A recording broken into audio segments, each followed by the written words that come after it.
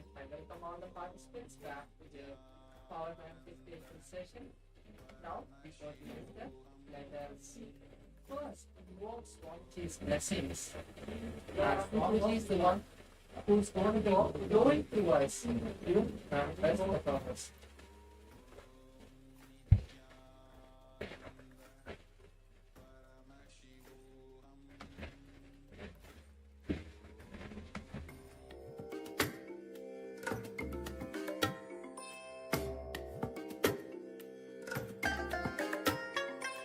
I bless you all. Let you all open all your three eyes and manifest the powers of Mahasadashiva. Om Nithyananda Paramashivoham. Om Nithyananda. Yes, I welcome all the participants back.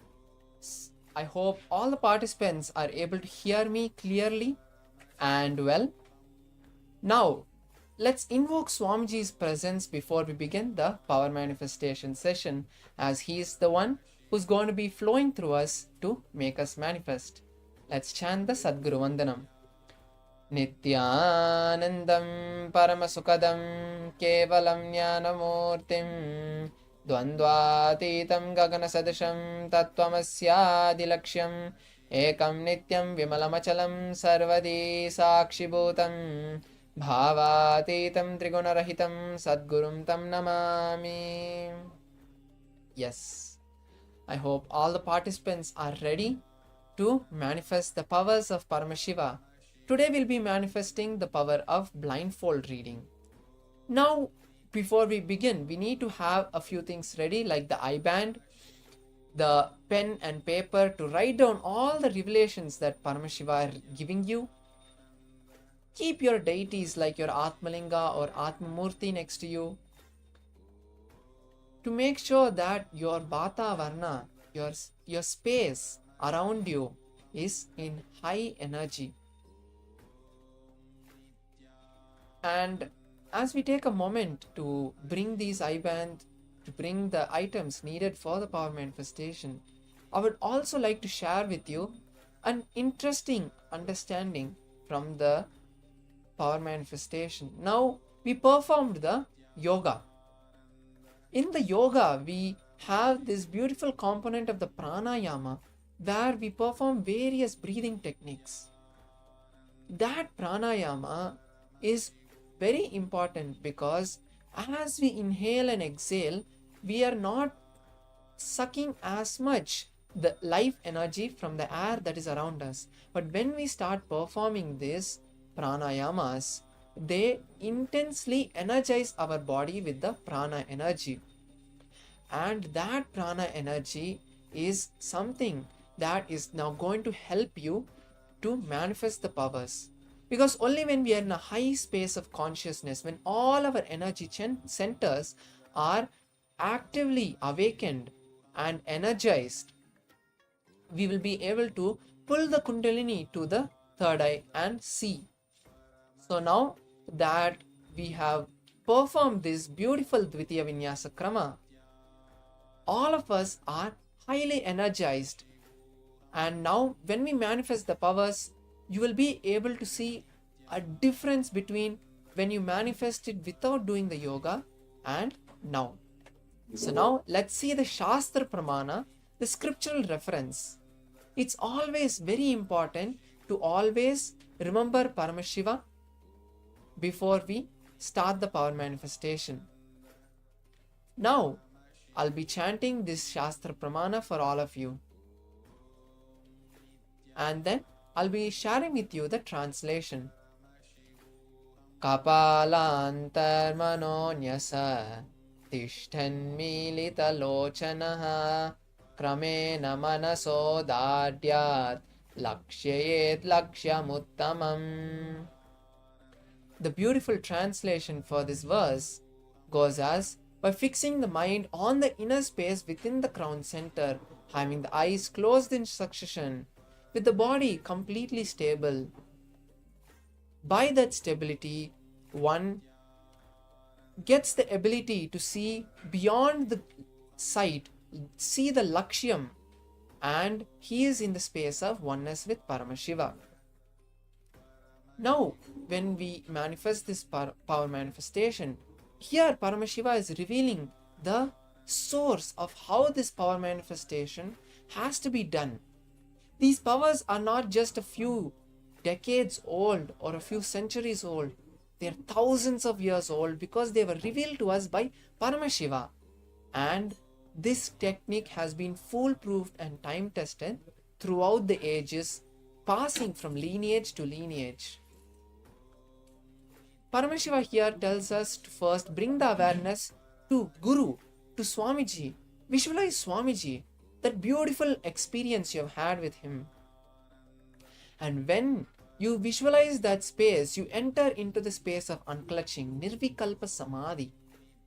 And when that happens, you will start seeing everything with your eyes closed. Paramashiva will start flowing through you and giving you the revelation of the object, the image, or anything that is being projected. Now let's enter into the first round of the manifestation. Today again we are going to be seeing some pictures.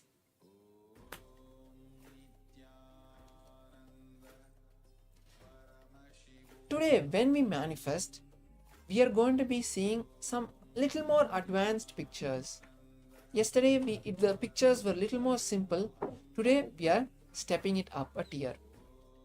Now when you manifest this power of third eye reading, don't just have the thought current that, oh, I will be suddenly seeing some visions in my third eye. No, that is not a hard-bound, concrete way of seeing it.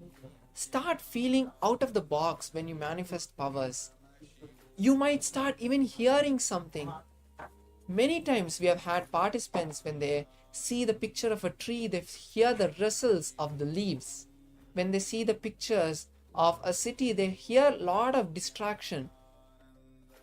Or you might even start to smell something. So be open to the whole manifestation. Now, let us close our eyes. I hope all the participants are ready. Keep your eyes closed. Make sure they're comfortable. Don't tie your eyes too tight or too loose. Because it's very important when we close our eyes, the certain hormones in our brain that are secreted when our eyes are closed help to relax the brain and allow us to be more restful. That is a very important scientific reason why we need to keep our eyes closed. So now, with our eyes closed, let's begin the power manifestation. Participate in this whole process with as much intensity. Don't feel that this process, every day you're manifesting but you're not seeing too much breakthrough. Don't feel those powerful cognitions now. When we manifest the powers, just enjoy this beautiful space of power manifestation and allow Paramashiva to flow through you.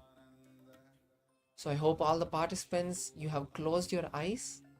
And now, let's all start to see a particular vision of Swamiji, particular picture or particular moment. If you have had personal interactions with Swamiji, start seeing that experience that you had where you were awed by Swamiji. You were in that ecstasy with Swamiji. With that vision overflowing as love and gratitude in you, slowly start chanting the Mahavakya, but intensely. Om Nithyananda Paramashivoham. And now, I'm projecting the image to all of you.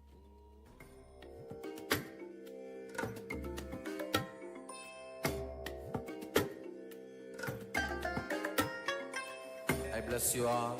let you all open all your three eyes and manifest the powers of Mahasadashiva. Om Nithyananda Paramashivoham. Om Nithyananda Paramashivoham. Om Nithyananda Paramashivoham.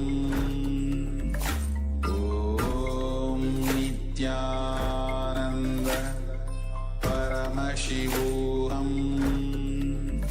Om Nithyananda Paramashivoham. Om Nithyananda Paramashivoham. Om Nithyananda Paramashivoham.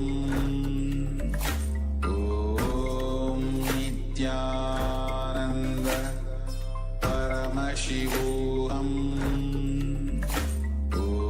Om Nithyananda Paramashivoham.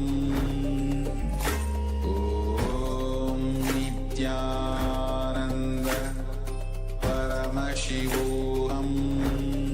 Om Nithyananda Paramashivoham. Om Nithyananda Paramashivoham. Om Nithyananda Paramashivoham.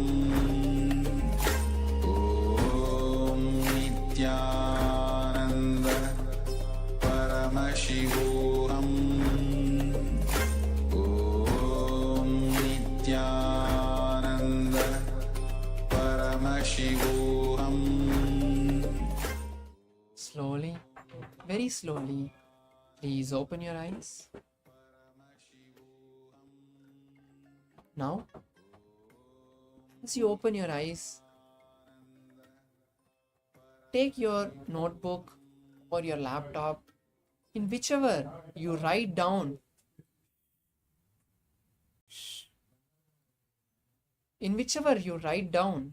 your revelations that you get through in the power manifestation. Start writing it down. And as you write down, I would like to also share another important cognition that you can hold.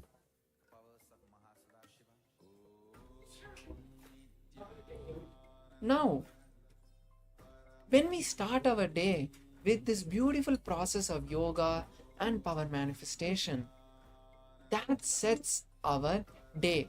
We've all seen in our lives where in many situations in the early morning when there was unrest, where there was something that disturbed your whole space, you can see that your whole day just goes by in a very depressing way.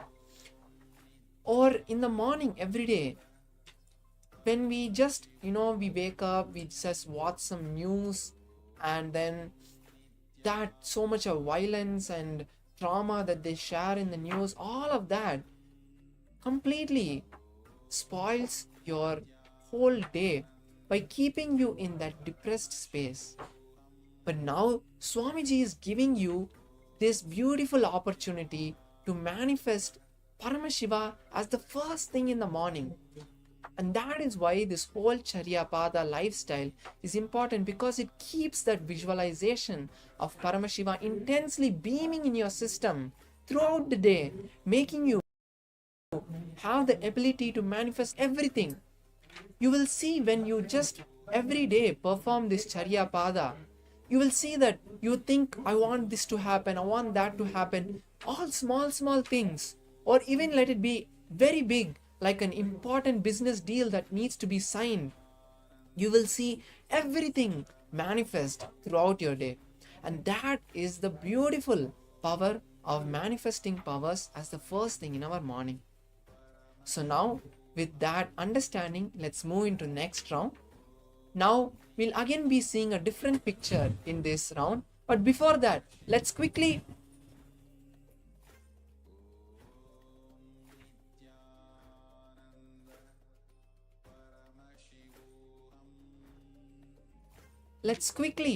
verify the image that we had seen in the last round.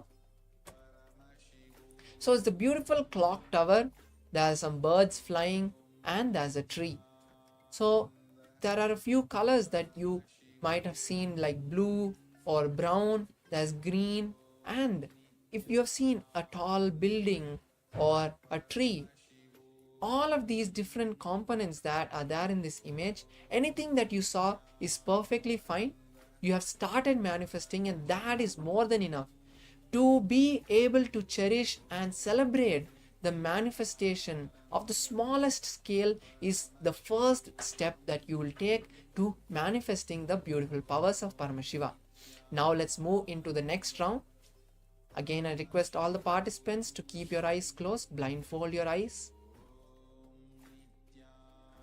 And as you blindfold, once again bring that visualization of Swamiji, that beautiful experience that you had with him, that intimate space where Swamiji blessed you, where Swamiji gave you that experience of that otherworldliness, and that beautiful love and gratitude overflowing from your system, raising your consciousness to the next level.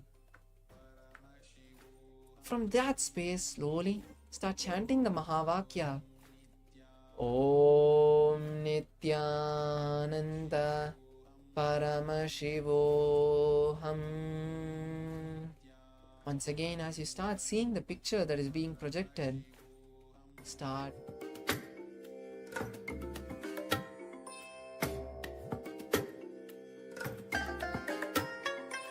I bless you all. Let you all open all your three eyes and manifest the powers of Mahasadashiva. picture. Now, just allow that beautiful space of Paramashiva flowing through you. Request him to reveal the picture that is being shown.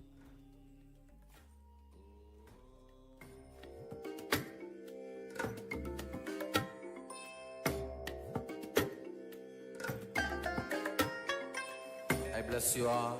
Let you all open all your three eyes and manifest the powers of Mahasadashiva. Om Nithyananda Paramashivoham.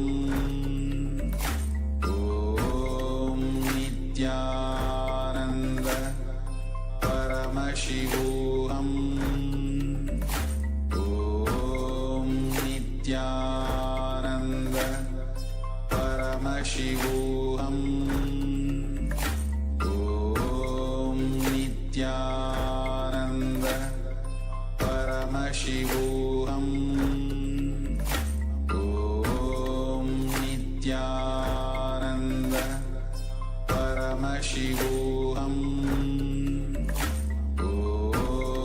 Nithyananda Paramashivoham. Om Nithyananda Paramashivoham. Om Nithyananda Paramashivoham. Om Nithyananda Paramashivoham. Om Nithyananda. Now, slowly, very slowly open your eyes, and once again take your book or laptop, phone, wherever you're typing down the revelations that you just saw from Paramashiva. Start writing them down. Write them in all detail. Whatever you heard, whatever you felt, whatever you saw, everything. Write it all down.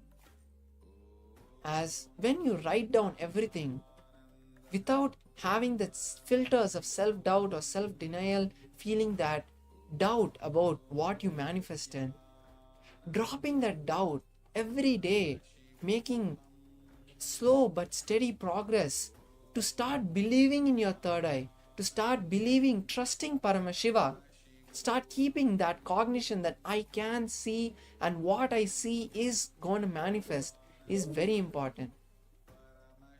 So, as you write down now, completely be open to everything that you're seeing. And now, let's see the answer. So, it's this beautiful fish that there's this clownfish where there's orange and white and a green background. So, this is the beautiful image. And now take a picture of this, and the final step of this whole power manifestation is sharing it on social media. So now as we move to the next step, the next sessions, before we move, just take a few minutes before you get refreshed to share your experience on social media and tell the world that you are manifesting Paramashiva intensely. So this, I'd like to thank all the participants for your participation, and now we'll be moving to the next sessions to get ready for the final climax of this whole program, the Darshan of Swamiji. So this, I'm leaving you here, and thank you, Nithyanandam.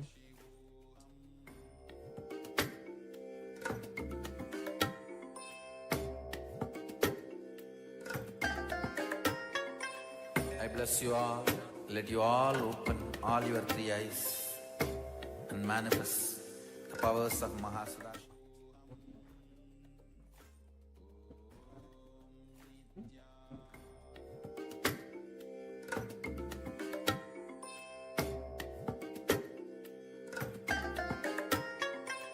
I bless you all.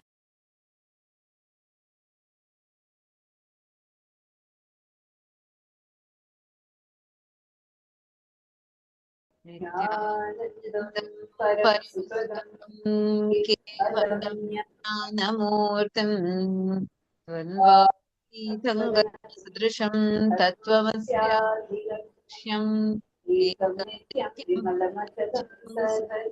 साक्षिभूतम् तं Namami. All the participants here with us, Nithyananda, to each and every single one of you. How are you all doing?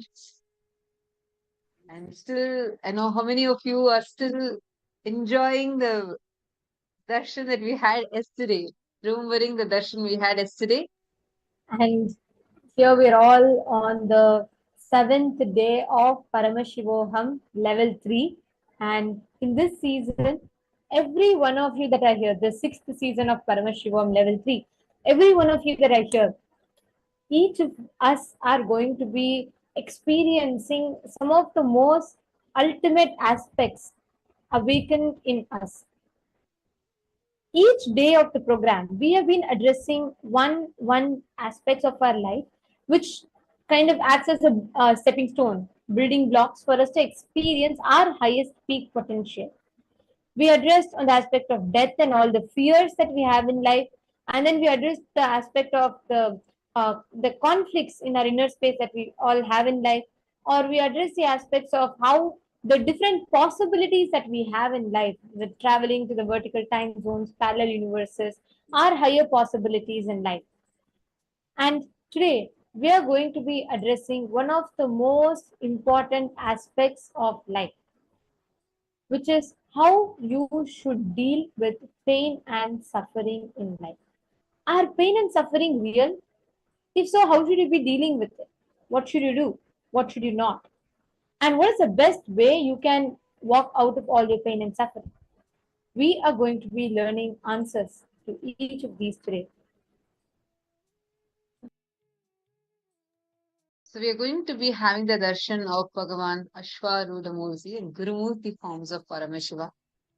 And whole day we are going to be focused on learning the different types of pains and sufferings, how to get rid of this, and what can we do to live blissfully and how to empower our inner space. We have many interesting sessions today. Yes, I see many of you saying Nithyananda to each and every single one of you being here. Thank you so much for joining. Nithyananda, Ma Anandeshwari, Ma Hedishlak, Ma Gokila, Ma Istak, and Ma Mahajanani, Ma Orietta, Nithyanandam. Now, the session we are going to first be entering into is a session on perpetual completion. How to always be in the space of completion, the state of Sahaja Samadhi. This is what we are going to first be learning about. And then we are going to be entering into the sessions where we are going to understand about what exactly is the difference between pain and suffering. What are the 5 types of pain that we experience? How to get rid of those pains. And this is the sessions we are going to be learning. And I also request all of you to take a few minutes. And if you have any of your friends, family members who are suffering because of some kind of a deep pain in them, it can be physical or it can be something that has happened in their life, recent tragedy that has happened, and because of which they're really traumatized in their inner space and they need some help, please invite them to join here. Joining here, it's absolutely free of cost. They can come here and they can be relieved, liberated from so many pains and sufferings. So please take a few minutes and call at least a few of your friends, family members. From your side, you reach out and invite them. You will see how it will be life transformational for them. Let's now enter into our very first session. In this session, we are going to be learning about the space of Sahaja Samadhi.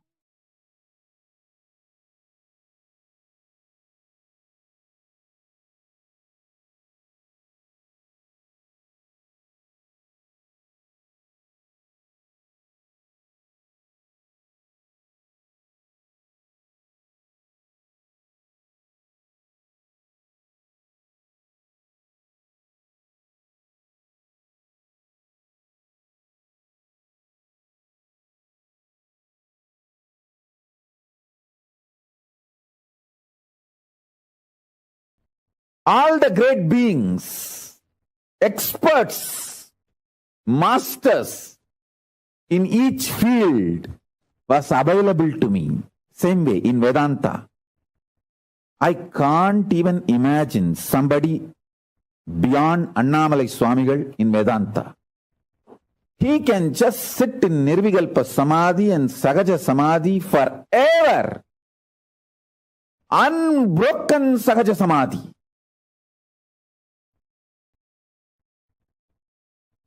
The most powerful unclutching,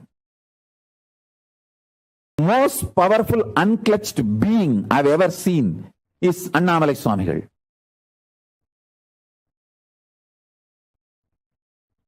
Even when his eyes are open, you can look into his eyes and see that he is unclutched.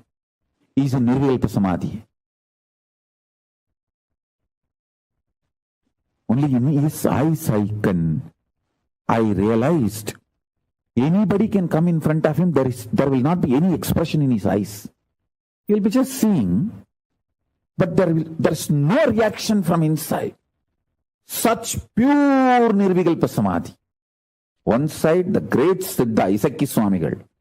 The other side, great Yogi, Yogananda Puri. The other side, great Shakta, Tantric, Acharya, who achieved Parashakti, Kuppammal, Vibhudanandapuri. The other side, Annamalai Swamigal.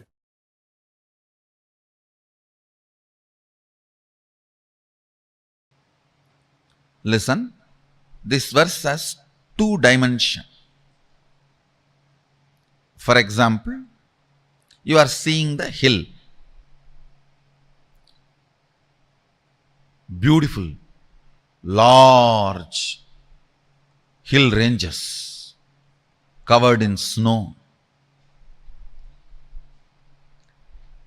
The world, that hill, and when it is perceived, the perception and experience you go through in my world, means in your world,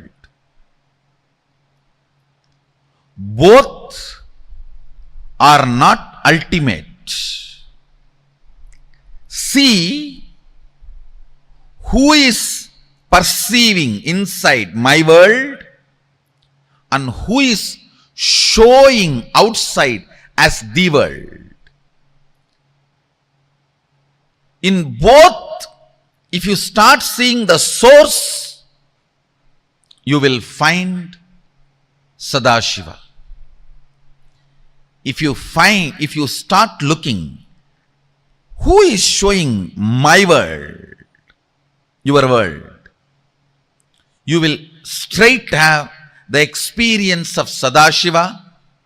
If you start looking, who is showing here as the world, who is manifesting, you will start experiencing directly Adi Shakti, but both are one and the same ultimately. Adi Shakti or Sadashiva. Listen, looking with depth, listening from the depth, breathing to the depth. Everything, if you start looking at the source, you will do it from the depth. Understand all the suffering of human beings because you are superficial.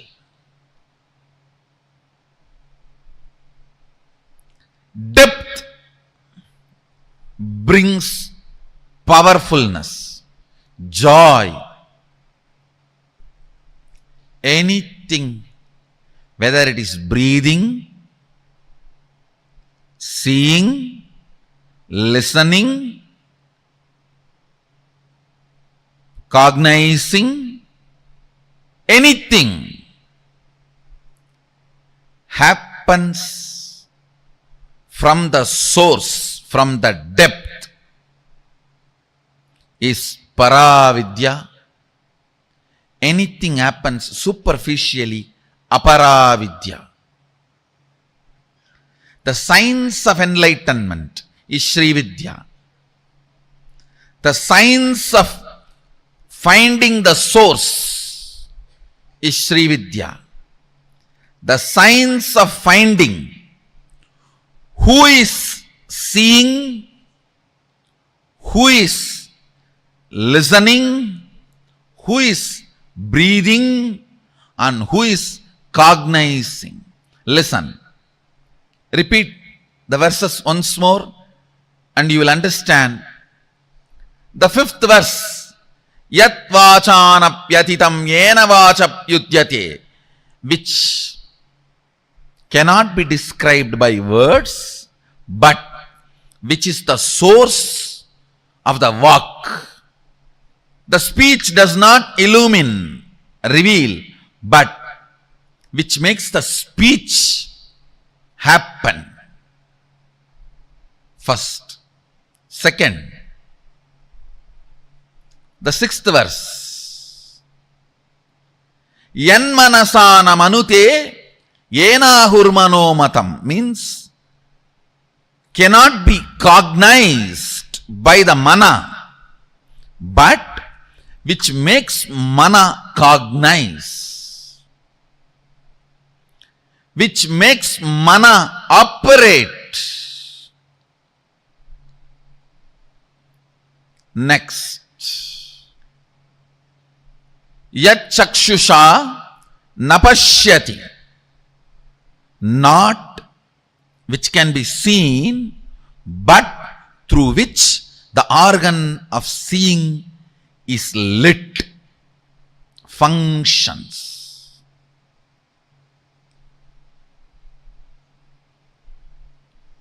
Yashrotrena nashrunoti, not by the listening, but through which the listening happens in you.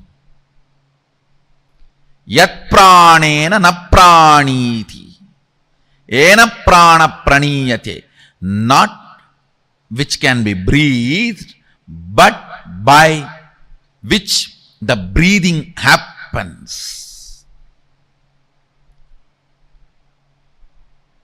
This is one of the most powerful Sahaja Samadhi technique. Constantly try, whole day whenever you can, just try to remember, who is making me see? What is the energy in me which makes me listen? What is the source of me which makes me cognize and think? What is the source of me which makes me breathe in and breathe out?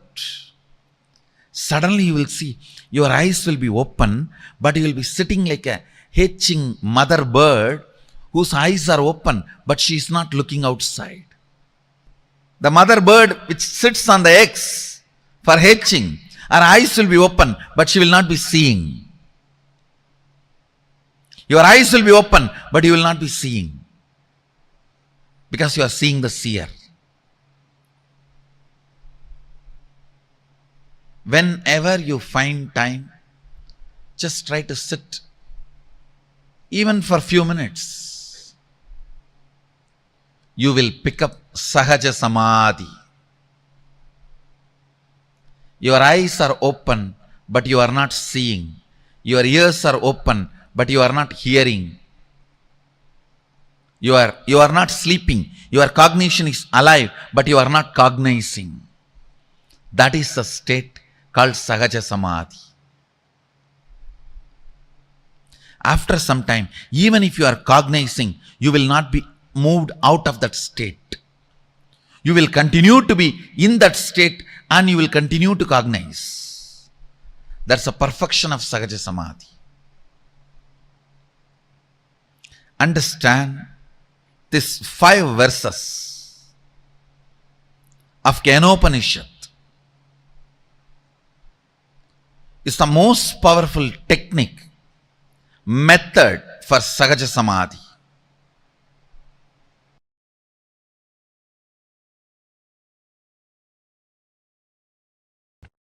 Your body, identity and being to Paramashiva in oneness. I tell you, Paramashiva is a pure being, pure identity and pure body.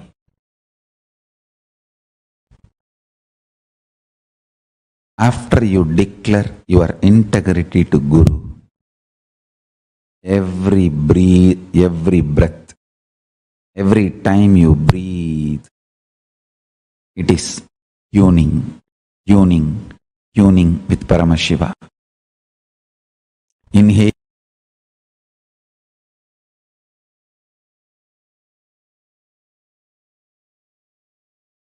Paramashiva. Whether you do yoga, or waking up in the Brahma Muhurta, or attend satsang, do the oneness process, Paramashivoham process, or chant Mahavagya, do puja, anything. The tuning goes on and on and on. When I come and sit in the satsang, I am spending this moment with you all and celebrating your existence with my existence as Paramashiva. Listen to this truth. When I come and sit in the satsang,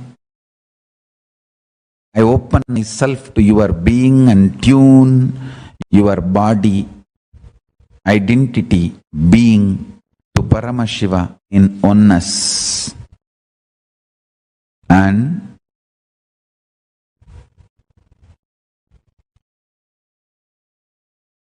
make you experience intensely, make you understand intensely, make you realize intensely, make you manifest intensely the oneness with Paramashiva, the ultimate, absolute, Shuddha Advaita Sugabodha Jnana Vijnana Nirvigalpa Nishkala Niranjana Nirahara Nirguna Nirbodha Nischala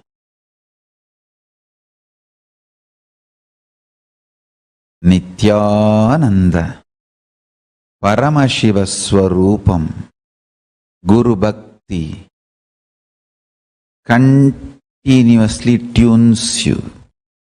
Guru Bhakti is more than Nirvigalpa Samadhi, Sahaja Samadhi.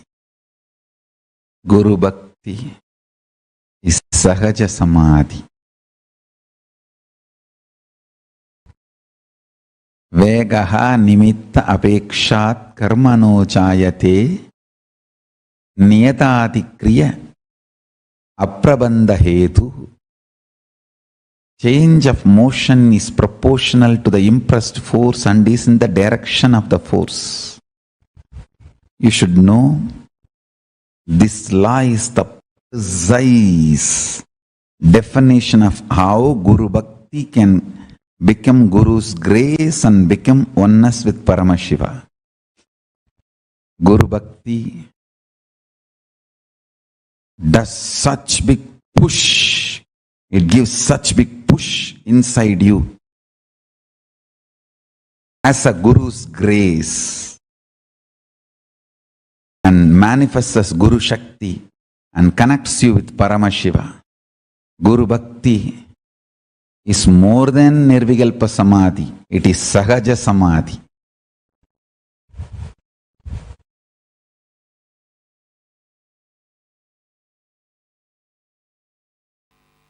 Let me explain that word Guru Bhakti. Being authentic to Guru. Look into your inner image. See how much of your inner image is influenced by Guru's presence in your life. Look into your inner image. See in how much you are still stuck with your old stupid identity and inner image. How much the Guru has influenced, Guru's presence has influenced, and how much of your idea about you has changed. Please understand, your inner image is not you. Not only your inner image is not you, what you think as your inner image is a screen, iron curtain, stopping you to experience the real you. See how much your inner image has been influenced by your Guru's presence in your life. If you continue to have your inner image without changing, you are living your logical life. Yesterday you have been sick. Logically, today you will be sick. Logically, tomorrow you will be sick or more sick. Till death. That is supposed to be the logical life. Inspiration and energy of the Guru enters into your inner image. Life will not be any more logical. It will become just magical.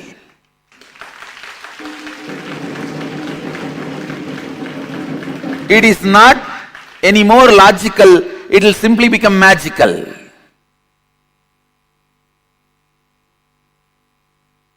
How much your inner image is inspired, influenced by your Guru's presence in your life. How much your outer image is inspired and influenced. What kind of outer image you show to your Guru. And how your Guru holds you, What is the anyakara he is having about you? Have you taken responsibility for it? What kind of an image you hold about Guru and the life around Guru, the Sangha? Understand, Guru Bhakti is bringing authenticity in your relationship with Guru. Let your inner image be as your Guru wants. Whoever considers me as your Guru, understand? Whoever considers me as your Guru, for all of you, I am making it very clear. The inner image I expect from you. I want you to have the inner image of Shivoham. My taste is very simple in anything. I just want the best thing.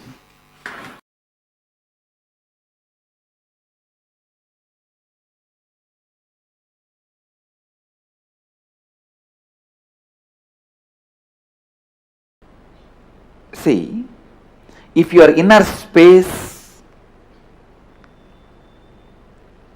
is in the mode of self-denial, you will have exactly the friends, family, people with self-denial only falling in your eyes, falling in your senses, falling in your perception. If you are in the mood of completion, you will have only people who want to do completion falling in your perception. Listen. So, whether you are in the state of a devil, demon, bhuta, preta, rakshasa, gandharva, muni, kinnara, kimburuda, gandharva, yaksha, rakshasa, rishi, whatever space you are in Advaita.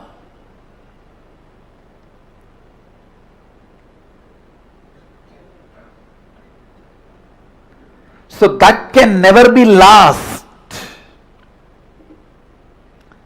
If you are in the space of completely denying you, you will exactly perceive only those people who are also in self-denial and denying you. You will be denying them, they will be denying you. Both of you will be having a great Indian mother-in-law, daughter-in-law relationship. Then, if you decide to complete, you will perceive suddenly everybody around you are struggling towards completion. Understand? When you allow the higher intelligence of you to pull you up, raise you constantly, suddenly you will perceive Guru happening in your life. Because your own part of you, which is constantly pulling you up, only allows the Guru to happen in your life and continue to exist in your life.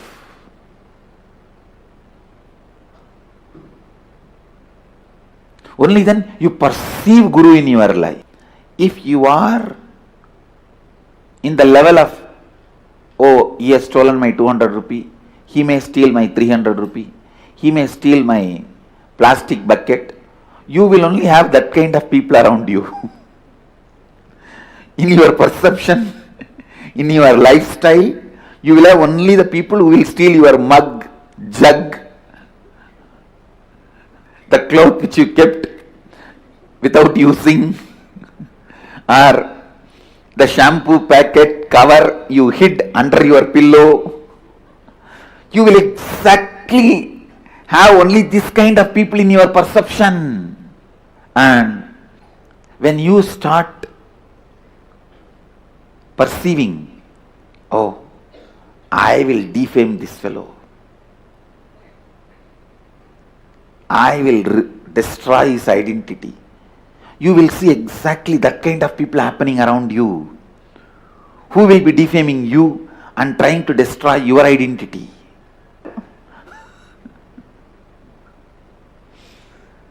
Anyhow, listen to this truth. Whatever is your mission, whatever is your life's goal, today's goal, this month's goal, this year's goal, whole life goal, pen down. You will see exactly only people who have the same kind of ideal will be in your perception.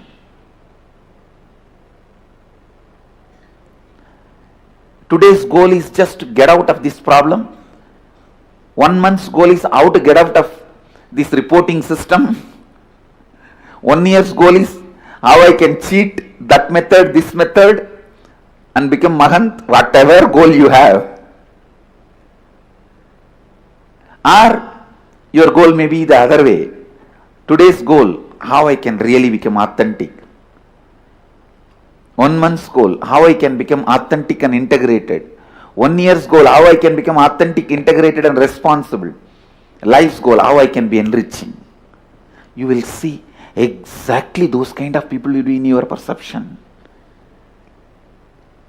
You don't need to show to anybody what you are penning down.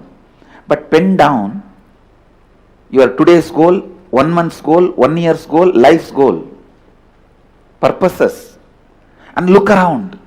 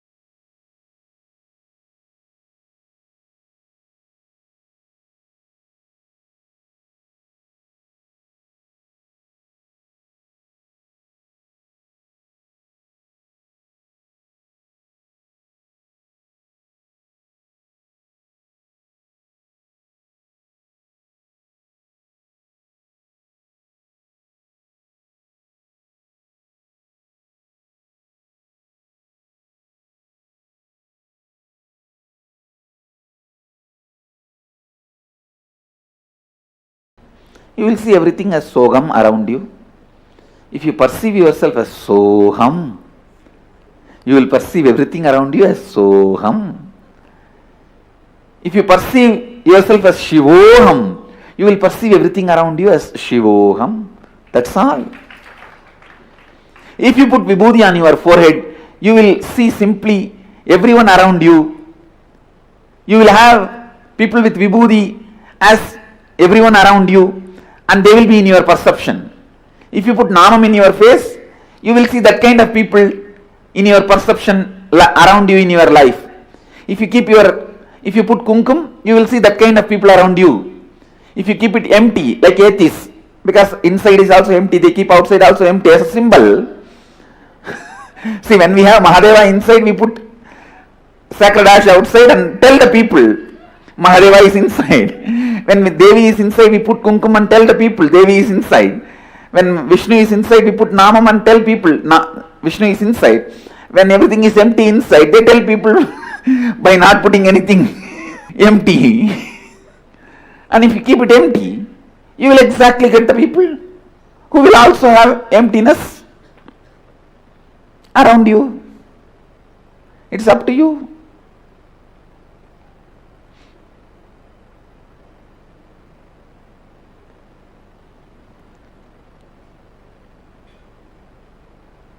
So listen.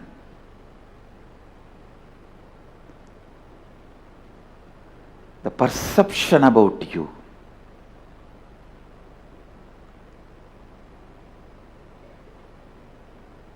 should be built newly with that great truth of Shivoham. Decide. If you want to cook, you have to burn the firewood. If you want to create that Shivoham space for you, you have to burn all the incompletions. Decide. Good news is, it is possible. Best news is, it is very easy. Good news is, it is possible. Best news is, it is very easy.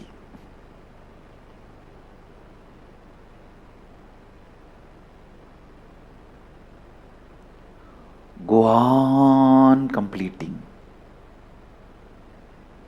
Decide very clearly, till I am perceiving myself as Shivoham, I am going to be doing completion. That cannot be stopped. Tell yourself, do you want to become Shivoham today or after 25 years? I am okay with anything. But till then I am going to be doing completion, I am not going to drop it.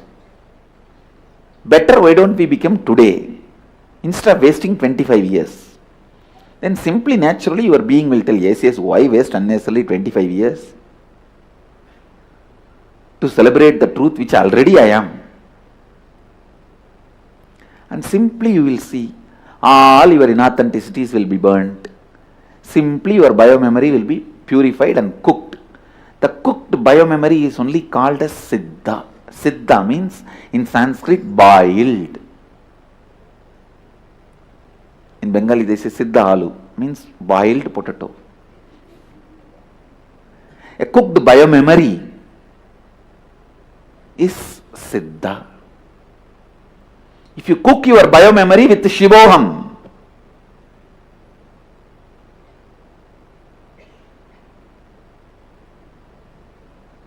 you are a Siddha. That's all.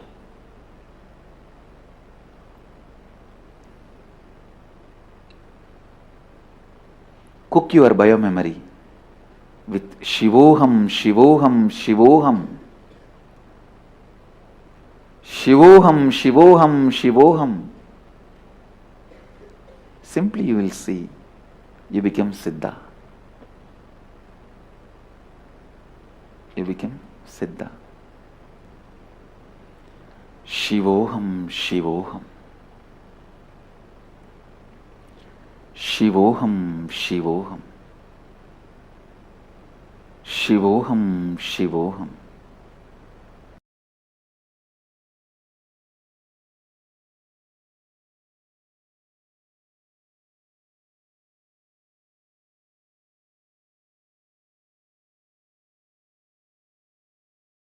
Nithyanandam, could beautifully Swamiji explain to us about what is the space of Sahaja Samadhi?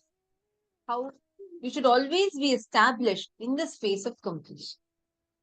I request all the participants that are sitting here with us, please take a moment to post what did you understand.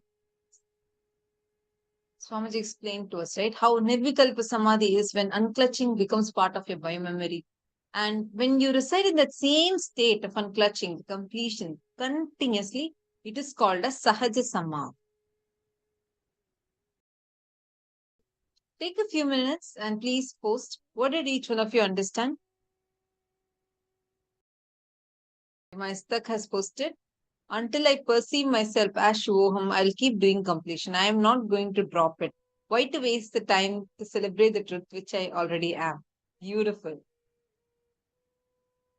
Actually, like Swamiji said, just even that one cognition, just talking to yourself and making that one conscious decision will automatically put you in that high inner space where you're continuously established on the truth of Shivoham.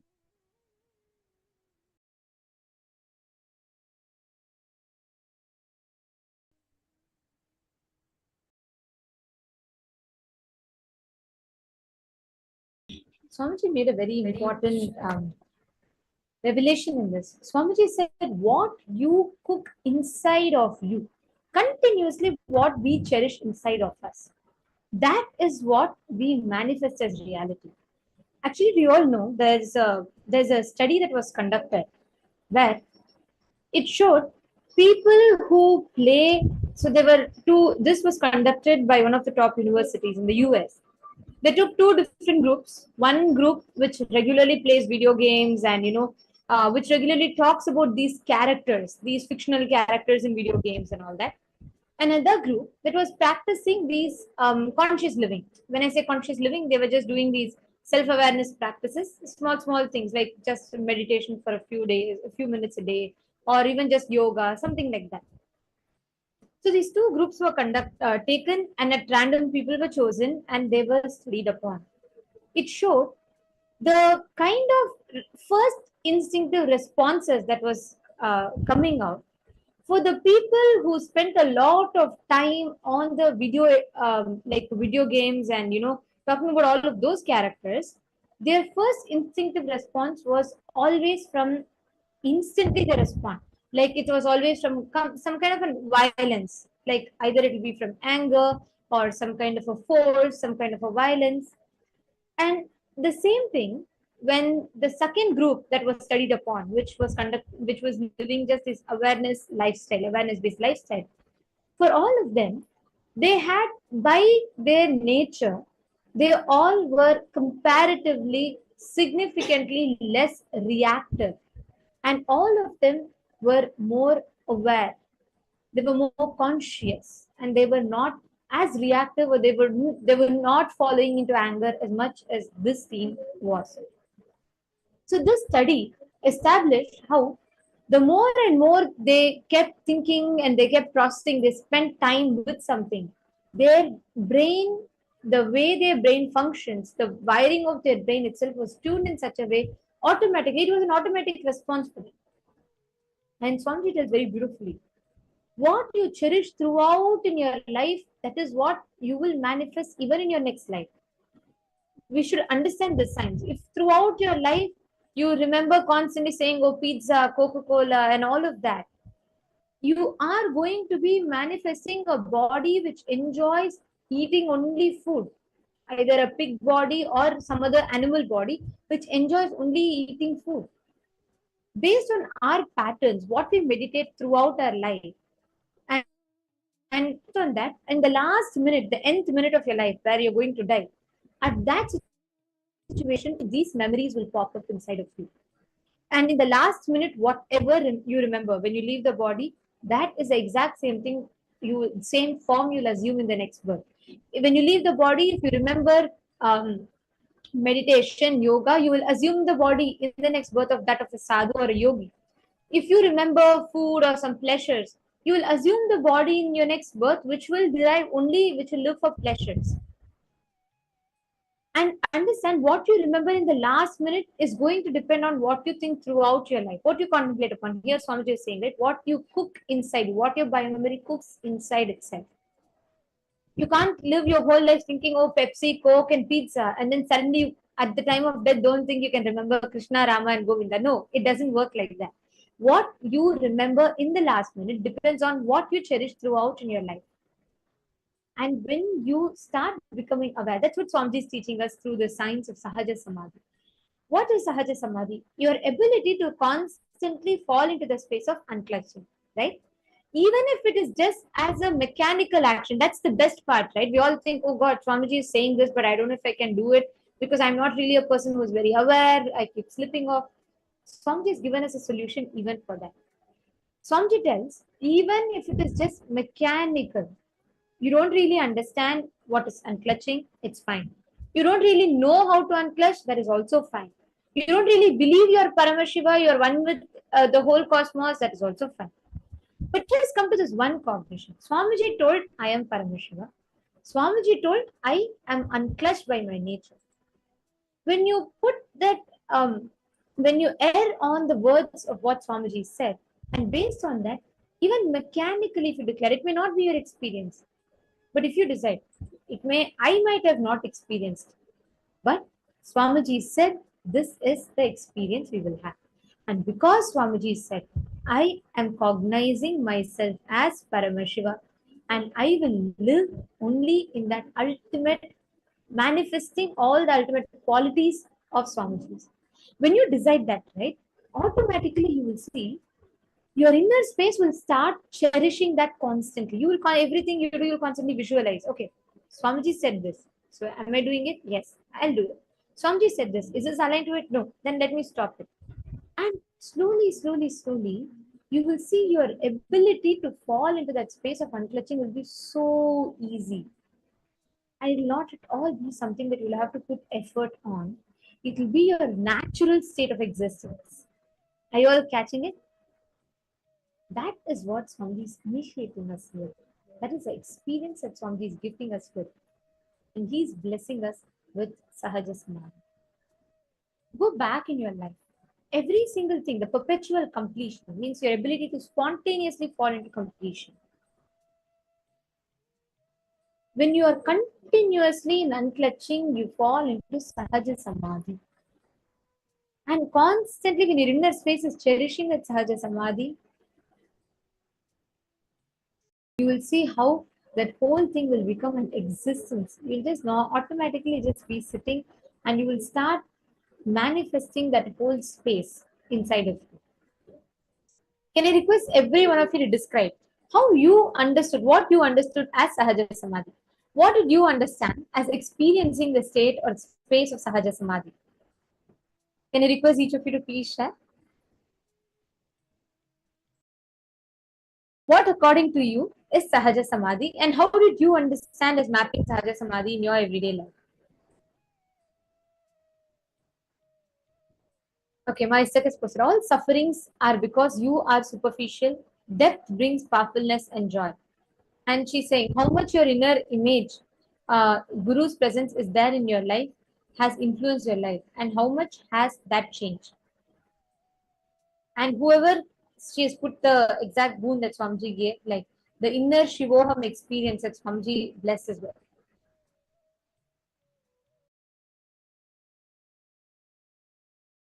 Nithyanandam, are you all able to hear? I'm seeing some of you messaging that there's no audio. Nithyanandam, if you're all able to hear us, please could you all wave your hands? Okay. Okay, thank you. Ma Jayalakshmi, Nithyanandam, can I request all of you to share what did you all understand?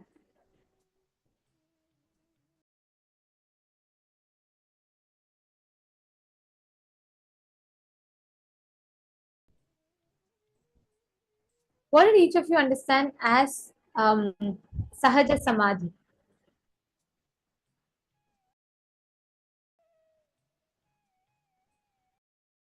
Ma Bukla Devi's put, okay, see Ma, it's okay. Even if you start understanding it, put your understanding. It doesn't have to be like verbatim Swamiji's words. Start with whatever you understood. Slowly start contemplating, like the example that Swamiji gave, right? Like how the hen sits and hatches the eggs. The same way, constantly the principles that you cook in your inner space, what you cherish, being able to cherish unclutching in your as your existence, as your natural state of existence is Sahaja Samadhi. Ma Jayalakshmi is posted, by cognizing everything falls in place and nothing falls apart.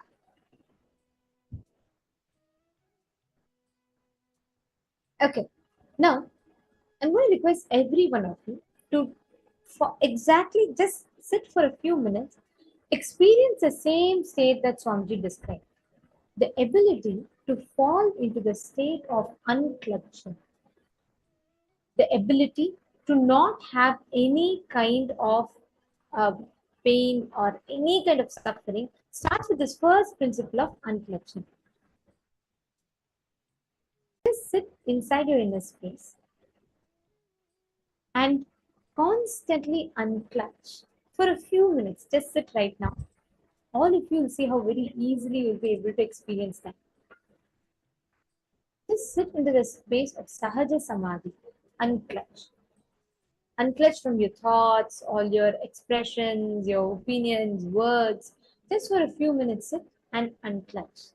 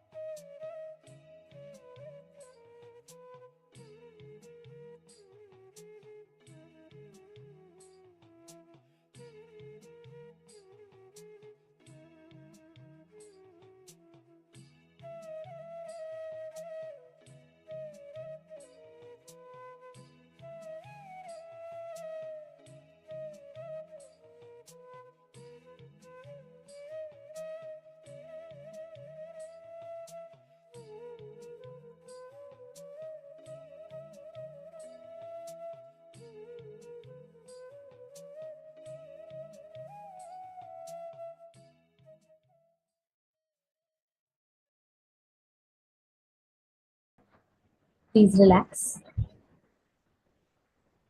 Now, to all the participants that are here, in this session, Swamiji very beautifully revealed to all of us about how each and every one of us exists in the space of complete completion every single moment.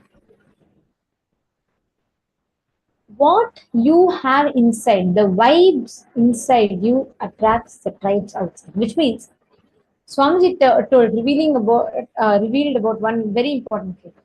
He said, what is filled inside of you, you attract that exact type of situations, everything around you.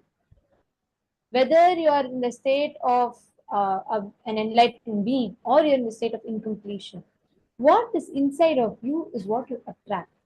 You will exactly perceive only those type of people, only those type of things around you. And you will see, if you desire to have a breakthrough in life, in some aspect of your life, the people around you will be reflecting this exact same way. They will also be having a breakthrough in all the aspects of their life. So all of you that are here, now we are going to be manifesting a very beautiful power with this same principle, applying the same powerful cognition, this truth. We are going to be manifesting the power of being able to move or make someone manifest a particular completion by working with them on moving the coconut on the other person's palm. And the science is very simple. How each of us are, what we are having inside of us, we are going to be attracting that same principle on the outside. How you, based on what you cherish inside of you, that is what you attract outside. Now, I request every one of you in this round, first, please bring an object and keep it on your palm. And with the exact same principle, applying this same powerful cognition, come to that space of unclutching inside of you. You will automatically see outside of you how this exact same science of unclutching you can apply. You will simply be able to manifest that. You will be able to see that shift happening on the outside. Let us all start. Please sit straight. Place your hand on a very stable surface. Do not move, do not shake. It should just be sheerly out of the manifestation that it moves.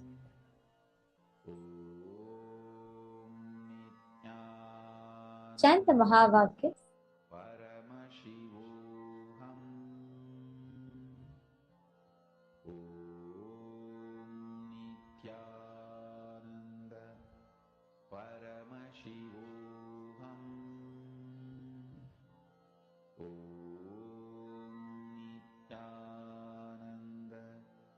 Paramashivoham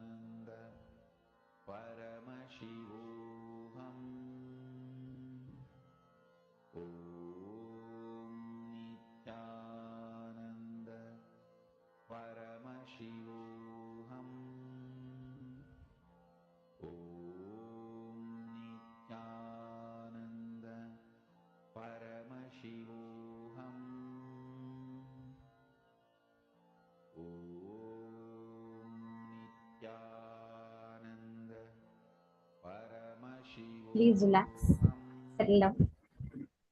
How many of you have started manifesting this? So the power is in itself very, very simple. But the cognition, what is the software you use for each power, that determines your experience, the end result, what you're going to be experiencing. Okay.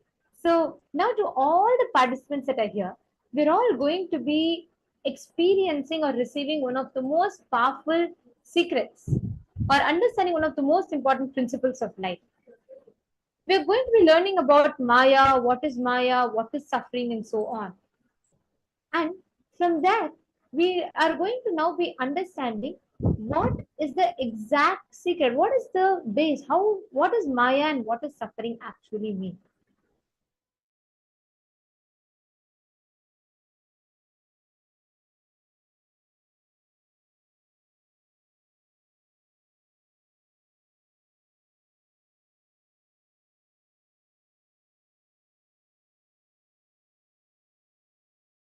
In Sanskrit, we have two words, Vada, Pradivada, Kandana, Mandana. Means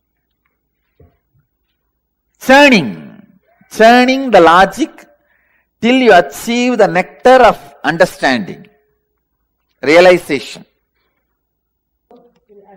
Kandana Mandana means the removing all the things which does not exist but gives you the feeling it exists. See, I tell you, it is just like a two edge of the cloth. One edge you say life is suffering, one edge you say life is bliss. But when you move to any one edge, you will become enlightened. You will jump out of that, you will fall out of that edge. Please understand, enlightenment is falling out of this. Life is this.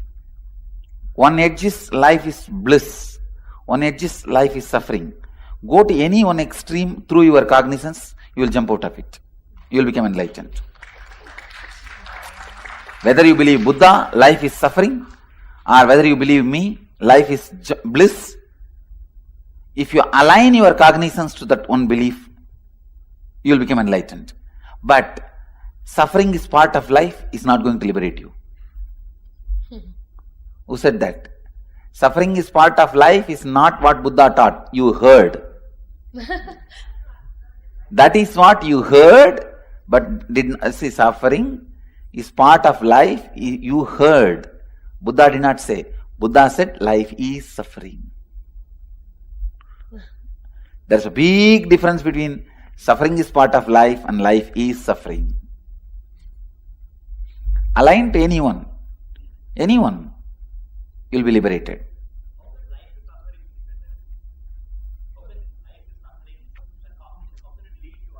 Whatever you know as life is suffering, so escape from it.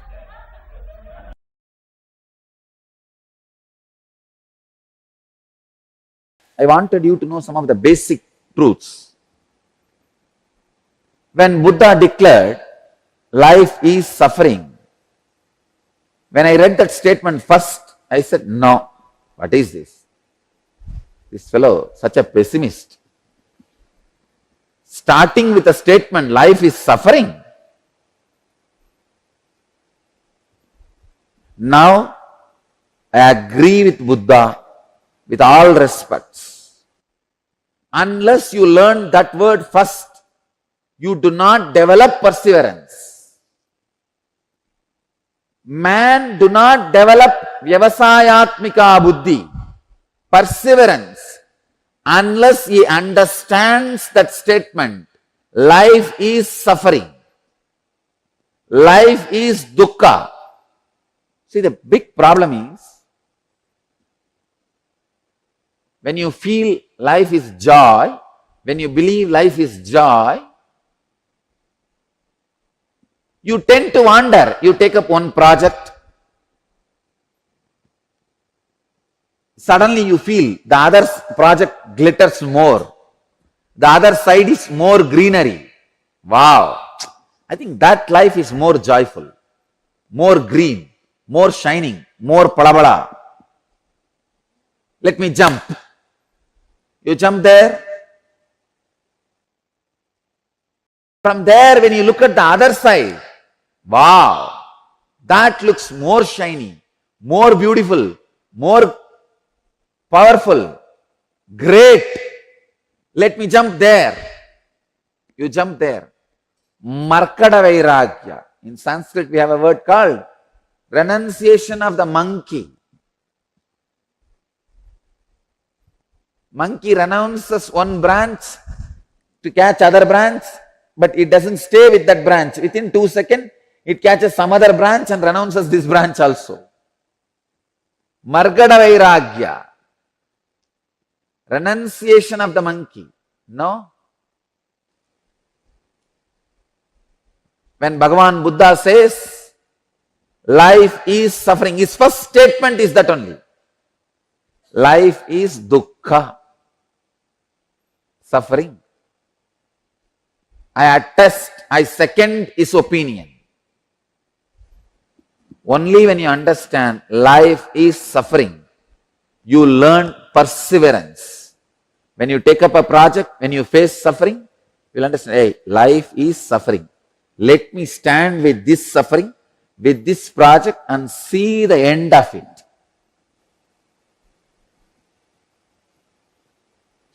Truth is life is joy. Fact is life is suffering. Till you experience truth, better be with fact.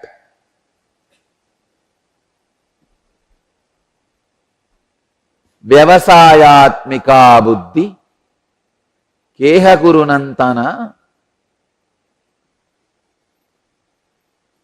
Perseverance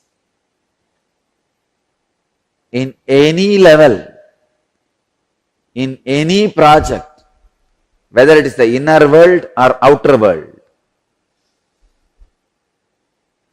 Understand, even living enlightenment is a project. Jivan Mukti is a project. You take it up. It's a project, you take it up. To achieve the end of it, in the initial level, believing life is suffering will be much better.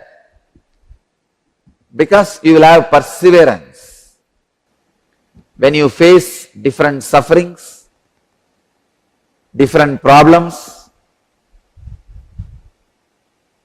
you will not know. Life is suffering. Let me be stable. The stability will happen in you. When you don't understand life is suffering, the stability does not happen in you. There's a term I learned just 2 days before. Quid pro quo. Quid pro quo. You scratch my back, I scratch your back. Just 2 days before, I was learning this word. I have teachers all around me. See, when you are ready to learn, you will have teachers, everybody all around you. Quid pro quo. You scratch my back, I scratch your back. Let both of us be together. This is the way the collective illusions are spread. Collective delusions are created. For thousands of years, people were believing earth is flat because of collective delusion. You scratch my back, I scratch your back. Collective delusion is the worst suffering a man can have. When you know life is suffering, you will have the perseverance. You will have the determination. You will have the vyavasayatmika buddhi. If you believe life is suffering, you will have the perseverance. You will have the determination to be stable and achieve. Vyavasayatmika buddhihi, fixed resolve. I tell you, which is a basic requirement for external and internal enlightenment, external and internal success, external and internal achievements.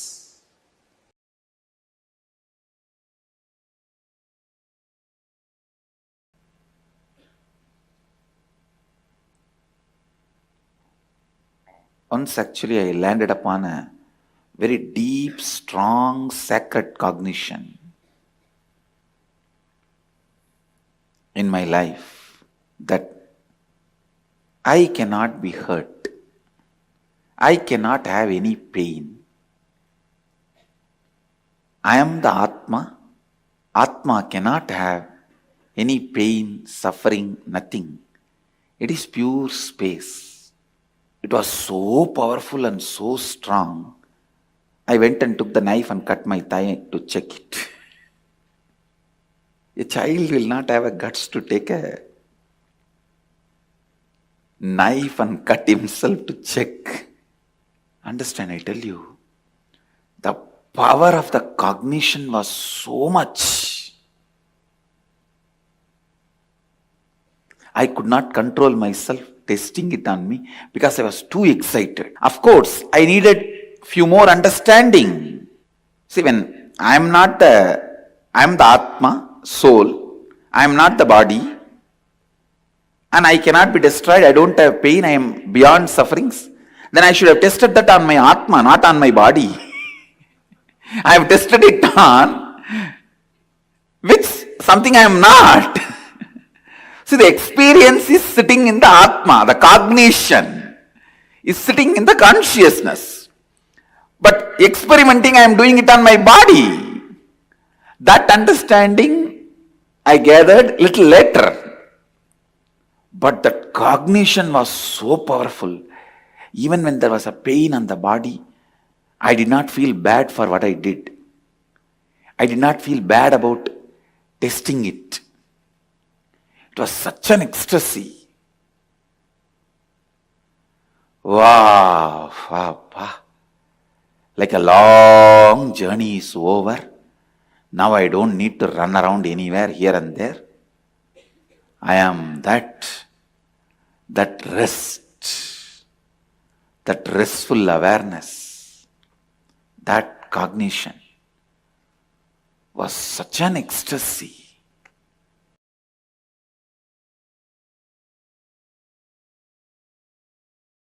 When I cut my thigh and went back to Annamalai Swamigal, he said, what you did is neither wrong nor right. I couldn't understand. What do you mean?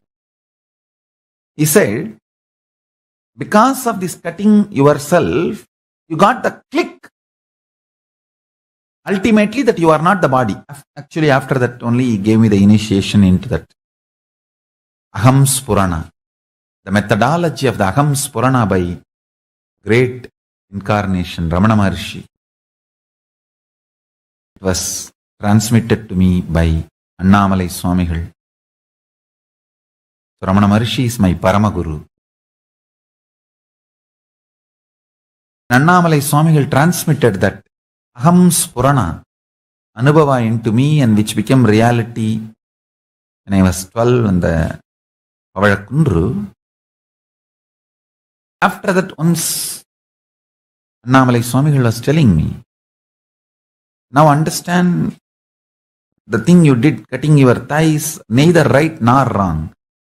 Because you got the vision, you don't need sacrifice. You don't need to cut yourself again. If Annamalai Swamigal said cutting yourself is right, I would have been continuously doing that everywhere. And all of you will be sitting and cutting yourself. It is not right. Same way it is not wrong. You need certain kind of a ferociousness to do sacrifice till the vision clicks. That kind of a ferociousness is required for the vision to click. So because the ferociousness is required for the vision to click, the experimenting on yourself, cutting yourself, your thigh was not wrong. Because it is not required regularly, once the vision clicks, it is not right.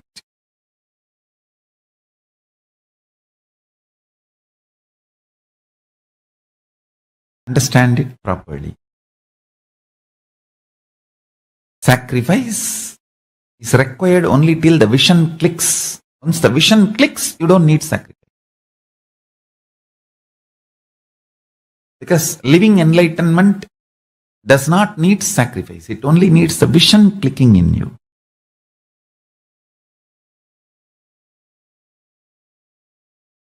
But till the vision clicks, you need to have the patience and perseverance, will, persistence. For that you need sacrifice.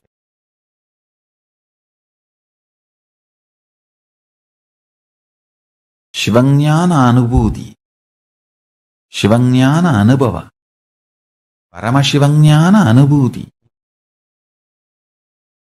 is a vision manifest, not torture or suffering.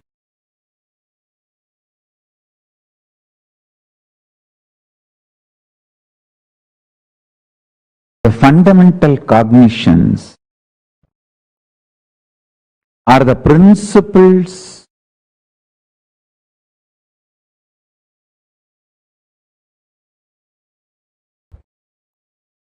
the foundation principles you cognize decides whether you are going to build a materialistic ecosystem around you, so-called rational ecosystem around you, or an enlightened ecosystem around you. Please understand.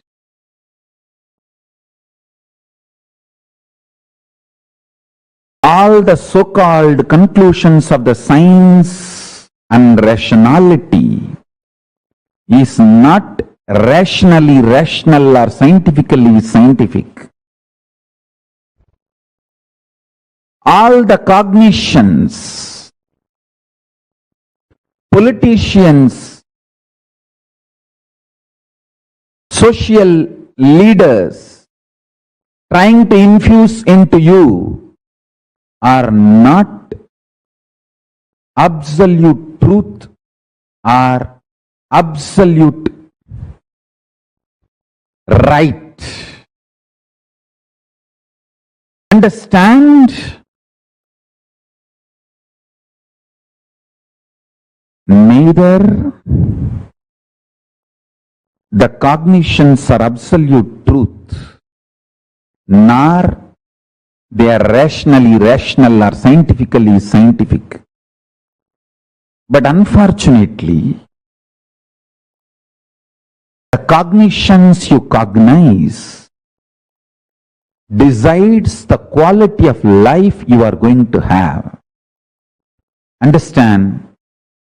The ultimate Tyagi, Paramashiva, reveals all the truths as it is in Vedas and Agamas for every one of us to live enlightenment and create an enlightenment ecosystem around us.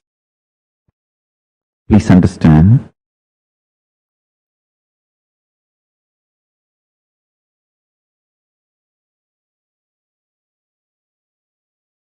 I want to tell you some of my own experiences.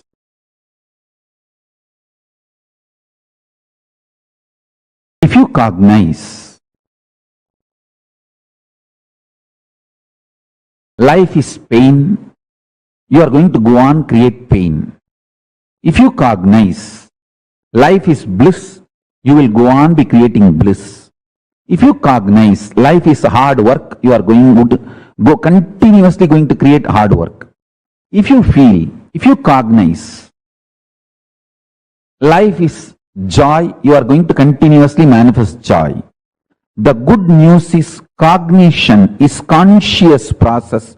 You can recreate, rebuild, reform, rejuvenate, reinvent, recreate as you want. Cognition is conscious process, not unconscious, random happening. It's a conscious process. You can recreate, rejuvenate, reinvent, redesign, rebuild your conscious process.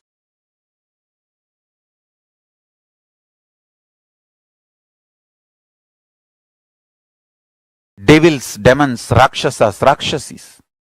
Every day they go on vomiting poison.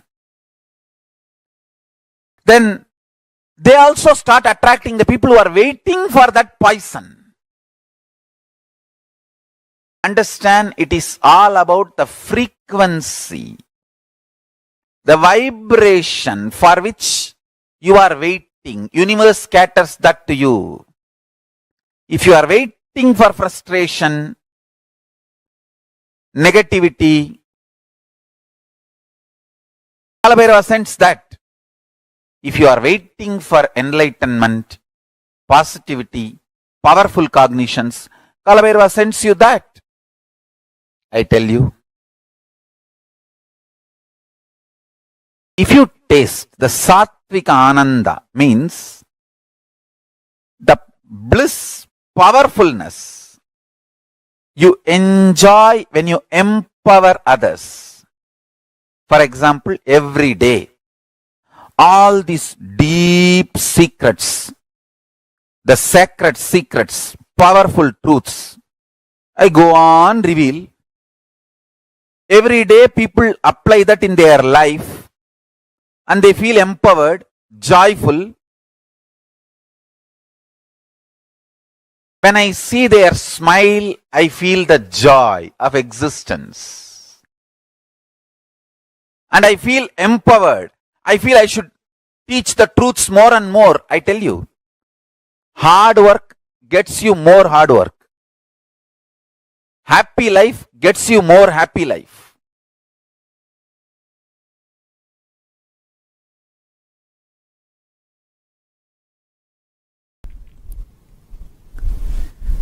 Living enlightenment means vibrating in the frequency of the cosmic constitution, cosmic truths, universal truths, reverberating with the principles of the universal truths.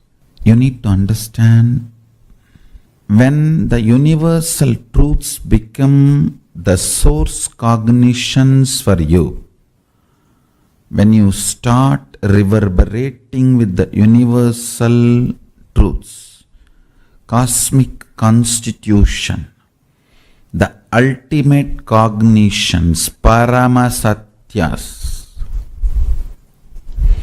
Paramashiva's Satyas. It is literally like an elephant entering into a hut.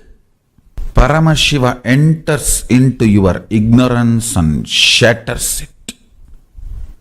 Understand how a small hut will be shattered if an elephant enters into it. Same way, when Paramashiva enters into your cognitions, the way you operate. Cognition means whatever you cognize as a life, good, bad, right, wrong, goal, obstacle, what should be done, what should not be done, how much you can do, all these cognitions you have. That is the fundamental decision-making mechanism of your life. I call that as a buddhi.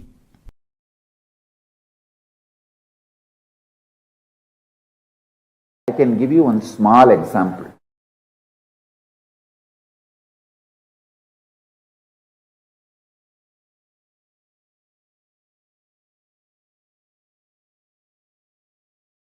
Very simple. Actually, I have done this in those days when I used to live in Bidadi with a small group of disciples.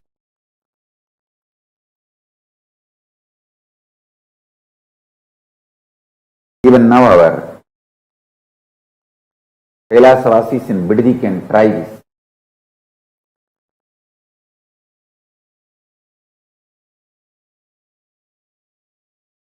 I'll first explain.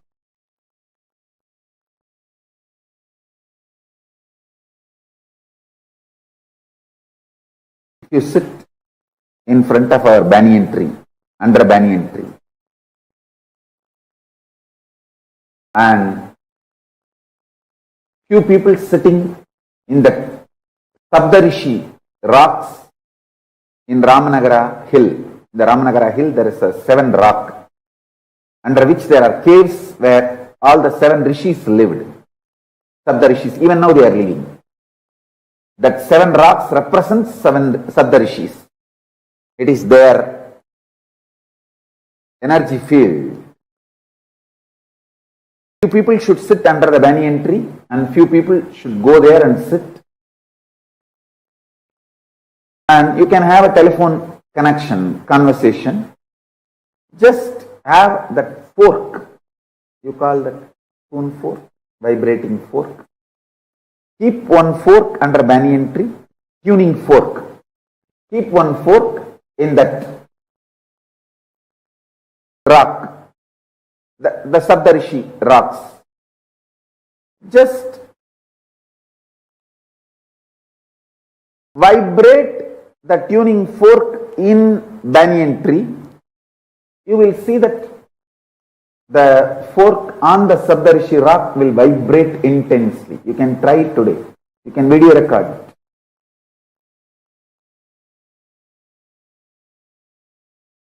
Because this banyan tree and that Sabdarishi rock is deeply connected through a different frequency than what you understand. Through supernal effulgence they are connected. All the Sabdarishis sit there and listen to Paramashiva's Vedas and Upanishads and Agama teachings.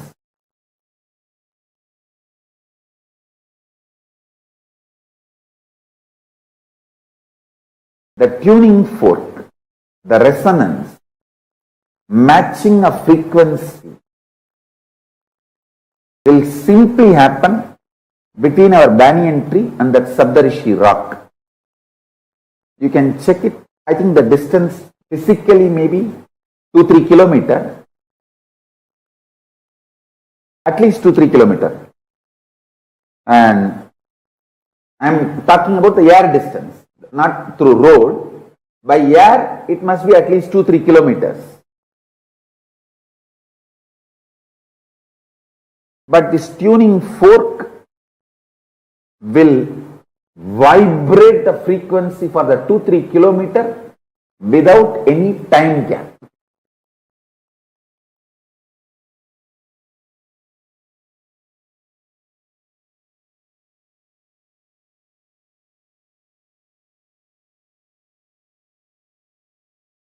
Paramashiva's message directly from Kailasa. Listen.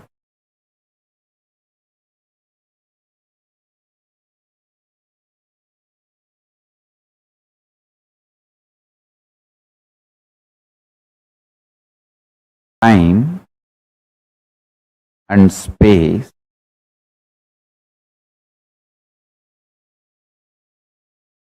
the continuum of time and space is due to a stuff connecting both.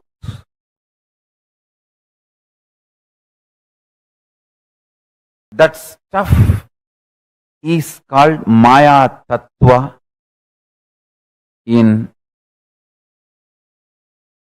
Vedic tradition. It is not there, but it is there.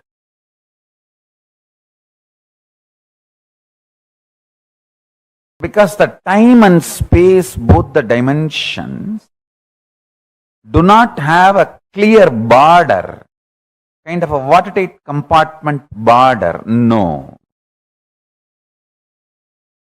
Understand this very intensely. For example, if time and space put together is 100 meters, consider an 100-meter clock as time and space. For some people, 60 meter is time, only 40 meter is space. For some people, only 30 meter is time, 70 meter is space. The time and space continuum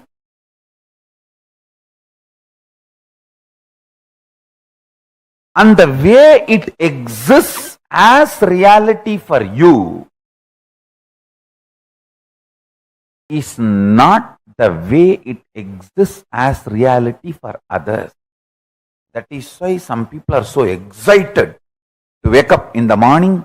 Some people feel, oh God, I don't know why I need to open my eyes. Listen carefully. The outer world reality is perceived between certain frequencies. Like I gave the example, 20 hertz to 20,000 hertz sound only can be perceived by any normal human being. Below 20 hertz or above 20,000 hertz, you can't perceive it. You can't hear it. If you experience, it's something extraordinary. Yesterday I saw, when I was giving the satsang itself, she was getting into that mood of anagata dvani, means the sound which is higher frequency than the 20,000 hertz. The experience you had, which you have not shared with anyone, is true. This reality which all of us are commonly sharing with the word called world. This is also between certain frequencies. For example, we will give the same like sound, 20 unit Maya to 20,000 unit Maya. Only an example I am giving you. Between the 20 unit Maya, 20,000 unit Maya, the hertz for sound, Maya for the reality, I am using Maya word as a unit for reality. Between 20 unit Maya to 20,000 unit Maya, all of us common human beings can experience it as world, as reality. If it goes below 20 unit or above 20,000 unit, you start manifesting powers. Listen. If you unclutch intensely, it will go below 20 unit Maya. You become pure intense. If you go above 20,000 unit Maya, you become pure devotion, feeling connection. But in both you experience oneness. Suddhadvaita Sugabodham. One beautiful thing. This clarity, whether you unclutch and reach below 20 unit Maya or practice devotion, feel connected and reach above 20,000 unit Maya, you experience the same oneness. Sutta Advaita Sugabodham.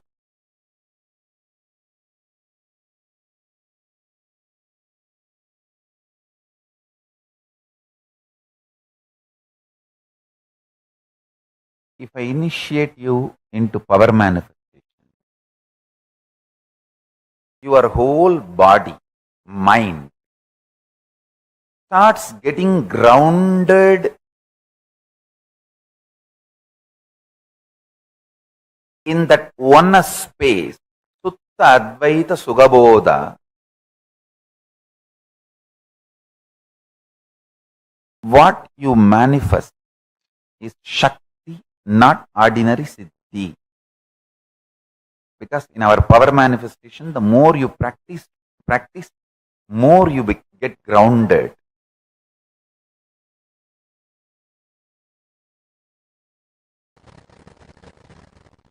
Paramashiva's message directly from Sri KAILASA. Listen.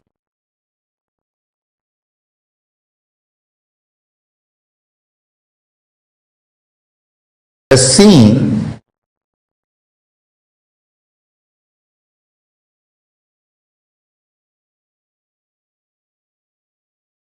is always seen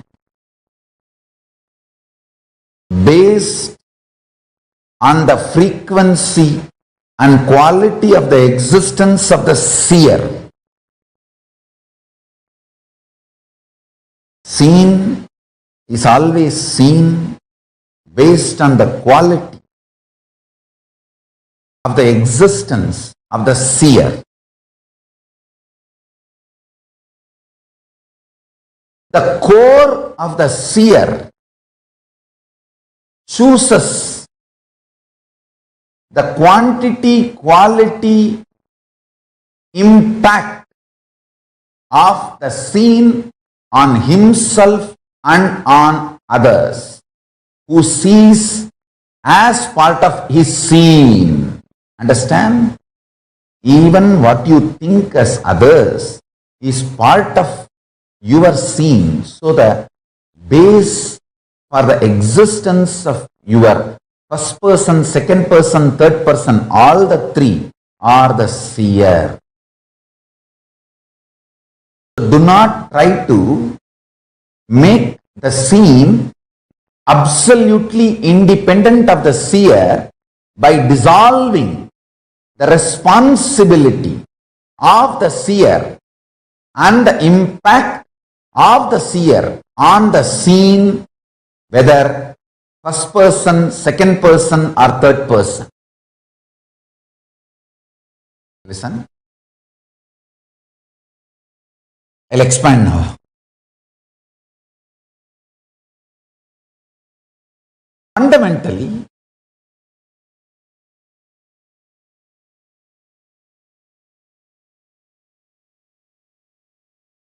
you try to establish the seen is independent of seer so that you can put the responsibility for your life on others. When you realize the truth that seer is responsible for the seen, you need to work, alter, transform, evolve. That's too much of work. You can always say, oh, no. You can always find some false reason why external reasons are responsible, not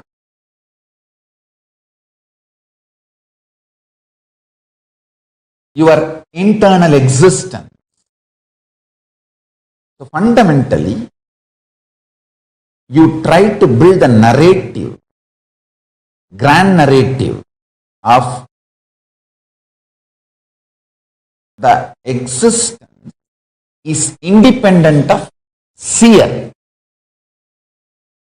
Once you believe this, once you are convincing, once you are able to convince this false delusory idea within you, then you start blaming, then I am not responsible for what is happening outside. Then he is responsible, she is responsible, everyone. So if your guru is asking you to look in and find you are responsible, abuse him also. Understand?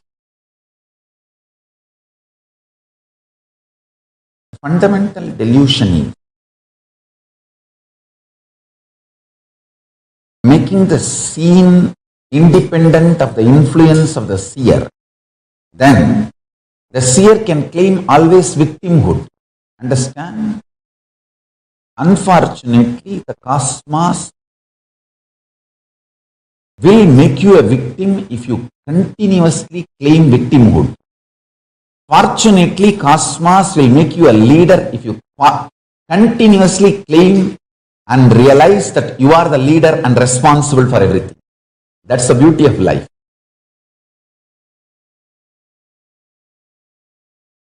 That's the beauty of life. Even to cheat others, never ever use victimhood, because you will start believing it and cosmos will say tathastu to it.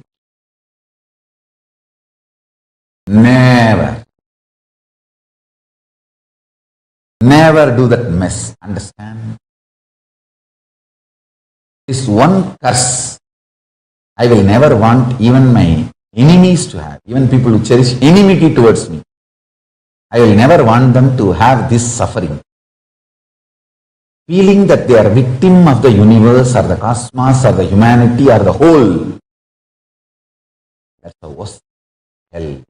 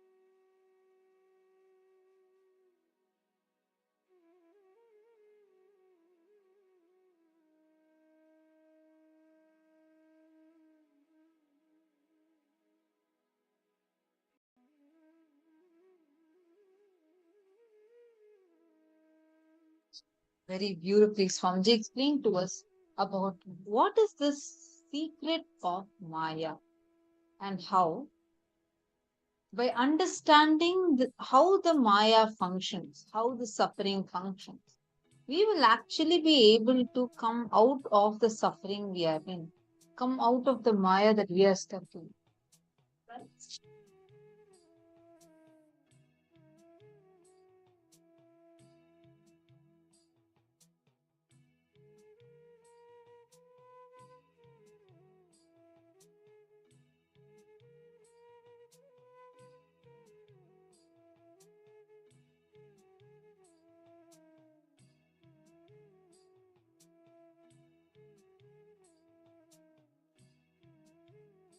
Swamiji explained to us very powerfully about how the cognitions, what cognitions we carry inside us, and how we deal with the life, like what exactly are we looking for.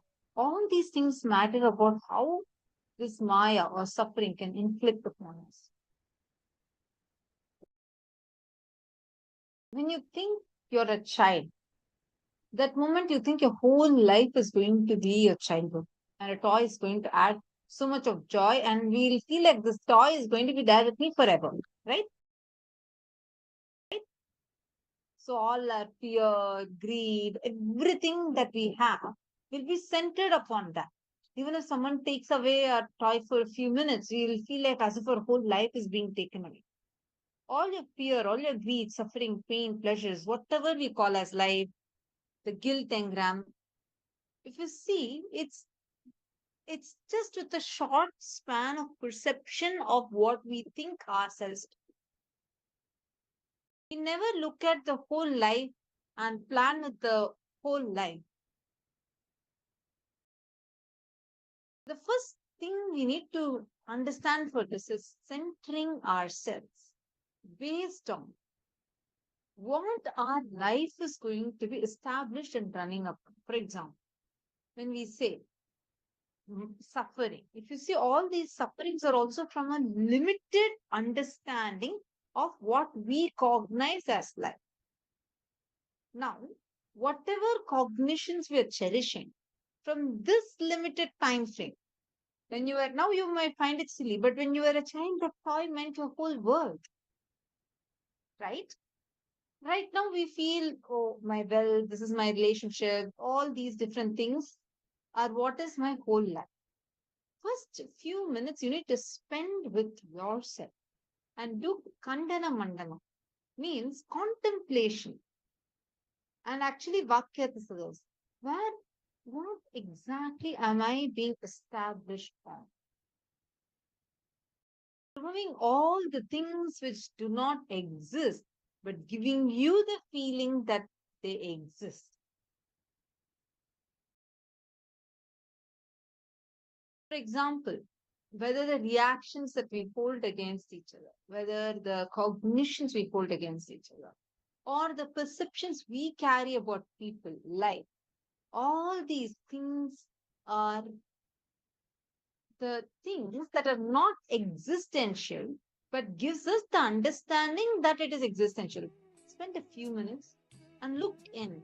What all are the things like this in your life that you are able to identify, which makes you believe, though they are not existential, they make you believe that they are existential.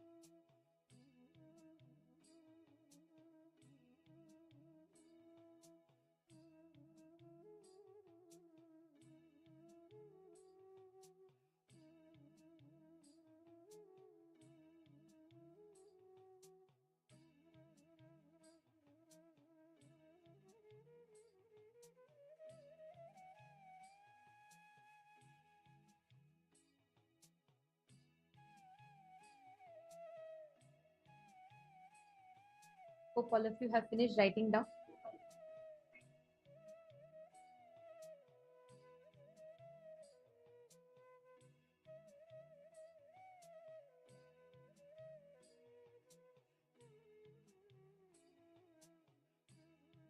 Now, in this same space, I request all the participants applying this same powerful cognition. How exactly what you are manifesting in your life. Every single thing that you create as a reality in front of you. All the delusions, when you start questioning it to its very root, you will see actually they will disappear. The delusion is strong only as long as you don't look at it with ferociousness and you don't question it. Like Swamiji is explaining, right? When Swamiji had that, when Swamiji was young, just a 9 or 10-year-old boy, the moment Swamiji heard the truth, Swamiji went and he took that ferocious step of exploring that truth.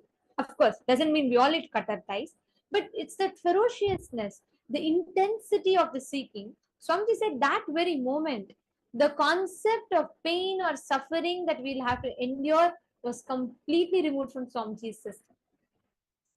That is the power of contemplating and asking the right questions. This is what Swamiji explained as Khandana Mandana, doing the Vada Prativada of all these truths. Now, to all the participants that are here, every one of you with us, let us take this to the next step. Let us apply this exact same principle in our life. Manifest it as the power. The ability to read a person's mind, the ability to understand what's happening in another person's mind, and you will be able to clearly see and capture what exactly is running in their head and what exactly they're thinking about, and you will be able to manifest this power very, very easily. Shall we all enter into it? Apply this exact same principle, questioning everything to its root. Not getting carried away by any kind of struggles, any kind of distractions, Maya that happens inside your inner space. So for this round, let's do something very simple. I'm going to request each of you to connect to a partner. Listen very carefully. Every single time your mind generates a pattern, a thought, which convinces you as to why you cannot do it. That is the root of suffering. That is a delusion that Maya puts you into. So every single time those thoughts come into you, consciously decide inside yourself, make the decision consciously. Decide that you are not going to get distracted by anything and just go on again and again, coming back to the space of oneness and beginning to manifest. You all understand? Please connect to a partner. Have them give you any one thing. They can visualize any incident. Like say, for example, they visualize their most favorite award ceremony or their graduation ceremony. So you will actually be able to scan what color dress they were wearing, what exactly they're wearing. They could visualize anything and they should not tell you. Like for example, if I am manifesting with you, you will not be telling me what you're visualizing. I am going to be connecting to Swamiji and listen very carefully the exact process, the method. Visualize Swamiji in your third eye. Bring complete unclutching in your inner space. Not reacting to any thought processes. Just unclutch. And from that space, scan and identify what exactly the other person is visualizing. Let us start. Sit straight. Chant the Mahavakya. Nithyananda Paramashivoham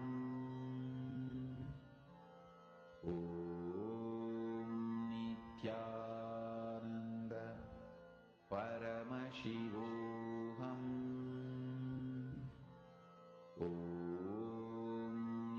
Nithyananda Paramashivoham.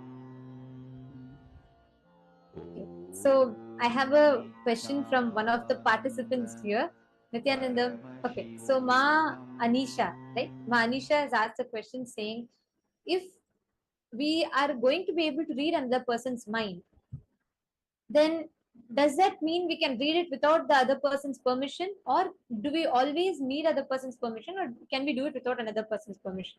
Actually, this is a very important thing that all of us need to understand.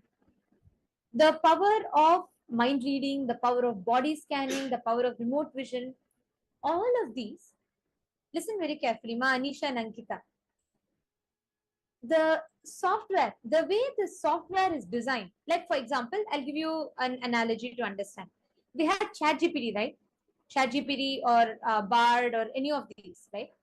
So what happens? You go and ask questions to it. It can answer any question to you.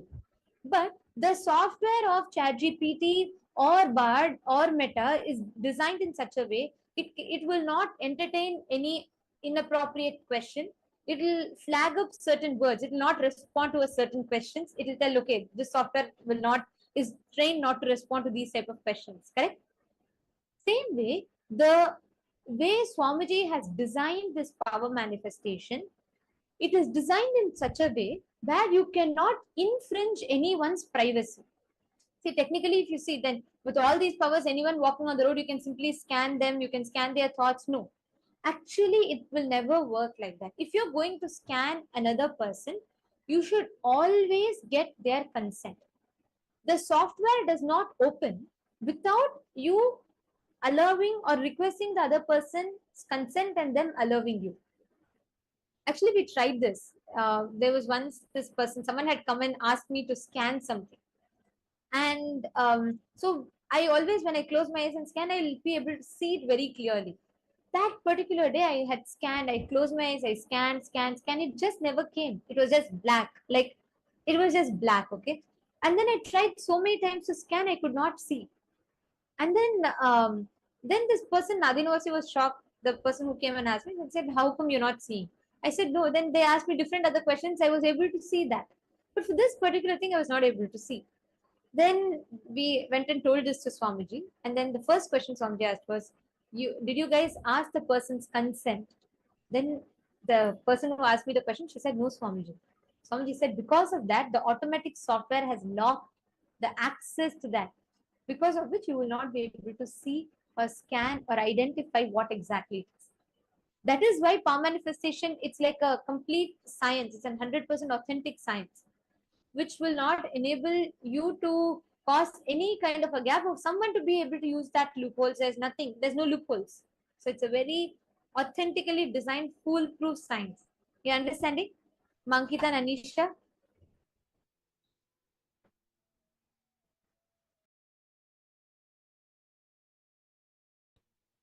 Okay. Now I'm going to request all of you to connect to your partner and please start manifesting this power. Start with whatever you're seeing in the third eye, whatever is coming to you, whether it is just a simple, you're seeing just simple pictures, shapes, letters, doesn't matter. Whatever you're seeing through the third eye, start describing it to them. Of course, your partners should not give you any hints. That is all. Start. Please sit straight.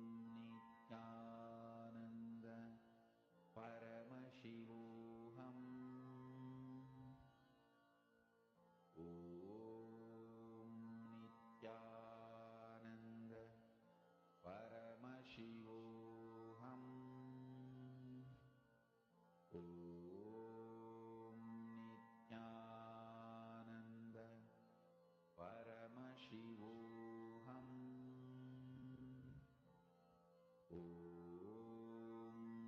Nithyananda Paramashivoham. Om Nithyananda Paramashivoham. Om Nithyananda Paramashivoham.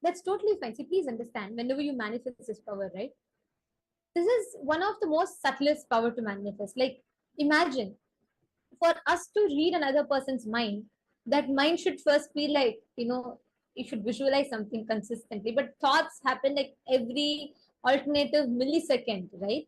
So because of that, our thoughts are so much, and it is very difficult to actually be able to identify. Swamiji tells, if you catch the nuance of how your mind works, it'll be so easy for you to see how another person's mind works. We will be learning about that next. But now, what we're going to enter into next is a very, very important session. You might have heard people tell you don't suffer. You might have heard people tell you that, suffering is your choice.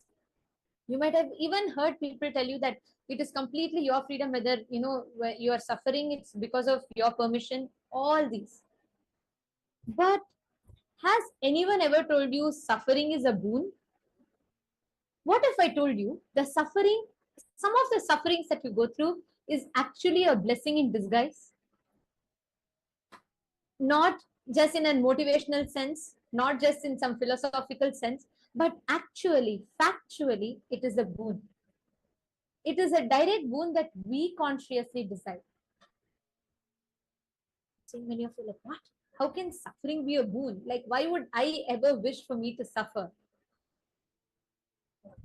This soft suffering, what we experience, the soft suffering is a boon. You want to know how? Just wait and listen to the next session. You are going to be understanding one of the most important cognitions, core cognitions. Ma Agama Priya, you should also listen to this session and tell me what you clicked with in particular, okay? Please do let me know. Listen to this session, and after this session, you tell me what you clicked with. Okay, ma? Okay. Now, let us enter into the next session. How suffering can be a boon. Yes, if you know this secret, you will know all the suffering that you go through. Many of the suffering is a boon for you. So let us now listen to the revelations. These sufferings are called as soft sufferings. So what are these soft sufferings?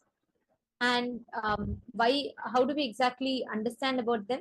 Let us listen to the revelations.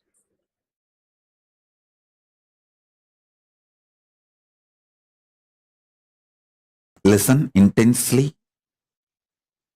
Life is neither suffering nor joy.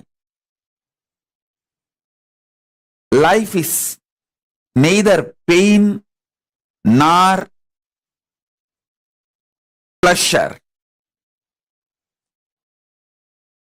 Life has to be triggered inside you from the great cosmic truths of the parallel universe. That's all.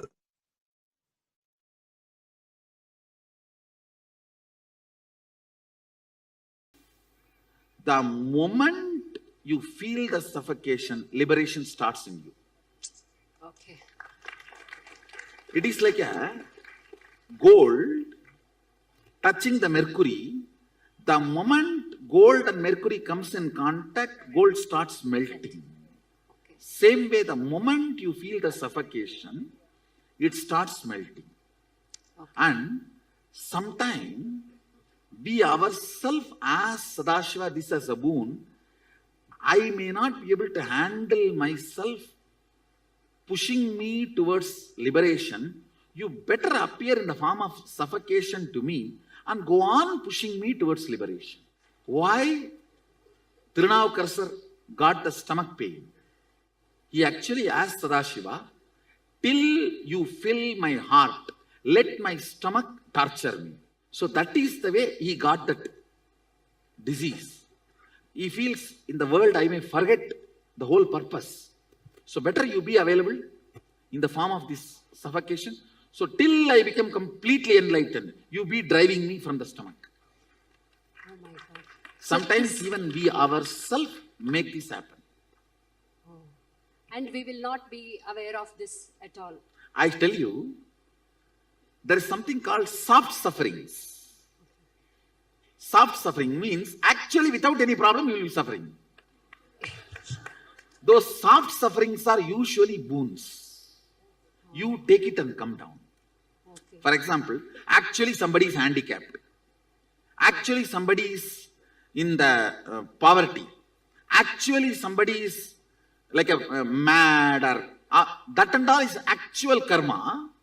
But there's something called soft suffering. Actually there is no reason, but you will be going on suffering. It's called soft suffering, which is boon. It's like a, for alarm clock, you give the key, and this is the key you give. Okay. So you yourself decide, I have to become enlightened within this birth. So my acceleration speed is not enough. Okay. Devi, please accelerate me. Oh. Whatever it may take, I am ready for that. Whenever you give that kind of a commitment, she gives soft suffering. Okay. She will never give you hard suffering. Hard suffering comes by karma. Okay. Soft suffering comes by boon. Oh. All soft suffering is come only as a boon.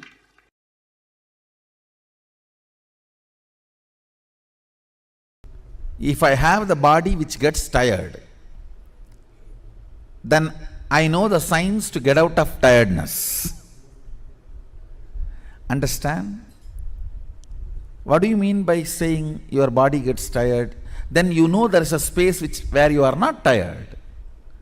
When you know there is a space where you are not tired, you know now there is a space where you are not tired and where you are tired.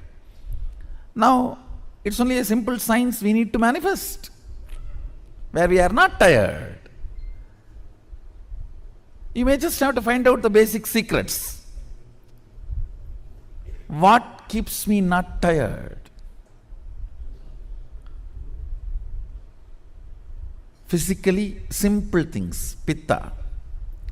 I tell you, almost 99% of your tiredness, boredom, depression, all are physical problems, not mental. Actually, if you are depressed, the best way to get out of depression is tell 2-3 people to torture you. No, really. When you have a real problem, you will not create this soft suffering. You just need a strong 2-3 people to torture you. Then the whole problem will be solved. Because there is no suffering from outside, you just go on torture yourself. Soft suffering is luxurious suffering. It is like the fellows who don't do hard work. The fellows who don't walk to go and buy vegetables in their real life try to run on the cycle which does not move from one place. Soft suffering is the luxurious replacement of the real suffering. When you do not have the real one and you want to have that pavam feeling, enjoying pavam feeling is pavi. Who is papi? Who enjoys the pavam feeling, who cherishes the victimhood, is sinner.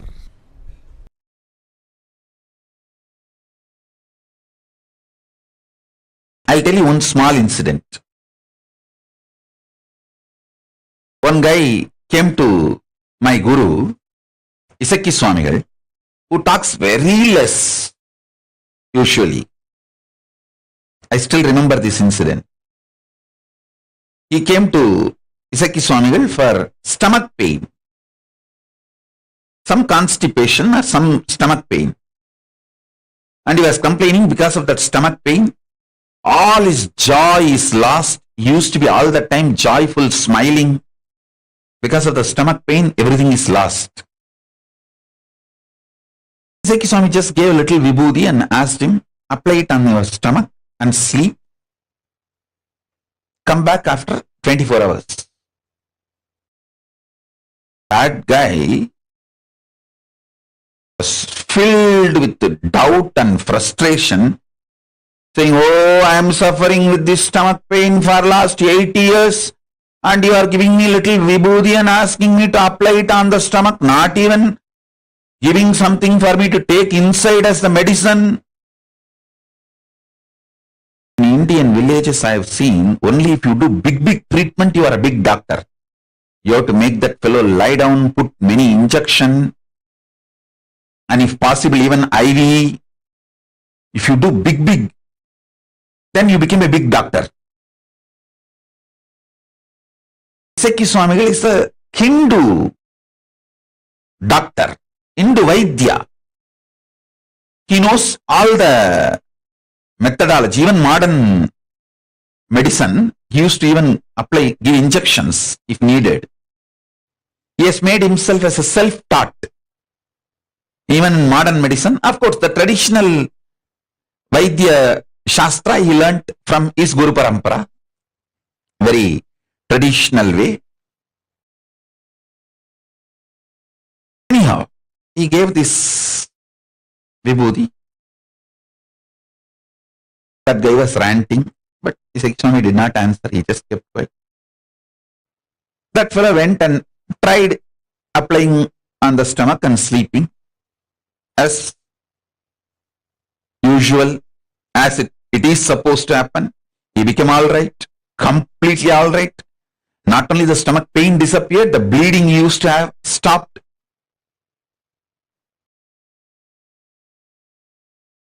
He ran and came back. He said, I'm completely all right.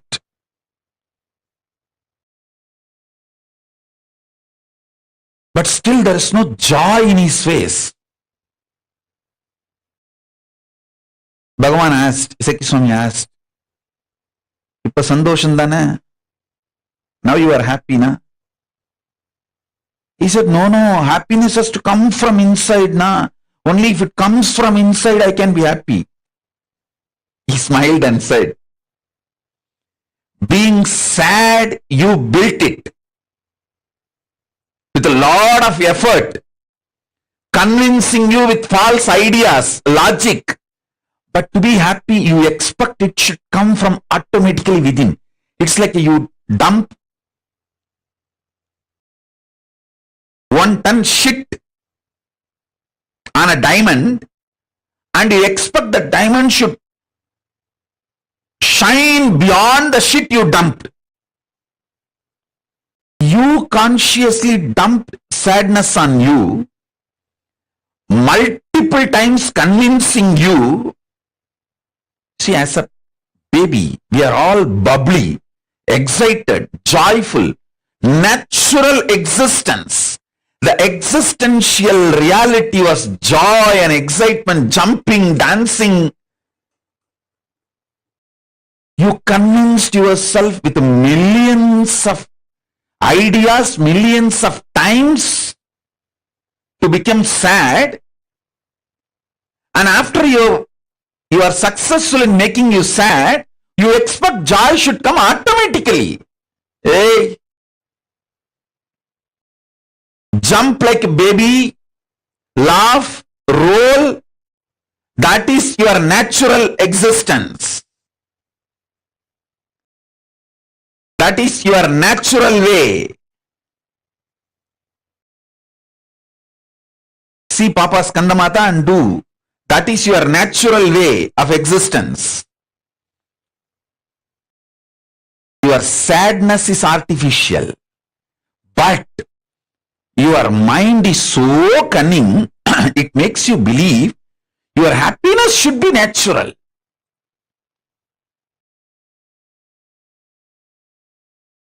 Your happiness is natural, but you dumped so much sadness on you, you made your sadness like natural. Then naturally you have to break it and reclaim your joy as natural.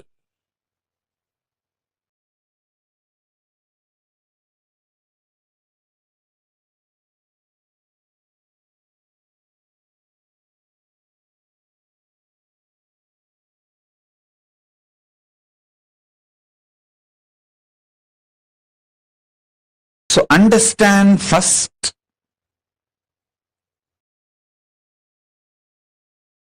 Your joy, jumping, excited, inspired state is your nature. You made it disappear from your life, and you made sadness natural. So now it is your responsibility to reclaim your original nature and jump. That's what they call it. They say in English, there is a proverb, fake it till you make it. You don't even need to fake it. It is your original status. Jump, dance, it's your original status.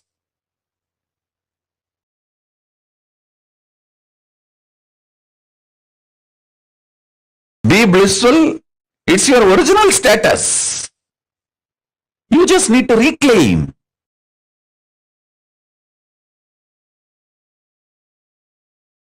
Actually, in reality,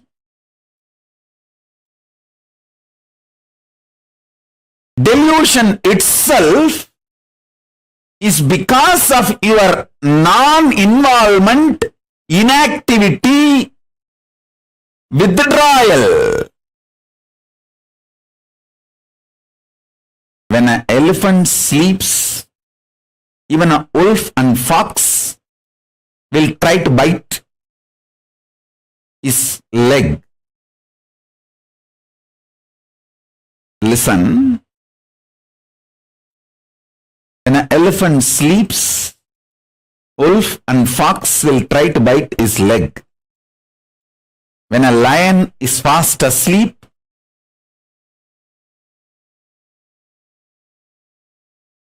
even wolves and foxes will try to eat the meat. Listen carefully. I'll repeat. Because the lion is sleeping, wolves and foxes get the courage to come near the lion, try to eat the leftover meat. Because the elephant is sleeping, wolves and foxes will try to come and bite the feet of the elephant, try to take a bite. Because you are not involved with yourself, even your delusion is invited upon you. Listen. Why you have nightmare? Because you fell into the lower conscious identity. Your decision to fall into the lower conscious identity naturally invites nightmare in you. Your decision to wake up to the higher identity not only will throw away the nightmare, it can throw away all delusions and illusions.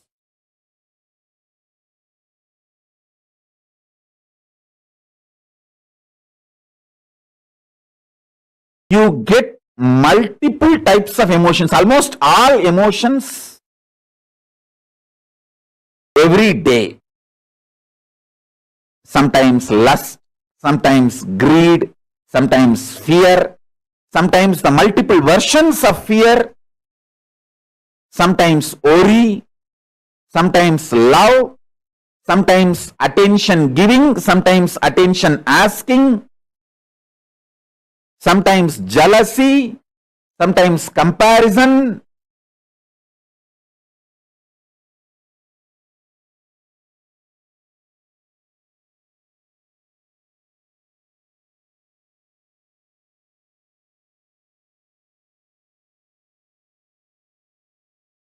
Various emotions, sometimes the willpower, sometimes arrogance, sometimes frustration, different emotions. I can describe. All kinds of emotions you get.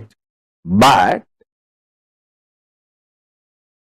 logically, through your conscious decision, the thought currents or emotions which you cherish stays inside you and starts getting fermented. The good news is, no emotion gets fermented inside you. No fermentation of emotions happens inside you without your conscious support. You should understand that.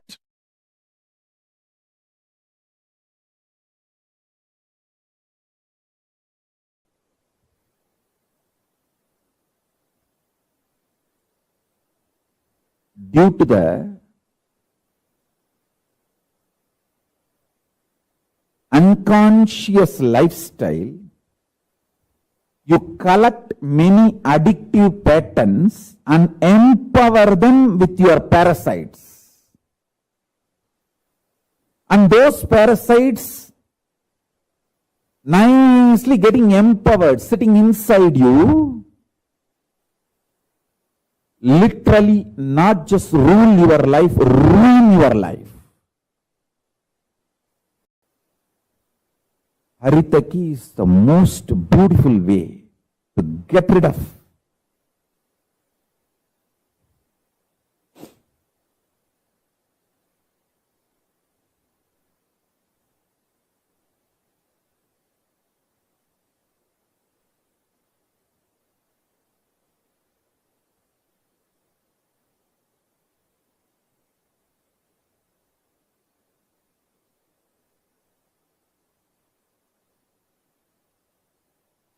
Multiple parasites sitting in your muscle memory.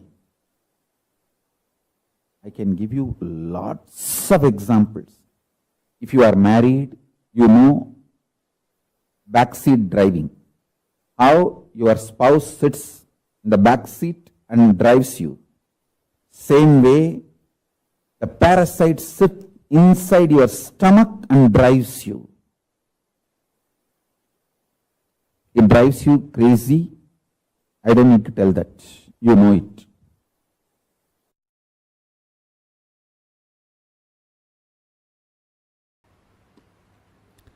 You are not negligible part of the existence. When you consider you are a negligible part of the existence, or you are an accident, or you are cursed. These are the multiple identities you try to associate due to the frustration and low self-identity. You give life to that identity. Because you give life to it, that becomes reality. Listen. The good news I have is, unconsciously, if you cherish even 10,000 years, you are a cursed being. Consciously, if you declare even once, you are a blessed being. The conscious declaration overpowers 10,000 unconscious cherished thought current, because even if 10,000 years a room is in darkness, one matchstick is enough to light it in 1 second. Listen. All powerlessness, all fear related thought currents, and all low self inner image you are cherishing, which puts you in powerless, is not clutched to consciousness. You need to understand that.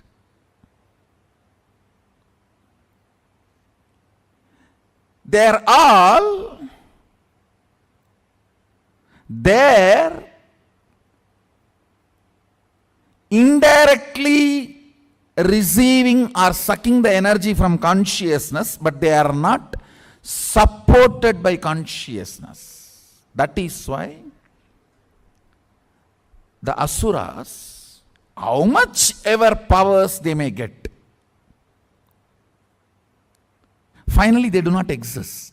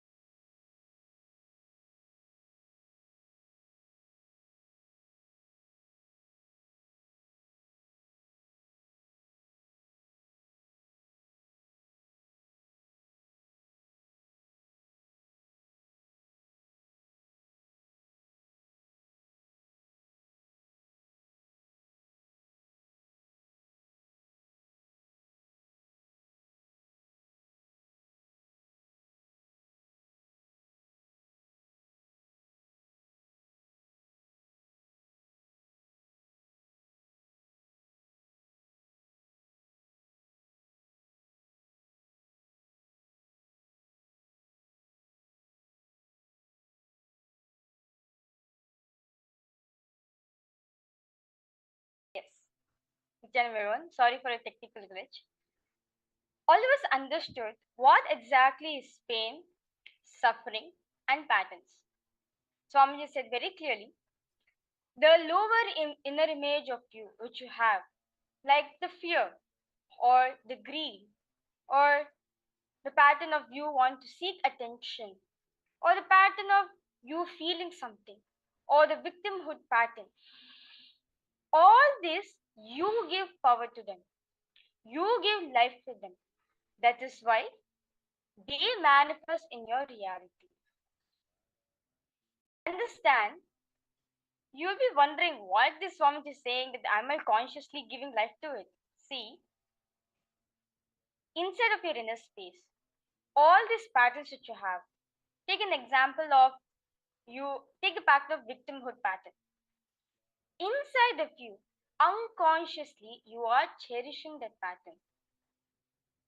That is why it becomes as your reality. You manifest that in your life. Same way, if you consciously decide within yourself, let me be blissful, let me be happy, which is everyone's nature, you'll manifest that. Life is all about you giving life to whether your patterns or to your happiness. Swamiji said very clearly in the satsang that all your patterns, all your incompletions are artificial, but we go on convincing ourselves it is right. We go on convincing ourselves that it is important to have these problems. All these problems are right, they are needed. That is why you give power to them. At the end of the day, you run your whole life with the incompletions. But your happiness is your nature. Take the example which Swamiji gave, a baby. When a baby is born, does it have any incompletions? Does it have any pain? Does it have any suffering? No. It does not go through anything. Its very nature is to enjoy. It's to be happy. Rolling the ground, laughing, and playing for everything. That is our very nature. The problem is, we give life to our incompletions. See, what did Swamiji say on incompletion? Swamiji said very clearly, anything which takes away your happiness and which is affecting you in your present is your incompletion. So, you are giving life to this incompletion, you're giving life to your pains, to your patterns. That is why they manifest in your life. Hard suffering is different, soft suffering is different. What does Swamiji mean by this? Soft suffering is a boon where continuously remind you of your Paramashivatva, which is there in each and every one of us. Like how Tirunavakavasar, the great saint, he asked Paramashiva to give him stomach pain so that until he become enlightened, let Paramashiva guide him. Those are boons. You come down with these boons to make you realize you are Paramashiva. Same way even for Sundarar also. He tells Paramashiva that even though I go on a wrong path also, you only have to come and remind me. So all the delusions which he goes through in his life is only to remind him that he is Paramashiva.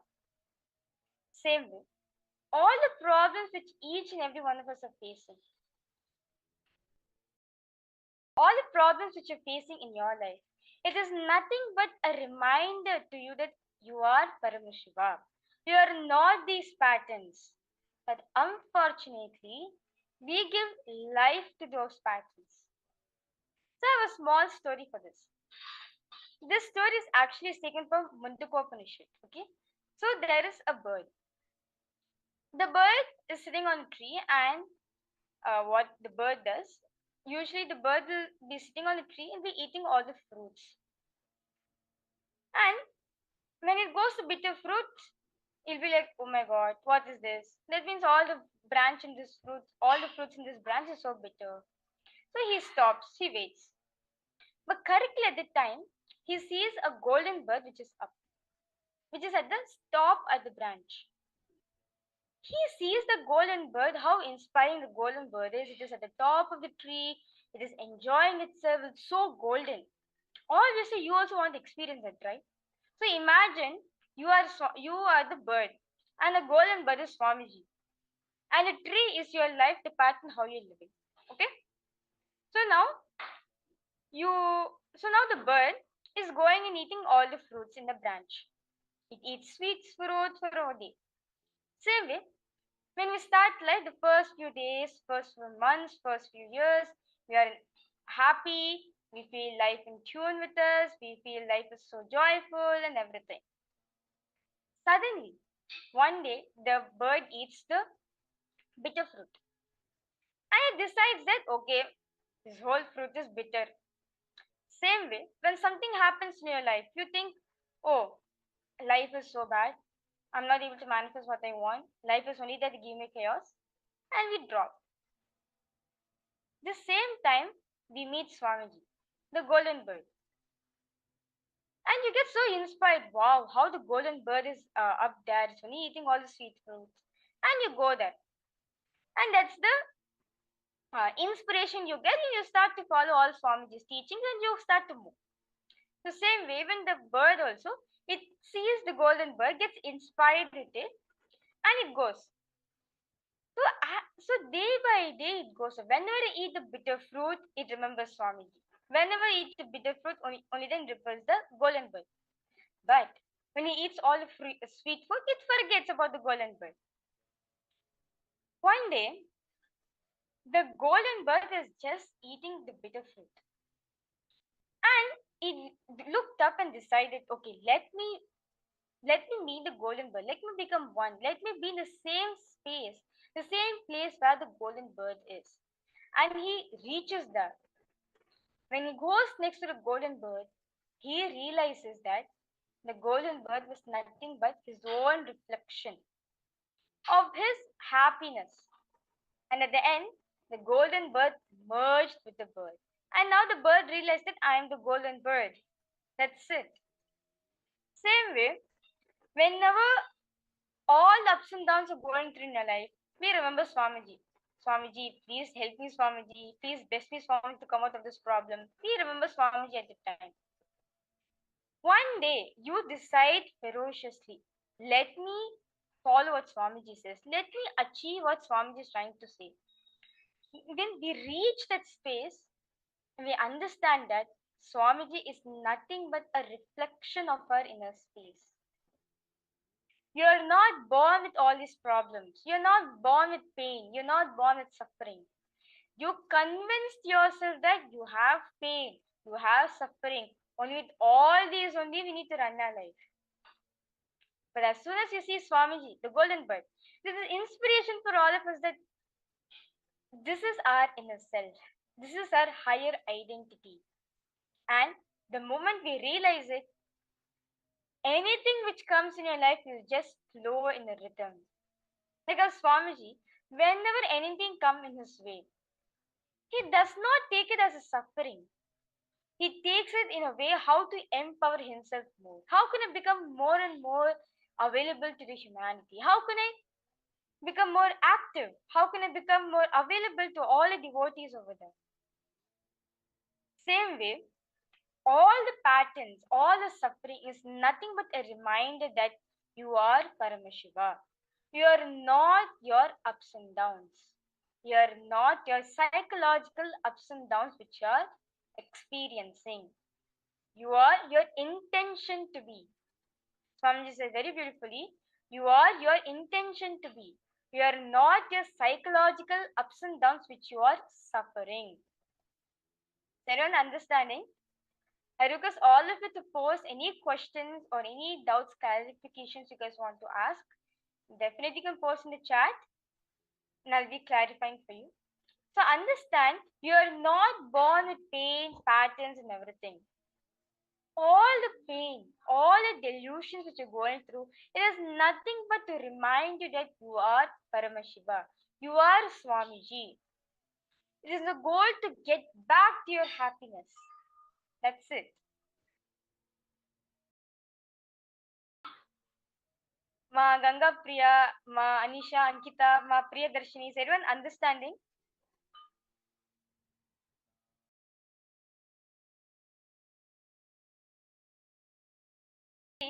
We are not born with these pain and sufferings. These sufferings which you're having, it is nothing but to remind you of your happiness which is there in each every one of us. Like how the bird.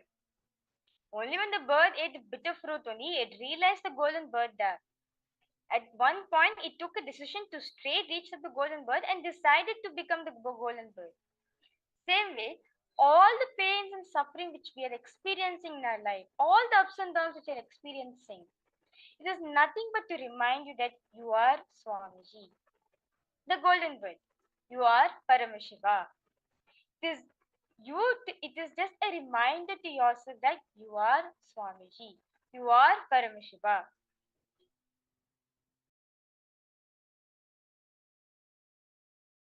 So now, I request all of you to tune within yourself. Have conversation within yourself. Swamiji says very beautifully, see, the elephant is sleeping. Wolves and foxes will try to come and bite the feet of the elephant. Try to take a bite. Because you're not involved with yourself, even your delusion is invited upon you. So now, look into yourself. Look into incidents from 4 aspects of your life.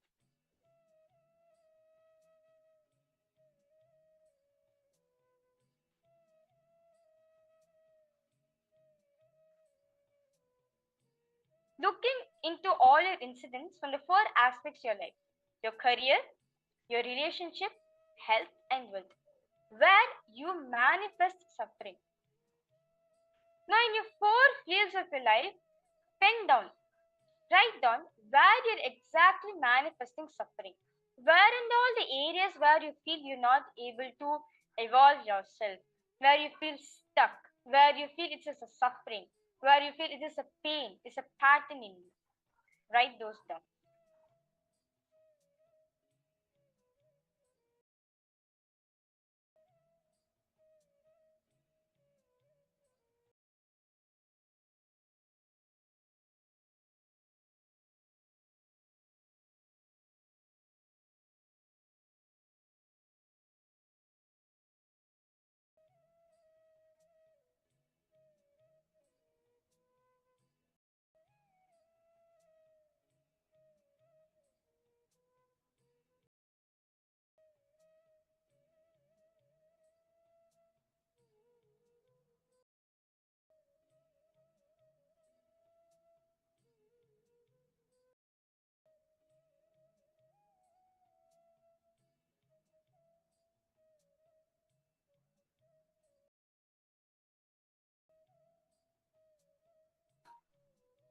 Look into your 4 fields of your life. In your health, where and all you're manifesting suffering, where wherever you feel it is stuck, it's not moving.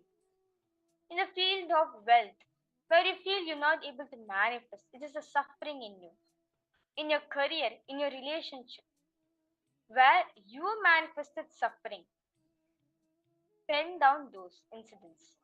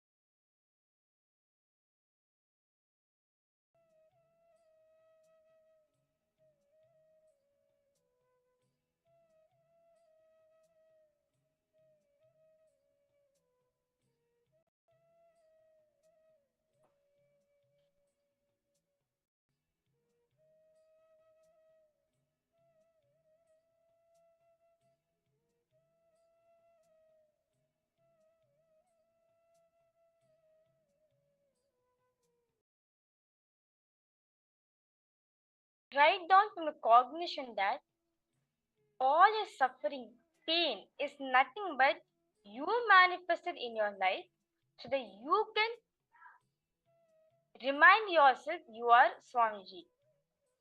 From this cognition, you will see all the problems, all the suffering which you have in your life, it is nothing but your own creation. You manifested suffering for yourself.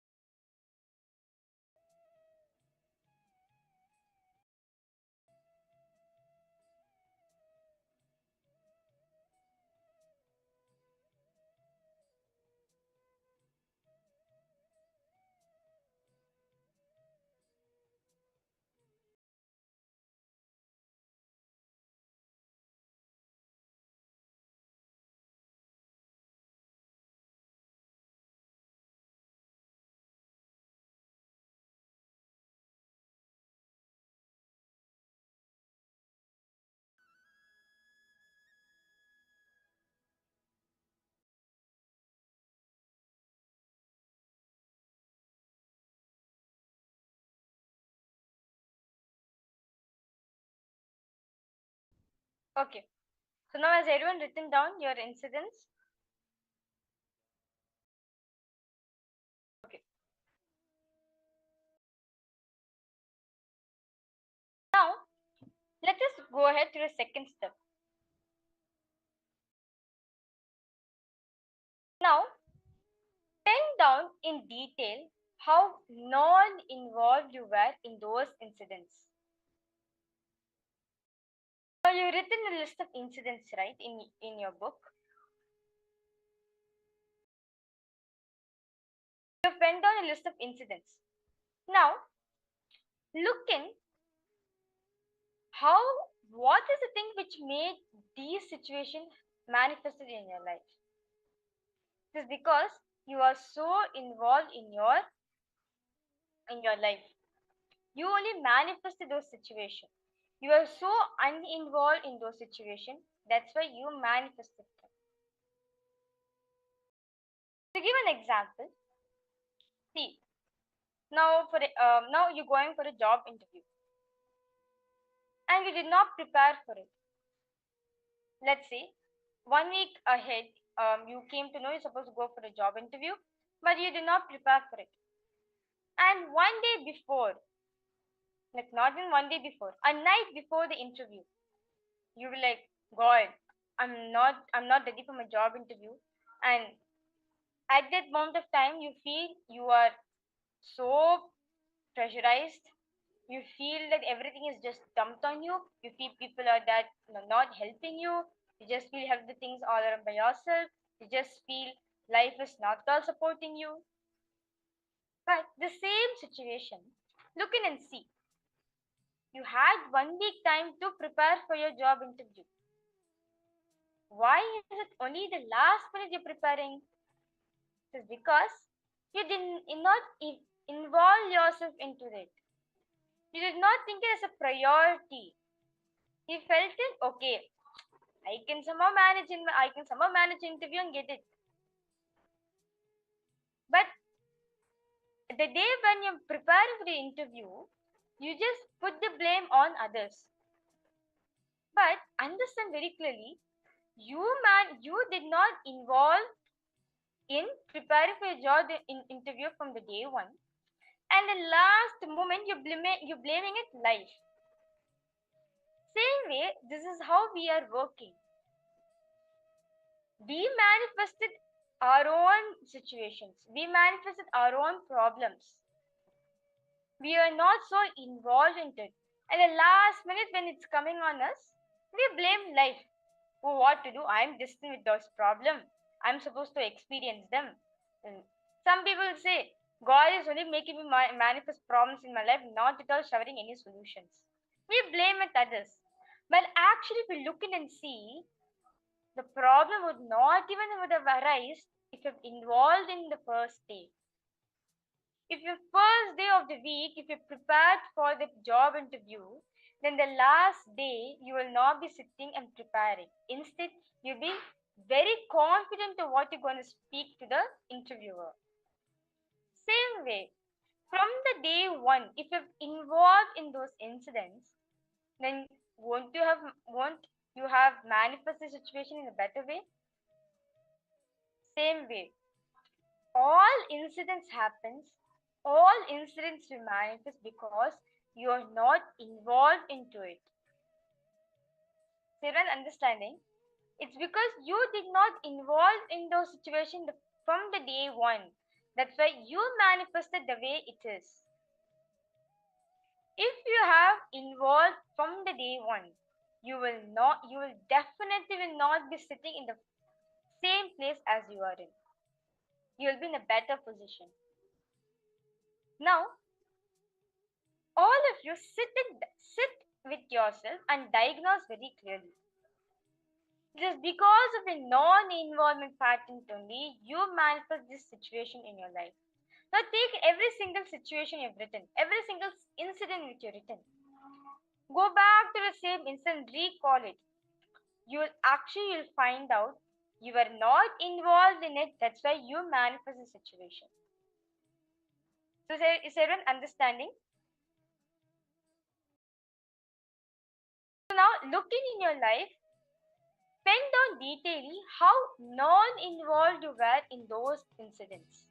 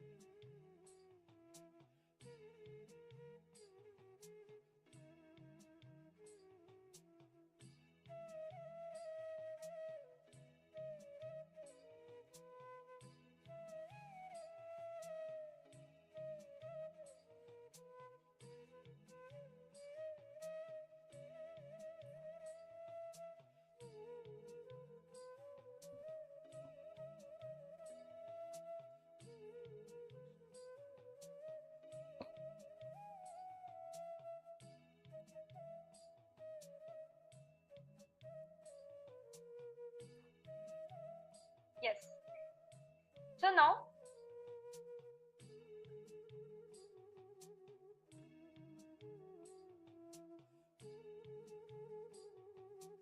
yes.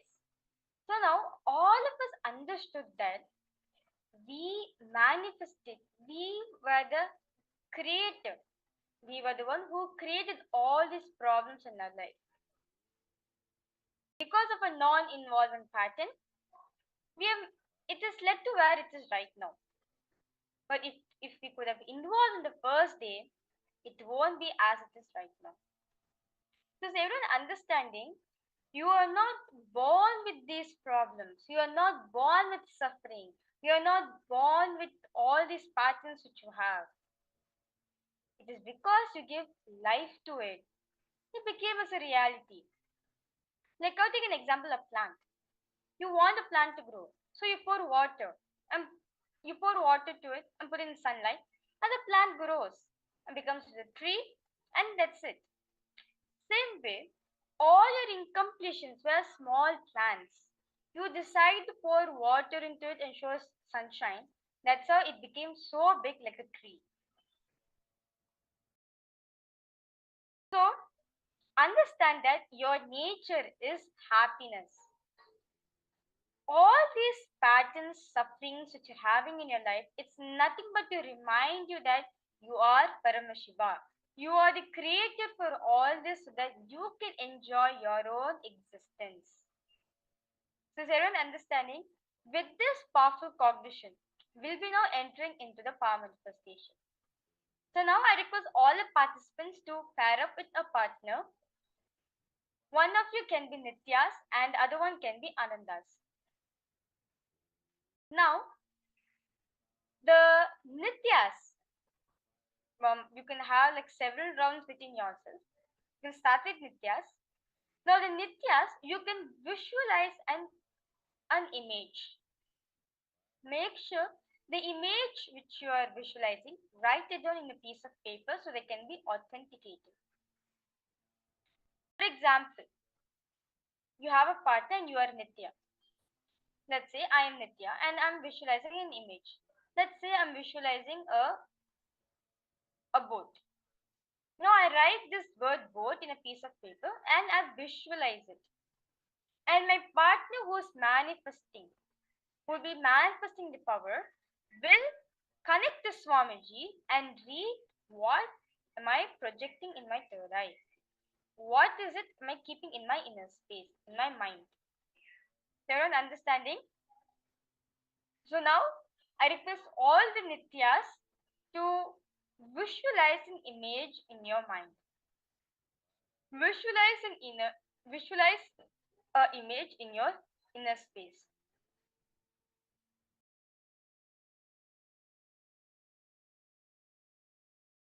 Now, the Anandas who will be manifesting this power, I request all of you to sit with your head, neck and spine in a straight line. Remember Swamiji at your third eye. Chew on the powerful cognition that you are Swamiji. All the problems which you are manifested, it is a reminder to tell you that you are Paramashiva, you are Swamiji.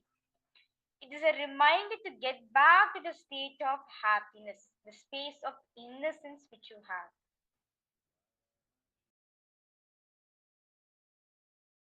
Visualize Swamiji in the third eye. Now, start chanting the Mahavakya. Om Nithyananda Paramashivoham. Om Nithyananda Paramashivoham. Om Nithyananda Paramashivoham. Now, in the same space of oneness, scan what is your Nitya partner visualizing. Ask Swamiji, what is your Nitya partner visualizing? What is the image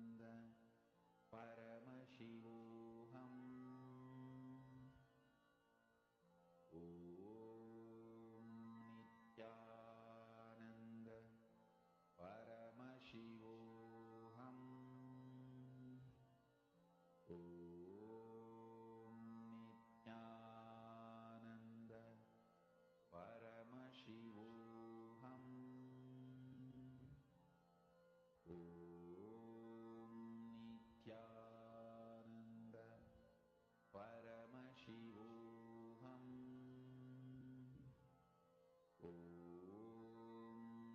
Nithyananda Paramashivoham. Om Nithyananda Paramashivoham. Om Nithyananda Paramashivoham.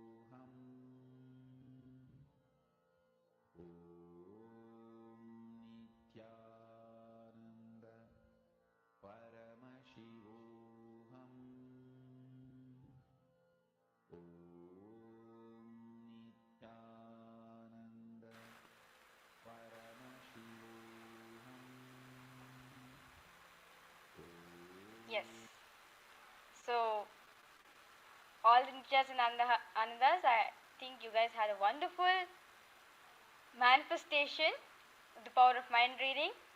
Now I request all of you to go ahead to Facebook and post your powerful cognition, your clicks, your experiences which you got during this session on pain is actually nothing but your own creation to remind yourself you are Paramashiva, you are Swamiji, to remind you of your true happiness.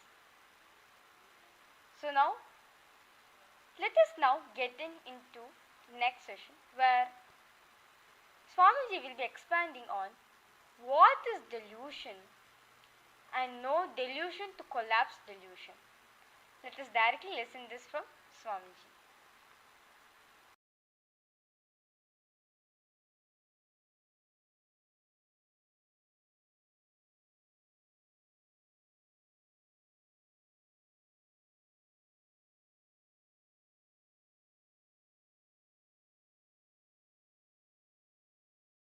In Sanskrit, we have two words, Vada, Pradivada, Kandana, Mandana.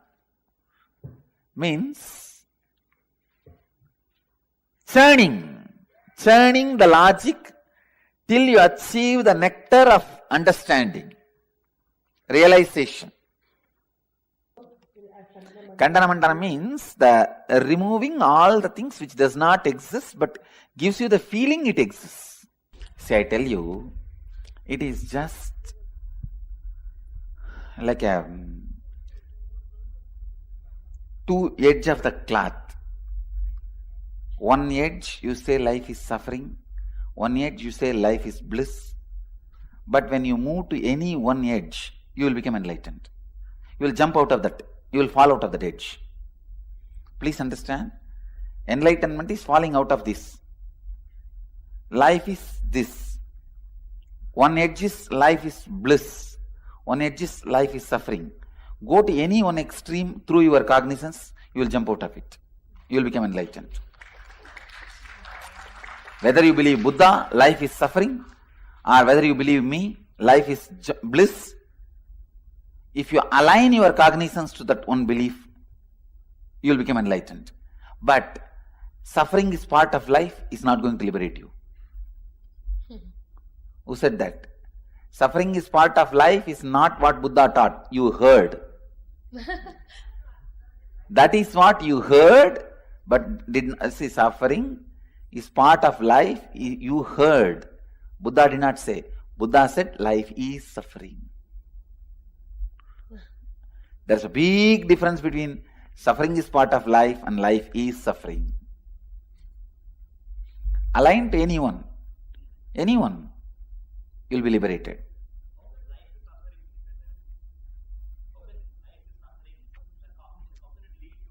Whatever you know as life is suffering, so escape from it.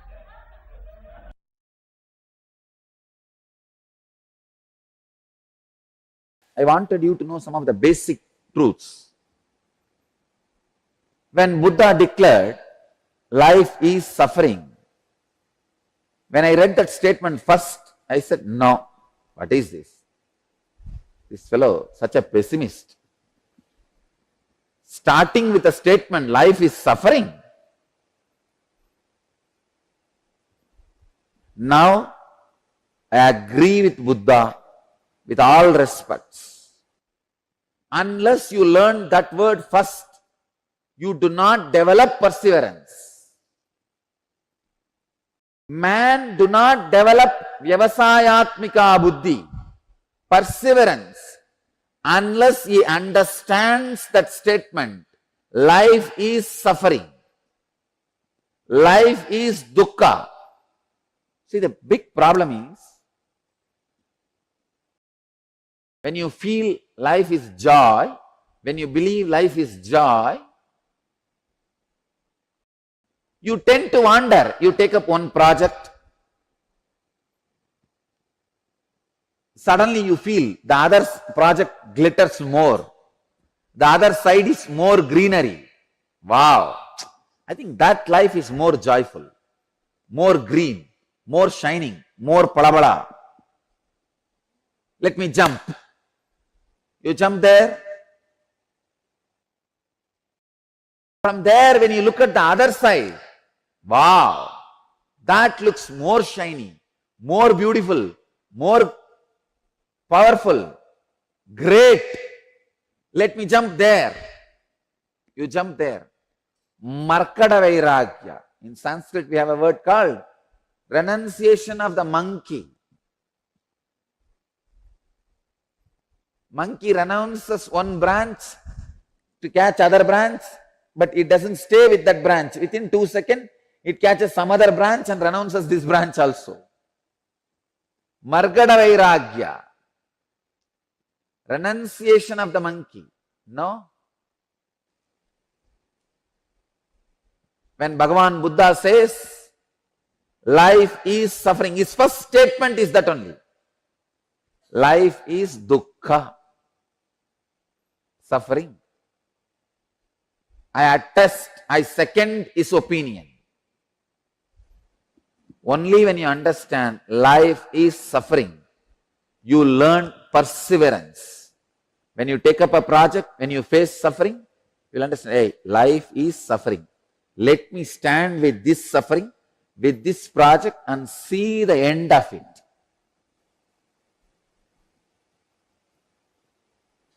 Truth is life is joy. Fact is life is suffering. Till you experience truth, better be with fact.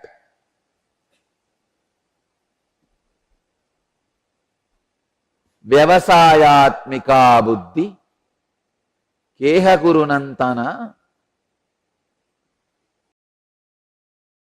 Perseverance in any level, in any project, whether it is the inner world or outer world. Understand, even living enlightenment is a project. Jivan Mukti is a project. You take it up. It's a project, you take it up. To achieve the end of it, in the initial level, believing life is suffering will be much better. Because you will have perseverance. When you face different sufferings, different problems, you will know, no, life is suffering. Let me be stable. The stability will happen in you. When you don't understand life is suffering, the stability does not happen in you. There's a term I learned just 2 days before. Quid pro quo. Quid pro quo. You scratch my back, I scratch your back. Just 2 days before, I was learning this word. I have teachers all around me. See, when you are ready to learn, you will have teachers, everybody all around you. Quid pro quo. You scratch my back, I scratch your back. Let both of us be together. This is the way the collective illusions are spread. Collective delusions are created. For thousands of years, people were believing earth is flat because of collective delusion. You scratch my back, I scratch your back. Collective delusion is the worst suffering a man can have. When you know life is suffering, you will have the perseverance. You will have the determination. You will have the vyavasayatmika buddhi. If you believe life is suffering, you will have the perseverance. You will have the determination to be stable and achieve. Vyavasayatmika buddhihi, fixed resolve. I tell you, which is a basic requirement for external and internal enlightenment, external and internal success, external and internal achievements.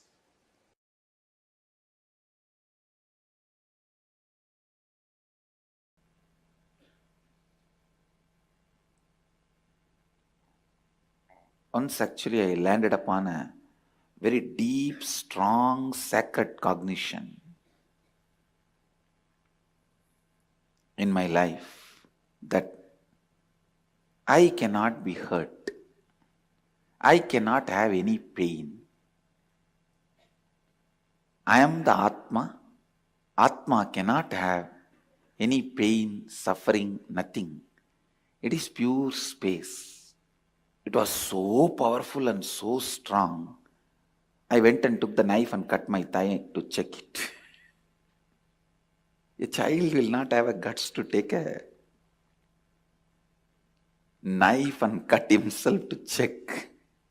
Understand, I tell you, the power of the cognition was so much.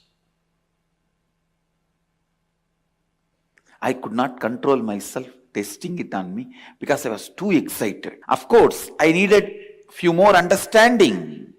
See, when I am the Atma, soul, I am not the body, and I cannot be destroyed, I don't have pain, I am beyond sufferings, then I should have tested that on my Atma, not on my body.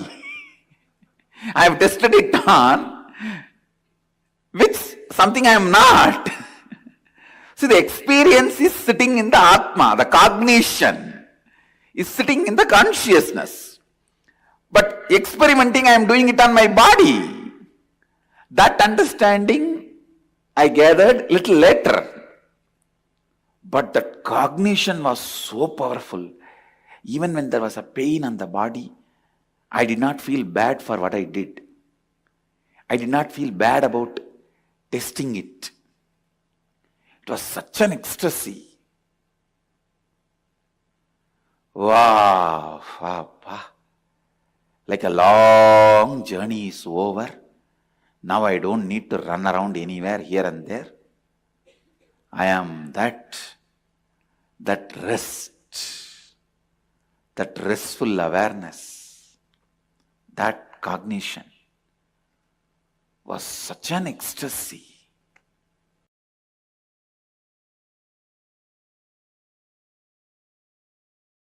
When I cut my thigh and went back to Annamalai Swamigal, he said, what you did is neither wrong nor right. I couldn't understand. What do you mean? He said, because of this cutting yourself, you got the click. Ultimately, that you are not the body. Actually, after that only he gave me the initiation into that Aham Spurana. The methodology of the Aham Spurana by great incarnation, Ramana Maharshi. It was transmitted to me by Annamalai Swamigal. Ramana Maharshi is my Paramaguru. And Annamalai Swamigal transmitted that Aham Spurana, Anubhava into me, and which became reality when I was 12 in the Pavazhakundru. After that, once Annamalai Swamigal was telling me, now understand the thing you did, cutting your thighs, neither right nor wrong. Because you got the vision, you don't need sacrifice. You don't need to cut yourself again. If Annamalai Swamigal said cutting yourself is right, I would have been continuously doing that everywhere. And all of you will be sitting and cutting yourself. It is not right. Same way, it is not wrong. You need certain kind of a ferociousness to do sacrifice till the vision clicks. That kind of a ferociousness is required for the vision to click.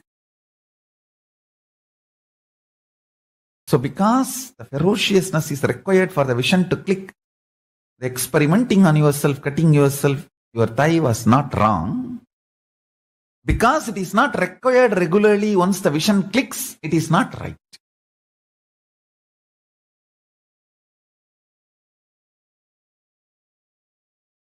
Understand it properly. Sacrifice is required only till the vision clicks. Once the vision clicks, you don't need sacrifice. Because living enlightenment does not need sacrifice. It only needs the vision clicking in you.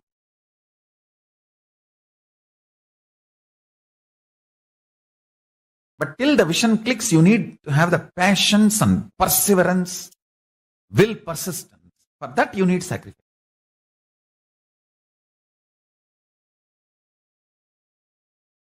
Shivanyana Anubhuti, Shivanyana Anubhava, Paramashivanyana Anubhuti is a vision manifest, not torture or suffering.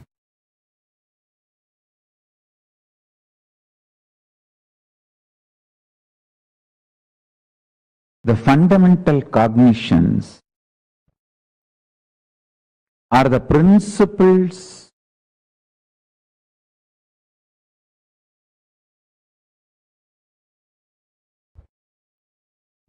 the foundation principles you cognize decides whether you are going to build a materialistic ecosystem around you, so-called rational ecosystem around you, or an enlightened ecosystem around you. Please understand.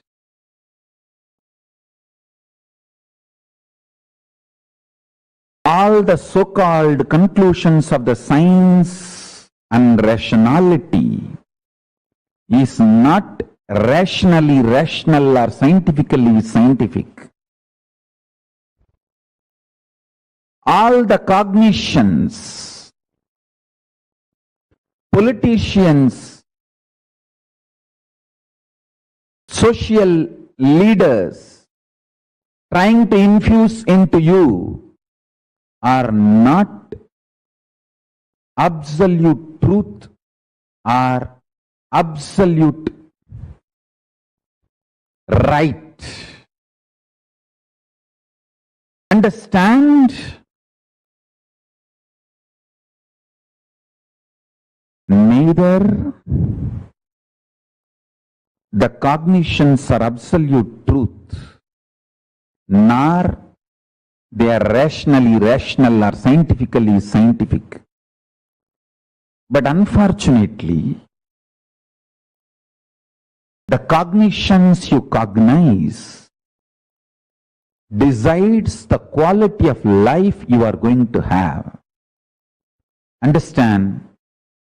The ultimate Tyagi, Paramashiva, reveals all the truths as it is in Vedas and Agamas for every one of us to live enlightenment and create an enlightenment ecosystem around us. Please understand.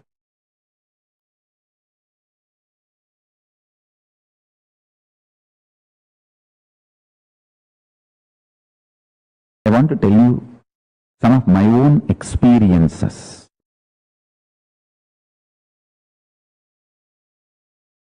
If you cognize life is pain, you are going to go on create pain. If you cognize life is bliss, you will go on be creating bliss. If you cognize life is hard work, you are going to go continuously going to create hard work. If you cognize life is joy, you are going to continuously manifest joy. The good news is cognition is conscious process. You can recreate, rebuild, reform, rejuvenate, reinvent, recreate as you want. Cognition is conscious process, not unconscious, random happening.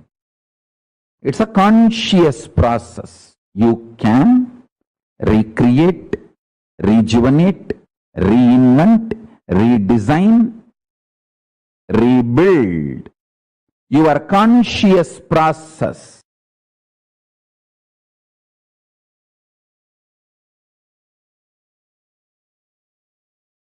devils, demons, rakshasas, rakshasis. Every day they go on vomiting poison. Then they also start attracting the people who are waiting for that poison. Understand, it is all about the frequency, the vibration for which you are waiting. Universe scatters that to you. If you are waiting for frustration, negativity, Kalabhairava sends that. If you are waiting for enlightenment, positivity, powerful cognitions, Kalabhairava sends you that. I tell you, if you taste the Sattvika Ananda, means the bliss, powerfulness you enjoy when you empower others. For example, every day, all these deep secrets, the sacred secrets, powerful truths, I go on reveal. Every day people apply that in their life and they feel empowered, joyful. When I see their smile, I feel the joy of existence. And I feel empowered. I feel I should teach the truths more and more. I tell you, hard work gets you more hard work. Happy life gets you more happy life.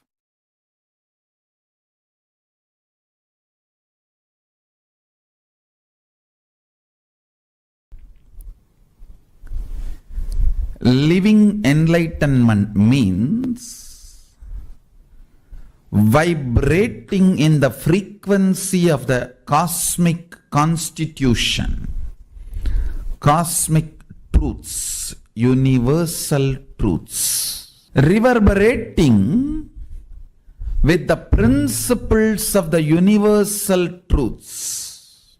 You need to understand, when the universal truths become the source cognitions for you, when you start reverberating with the universal truths, cosmic constitution, the ultimate cognitions, Paramasatyas, Paramashiva's Satyas. It is literally like an elephant entering into a hut. Paramashiva enters into your ignorance and shatters it. Understand how a small hut will be shattered if an elephant enters into it. Same way, when Paramashiva enters into your cognitions, the way you operate. Cognition means whatever you cognize as a life, good, bad, right, wrong, goal, obstacle, what should be done, what should not be done, how much you can do, all these cognitions you have. That is the fundamental decision-making mechanism of your life. I call that as a buddhi.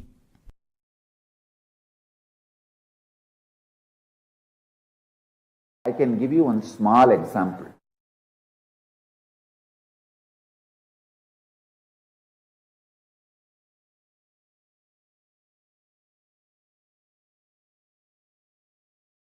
Very simple. Actually, I have done this in those days when I used to live in Bididi, the small group of disciples.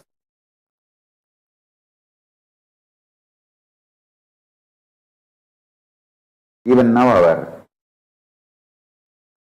KAILASA Vasis in Bididi can try this.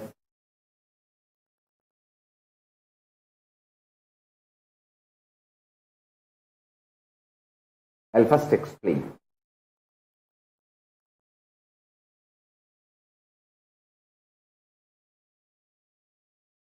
You sit in front of our banyan tree, under a banyan tree, and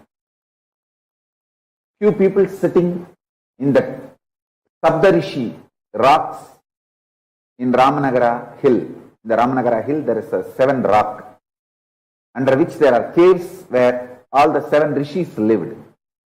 Saptarishis, even now they are living. That 7 rocks represents 7 Saptarishis. It is their energy field. Few people should sit under the banyan tree and few people should go there and sit. And you can have a telephone connection, conversation. Just have that fork.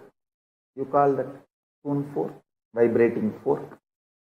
Keep one fork under banyan tree, tuning fork. Keep one fork in that rock, the Saptarishi rocks. Just vibrate the tuning fork in banyan tree. You will see that the fork on the Saptarishi rock will vibrate intensely. You can try it today. You can video record it.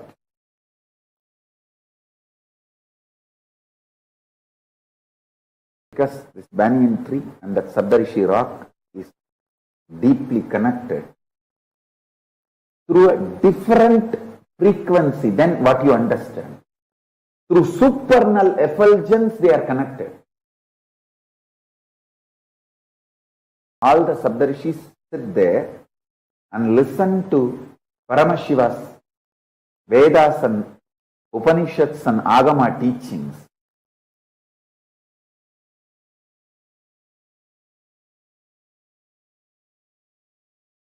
The tuning fork, the resonance, matching a frequency will simply happen between our banyan tree and that Saptarishi rock. You can check it. I think the distance physically maybe 2-3 kilometers. At least 2-3 kilometers. And I am talking about the air distance, not through road. By air, it must be at least 2-3 kilometers. But this tuning fork will vibrate the frequency for the 2-3 kilometers without any time gap.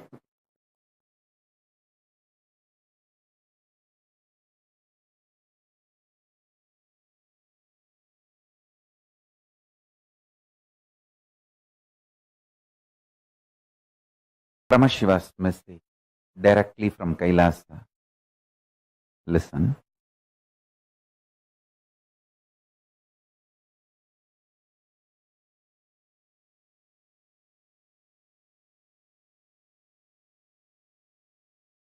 Time and space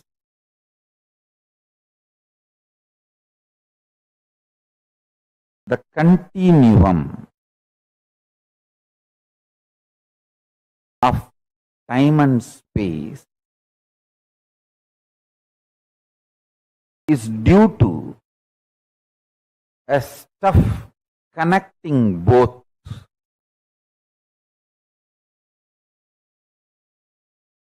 That stuff is called Maya Tattva in Vedic tradition. It is not there, but it is there.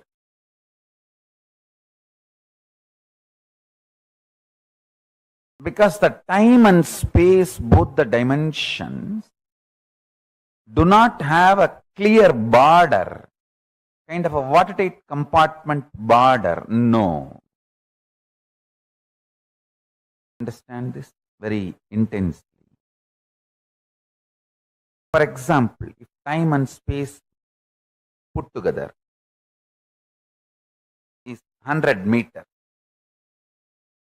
consider an 100-meter clock as time and space. For some people, 60 meter is time, only 40 meter is space.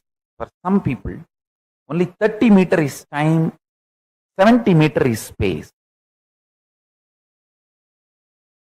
The time and space continuum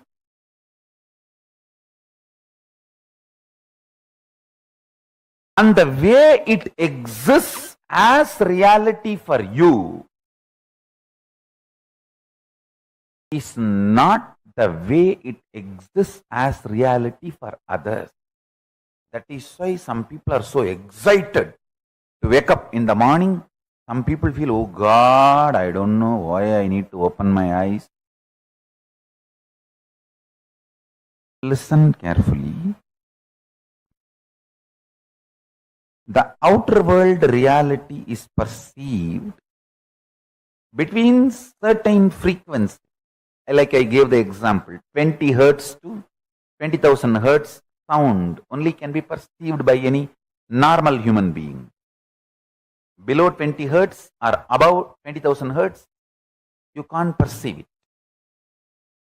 You can't hear it. If you experience, it's something extraordinary. Yesterday I saw, when I was giving the satsang itself, she was getting into that mood of anagata dvani, means the sound which is higher frequency than the 20,000 hertz. The experience you had, which you have not shared with anyone, is true. This reality which all of us are commonly sharing with the word called world. This is also between certain frequencies. For example, we will give the same like sound, 20 unit Maya to 20,000 unit Maya. It's only an example I am giving you. Between the 20 unit Maya, 20,000 unit Maya, the hertz for sound, Maya for the reality, I am using Maya word as a unit for reality. Between 20 unit Maya to 20,000 unit Maya, all of us common human beings can experience it as world, as reality. If it goes below 20 unit or above 20,000 unit, you start manifesting powers. Listen. If you unclutch intensely, it will go below 20 unit Maya. You become pure intense. If you go above 20,000 unit Maya, you become pure devotion, feeling connection. But in both you experience oneness. Suddhadvaita Sugabodham. One beautiful thing. This clarity, whether you unclutch and reach below 20 unit Maya or practice devotion, feel connected and reach above 20,000 unit Maya, you experience the same oneness. Sutta Advaita Sugabodham.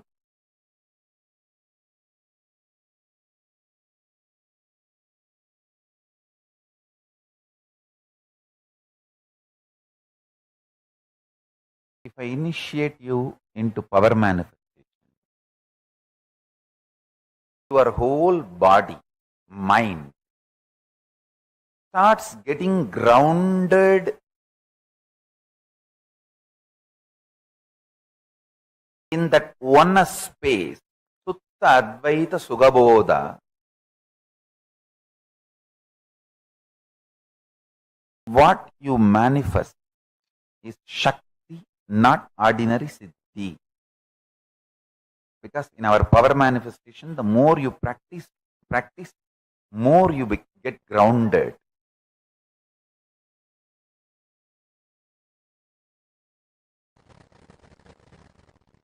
Paramashiva's message directly from Sri KAILASA. Listen.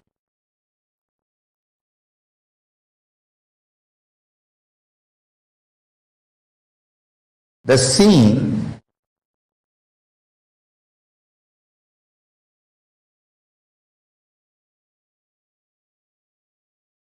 is always seen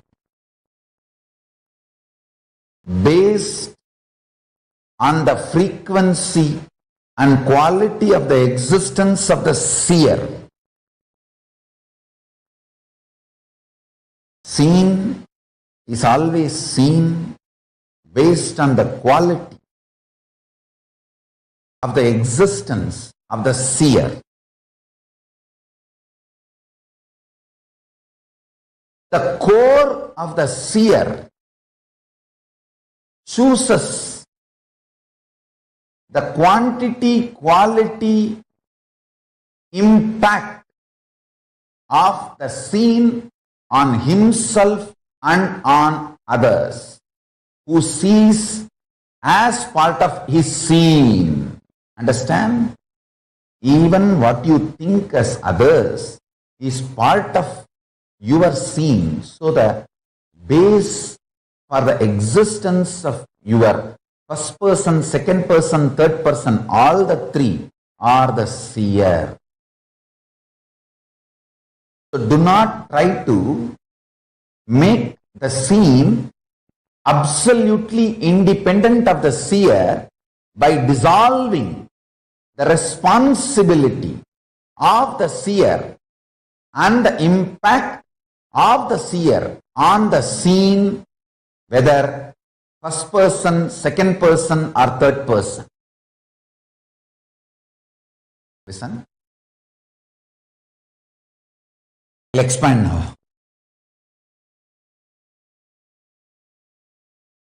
Fundamentally,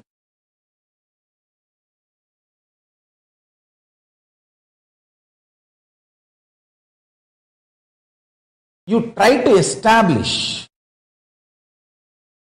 the seen is independent of seer so that you can put the responsibility for your life on others. When you realize the truth that seer is responsible for the seen, you need to work, alter, transform, evolve. That's too much of work. You can always say, oh, no. You can always find some false reason why external reasons are responsible, not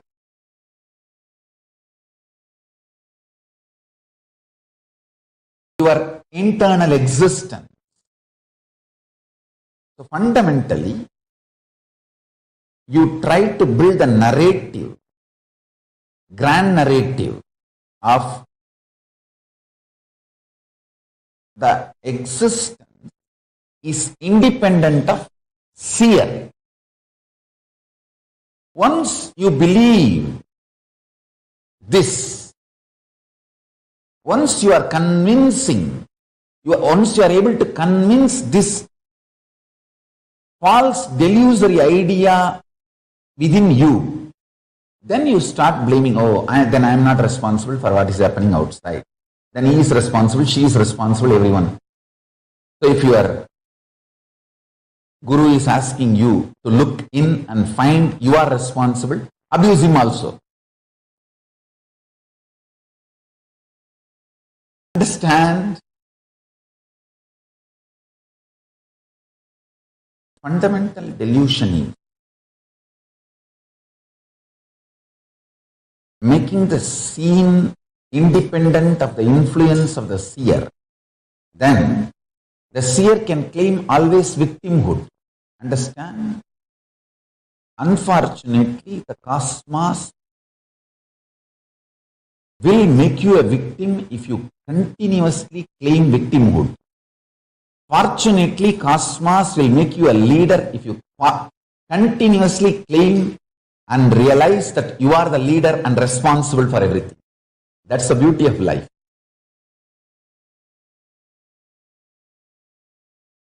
That's the beauty of life. Even to cheat others, never ever use victimhood, because you will start believing it and cosmos will say tathastu to it. Never.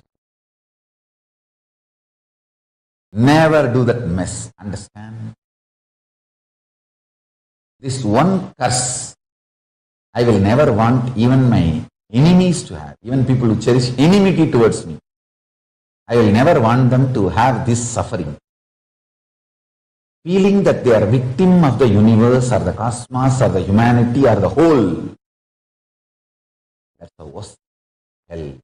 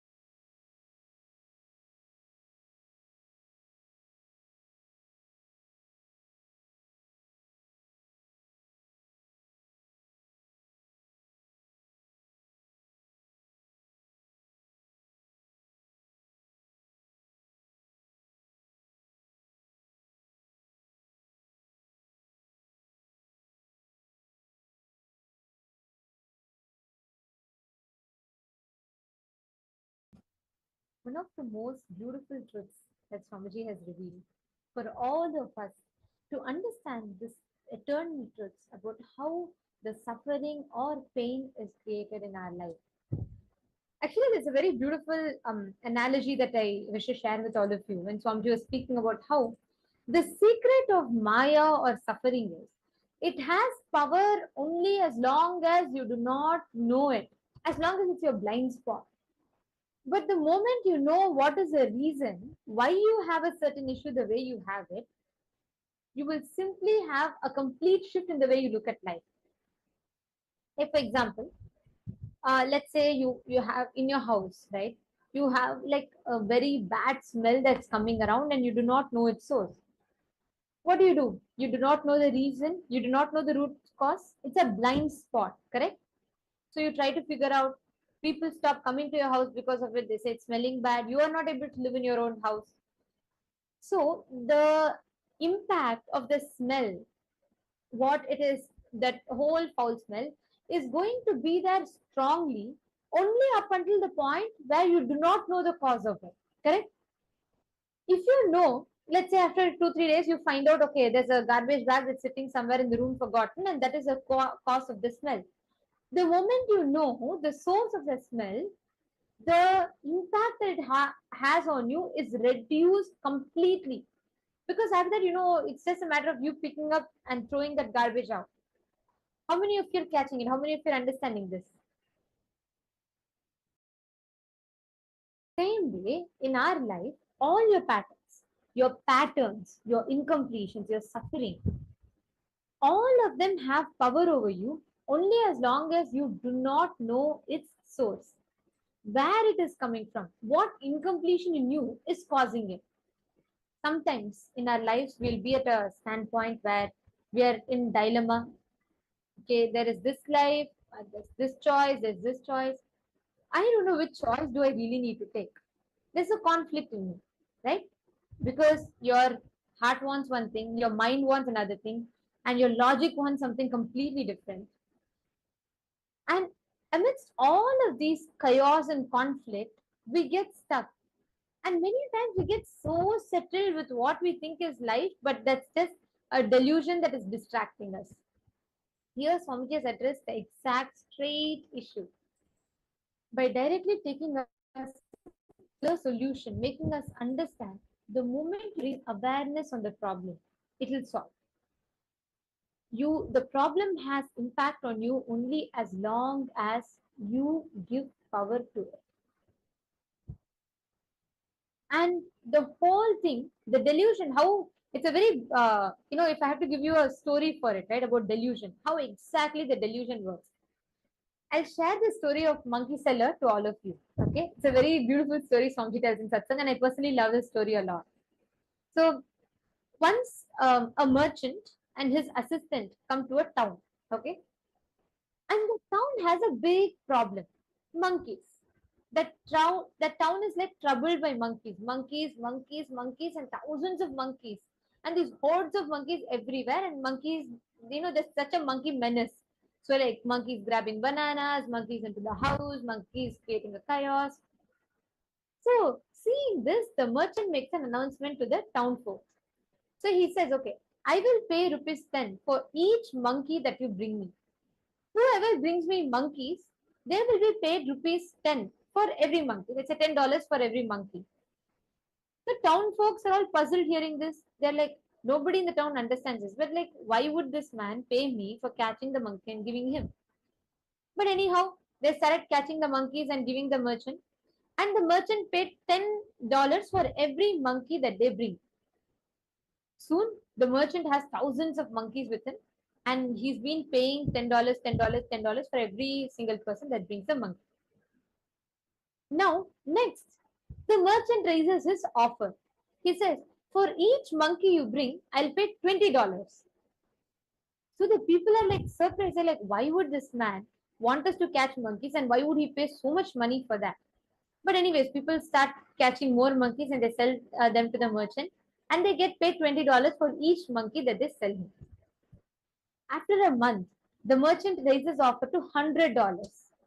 So he says, for each monkey you give me, I will pay you $100. Now people are thrilled. They're like, oh God, what is this? The monkeys in this whole village is like almost over. And with great difficulty, they trap the remaining monkeys and hand over them to the merchant for 100 per monkey. Okay, $100 per monkey. Within a few days, there are no more monkeys free roaming in the town. And the town is rid of the monkey menace.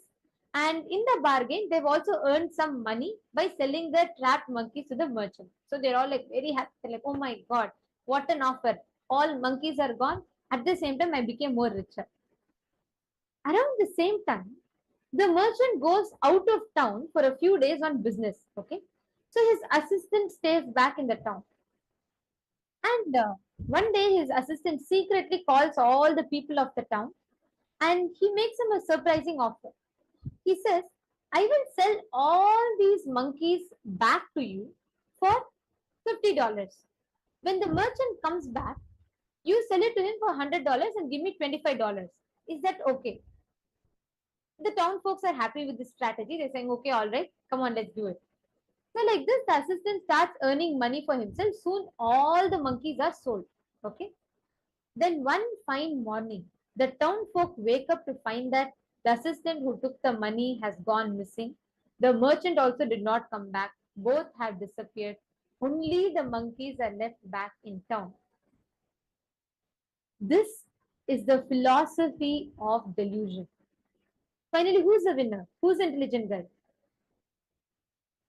You will just notice how your delusion tricks us.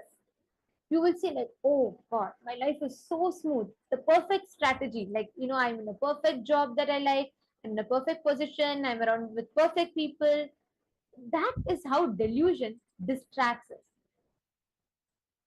If just one person out of the whole folks, the people in the town, even if just one person was aware, if he would have thought, he would have fought delusion and broken free from it.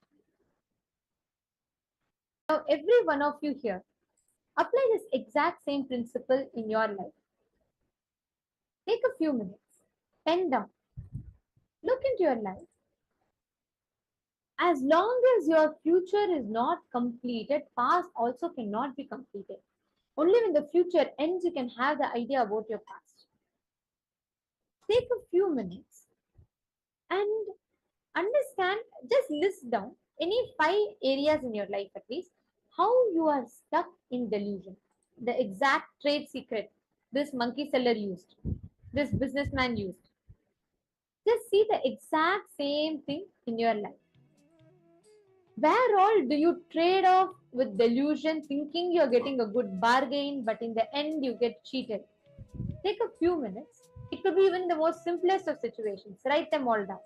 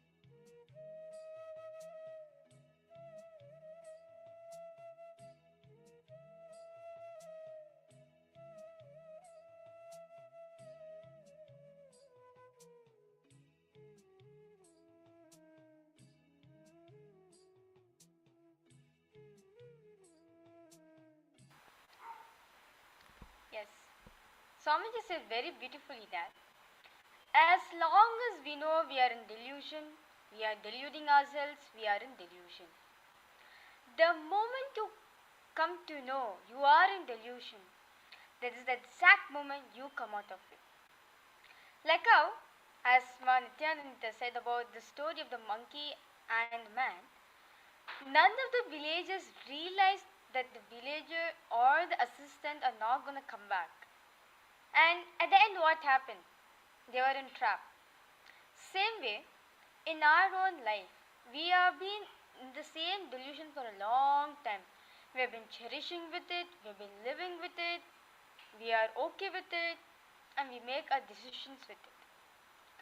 Only when someone comes and realizes that we are in delusion, only then we wake up from the truth.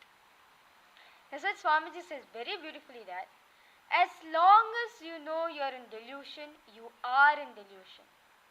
As long as you delude in yourself, you are in delusion. The moment you realize you are deluding yourself, that's when you liberate yourself from delusion.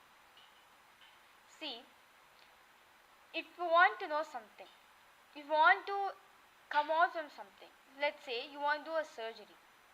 You need to know about surgery so you can do the surgery successfully, right? Same way, to come out of delusion, you need to know what is delusion. You need to know that you are in delusion all this while so that you can come out of delusion. So, to understanding, so with the same powerful cognition which you got from Swamiji, let us get into the power manifestation. So now I request all of you to pair up with a partner. Sit with your head against spine in straight line. One of you can be Nityas and the other can be Anandas.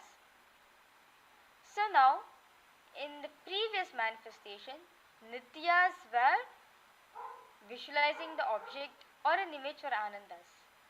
Now, I request the Anandas to think of an image. It can be any image you want to think. It can be a balloon, it can be a boat, it can be a ship, or it can be an umbrella, or a sun, or even Swamiji. Anything you want, visualize it in your inner space. Visualize it in your mind. Before that, write it down on a piece of paper what you're visualizing. And then now, I request all Anandas to hold the image in your third eye.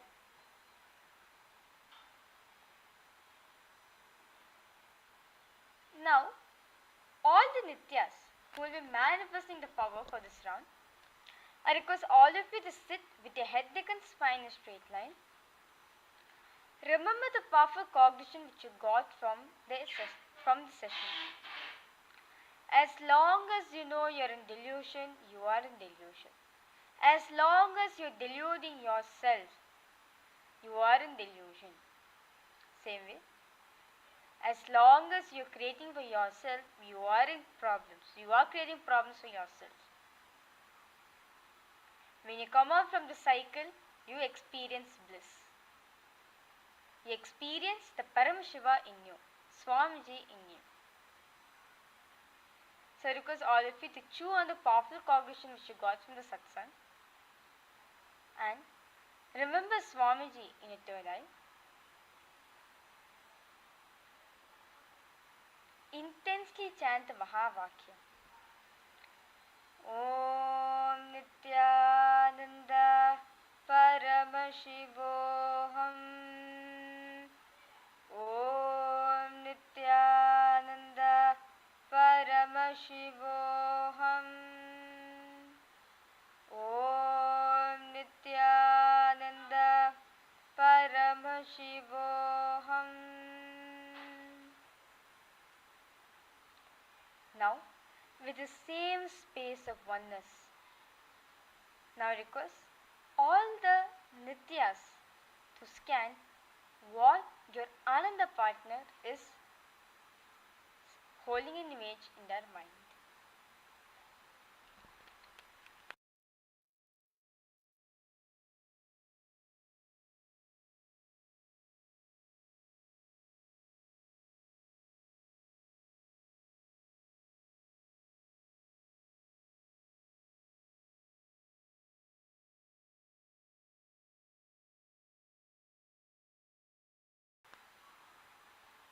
Continue chant the Mahavakya. If at all you feel any stuck, if at all you feel struggle in manifesting the power, don't give up. Be in the same space of oneness. Chant the Mahavakya intensely. Be in the same space with Swamiji. You will see Swamiji will show you what your partner is visualizing. What is the image your partner is visualizing? You will be able to see it very clearly in your third eye.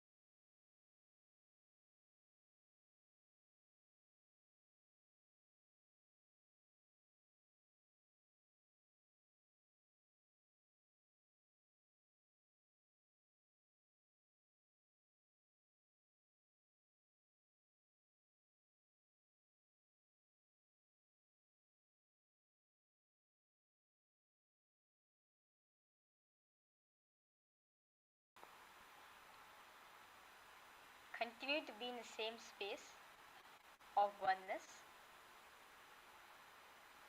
Continue to chew on the powerful cognition which you got.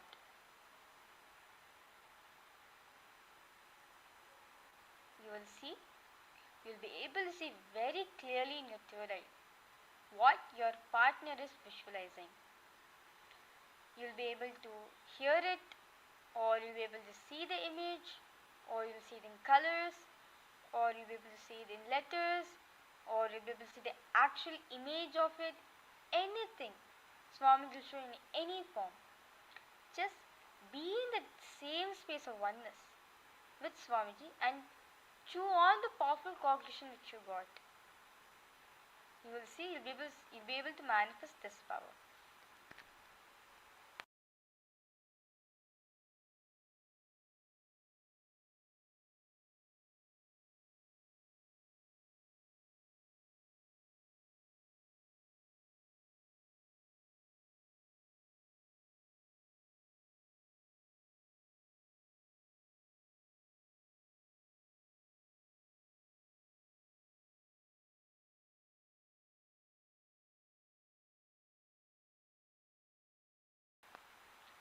Yes, Ankita Nisha.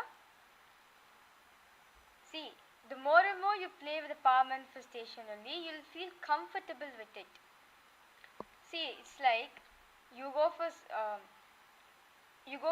program, and only if you continue seeing the program only, you'll understand the secrets of the program, right? You'll get comfortable with it. Or let's say, even if you want to play a game, just by playing 1 or 2 times, that's not mean you can conclude the game is horrible, it's not for you. Only when you go on trying continuously only, you'll be able to play the game. Same way, when you are manifesting the powers, the more and more you play with the manifesting the power, you'll enjoy the whole power manifestation. You'll feel comfortable with it. Yes. Ankita, Anisha, are you guys understanding? Just go on manifesting the power. You'll actually feel comfortable in manifesting the power. You yourself will enjoy. You yourself will enjoy in manifesting the power.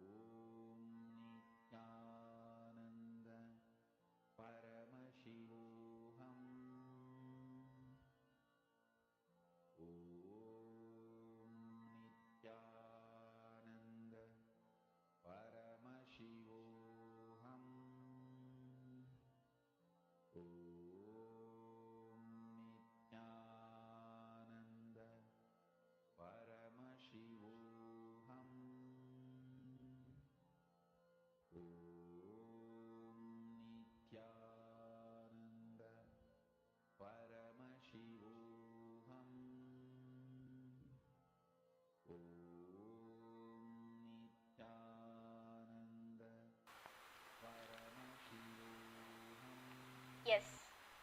So now, I request all the participants to post in the Facebook group your powerful cognitions, your clicks, your experiences which you got during the power manifestation session, or if you have any clarifications also, or any questions, doubts you want to ask also, please feel free to type out in the chat and we will immediately answer you. And with this, we'll be moving ahead to most important session where you will be learning about obsessive-compulsive disorder. What is obsessive-compulsive disorder? And how are we running our whole life with this pattern, and how can we break free from it? We'll be listening directly from Swamiji.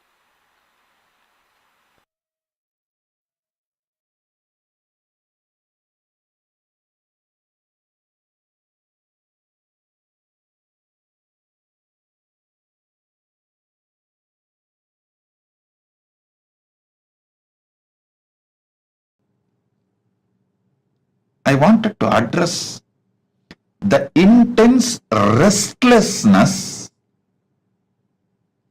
feeling of missing out, which is inserted into modern youth forcibly through the large brainwashing by the mainstream media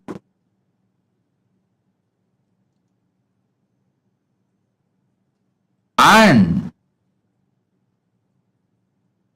social media, consumeristic ideologies and chronic capitalism. Please understand. Please understand.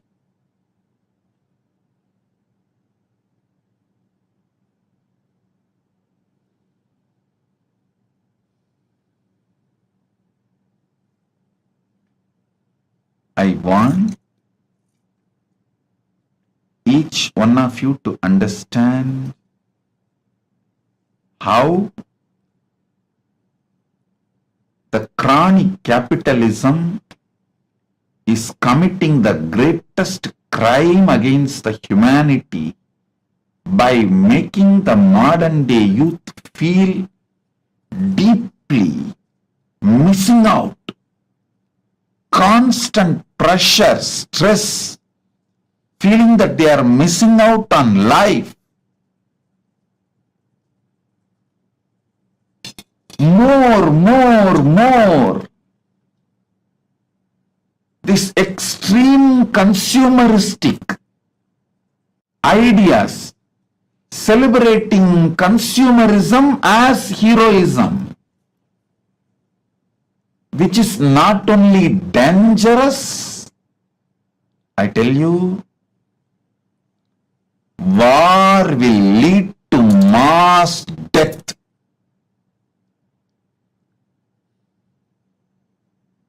This extreme chronic capitalism,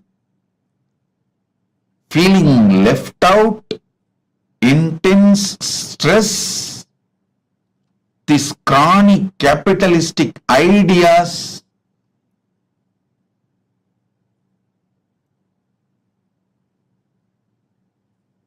all these put together creating an ecosystem of hyperfixation. Hyperfixation is actually the product of the ecosystem created by chronic capitalists,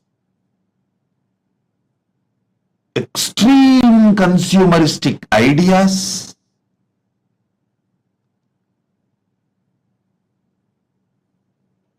deep stress and restlessness. Youth are constantly made to feel that they are missing out on something. Stress, feeling missing out on something, intense restlessness, all these put together is forming an ecosystem where hyperfixation is becoming lifestyle. Listen. Life with hyperfixation is worse than death. Is worse than death. Life in the hyperfixation itself is a punishment worse than death. Physical death will be caused by global wars. Conscious death will be caused by hyperfixation, which evolves from the ecosystem of stress,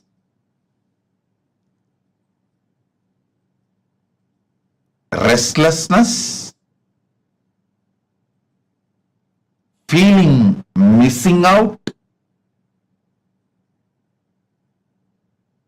pressurized to be everywhere. See, modern day youth are brainwashed and pressurized to be everywhere. If you have to be a trendy, you have to be everywhere.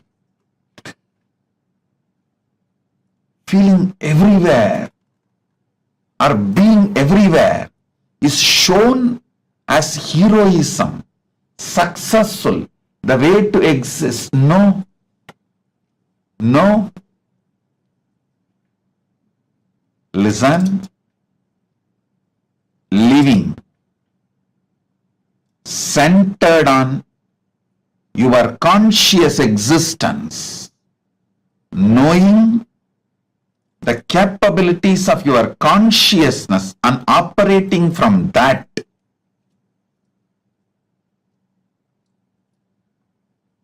gives you the ultimate life. You will be 1,000 times more productive, but establish on deep peace inside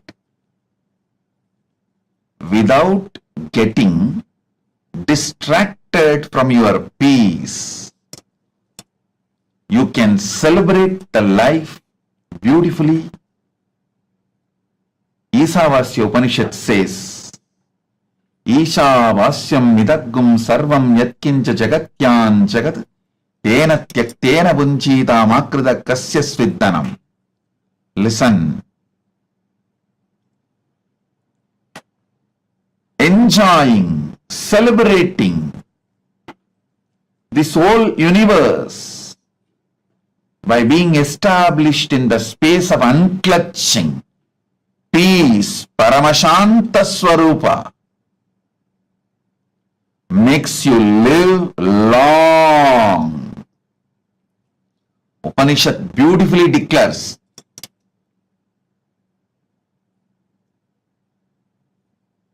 Ishavasyam idaggum sarvam yatkincha jagatyan jagat yena tyaktena bunchita makrita kasya sviddanam kurvannevega jijivishet sadaggum samaha.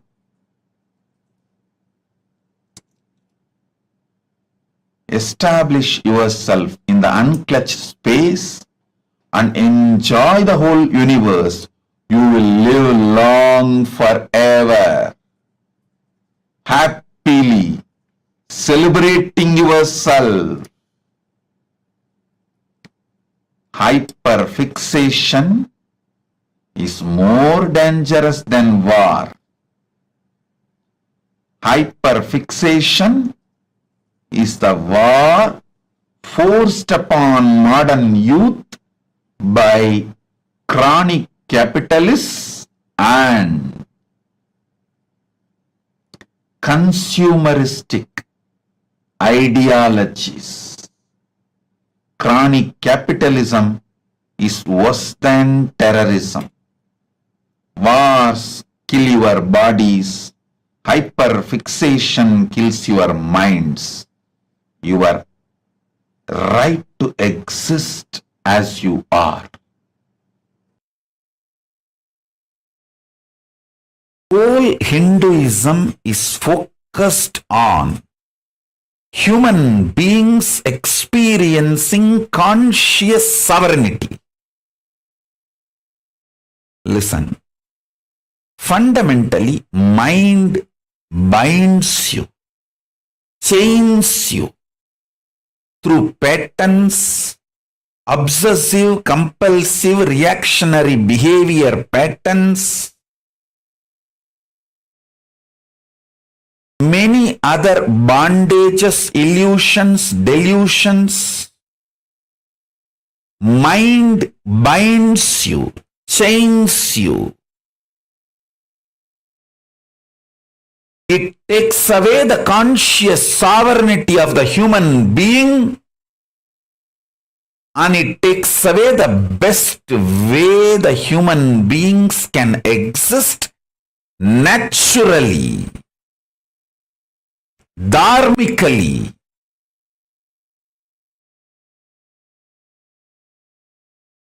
A simple human existence. And the best things that simple human conscious existence can manifest, everything is hijacked, taken away, chained, bound by mind. And when you start manifesting ferociousness and break the patterns, manifest powers, your mind is transformed into supermind. Understand? If needed, everything else can be given away just for conscious sovereignty. Conscious sovereignty is worthy of everything. Let me explain conscious sovereignty. Conscious sovereignty means I know I am consciousness. I manifested this body, this life, and I am going to be working on exhausting any bondage, chains put on me in the form of obsessive compulsive behavior patterns, reactionary patterns, any other bondage put on me, I will exhaust those karmas and break from those bondages. I will be ferocious and break those patterns and liberate myself, manifest powers, and reclaim my conscious sovereignty. This is my life. How many ever births I take, I know this is my life. Having this clarity, and whether you are facing a headache or headache giver or worst thing you think in your life. For some people, poverty is the worst thing. They're ready to die, but they don't want to live in poverty. For some people, death is the worst thing. They are ready to go through anything, but they don't want death. For some people, loneliness is the worst thing. They are ready to go through anything, but they don't want loneliness. Listen.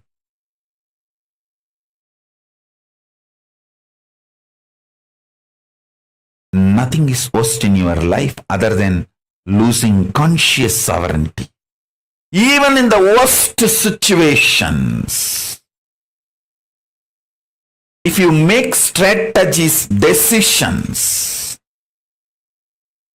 from your conscious sovereignty, you already started living enlightenment.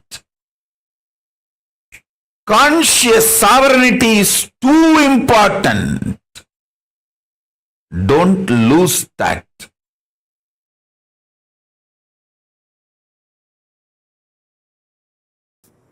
If you see a snake and become powerless, shaken, it is fear. If you are thinking anytime snake may come, anywhere, and what will happen to you? It is phobia. I can give you one more example for phobia. Even the iPad screen or the cell phone screen, touch screen, if there is a snake photo, you will not touch. You will not put your finger near the mouth. How many of you have this? That is phobia. Understand, that is not fear. It's not going to come out of the iPad and hit you.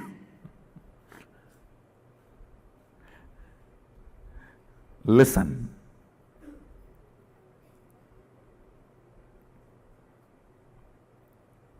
Fear is different, phobia is different. Fear disturbs your integrity, but not completion. Completion is disturbed only by phobias. Look in and analyze, you will understand what I am saying. I'll expand on fears more. Listen. For example, fear of death. You always feel, I can handle when it comes. When it comes, you may not be able to handle, that will only disturb your integrity. Means where you respond, where you react. But inner space, you always come to terms with all the possible actual fears. It is law of your inner space. Whatever understanding your inner space has, if you are able to make it, live it in reality, that is called integrity. Listen. In the inner space, you may feel, I know, I can face it when it comes. And when it comes, if you are able to face it, it is integrity. If you have confidence only inside and you are not able to face it, when it actually comes, it is only completion, not integrity. Listen. I am analyzing deeper and deeper and taking you to the deeper and deeper level of completion. Listen.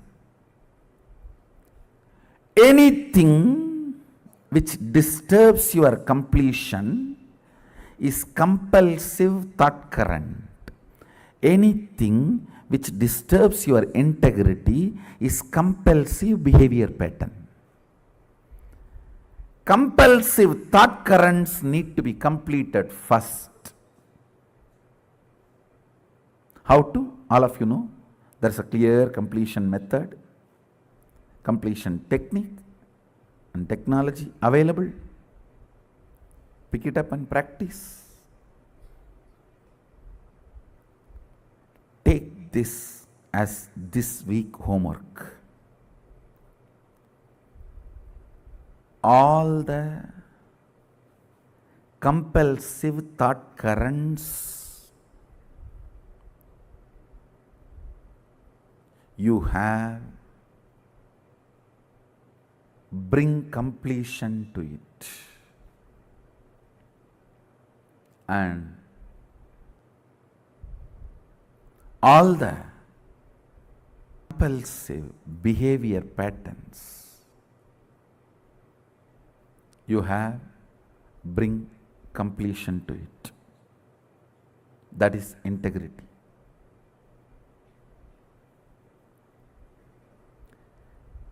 It can be as simple as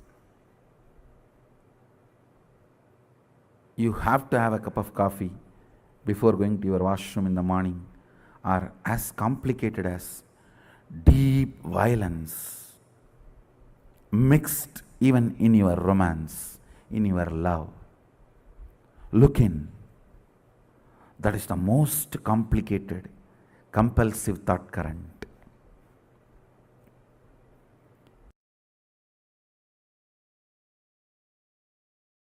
Liberating yourself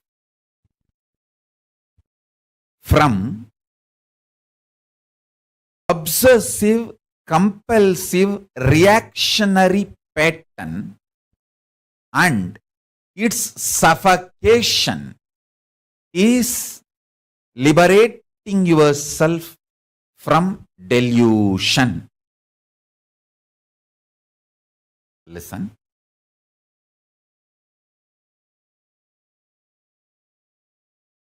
The greatest suffering is identifying yourself with your obsessive compulsive reaction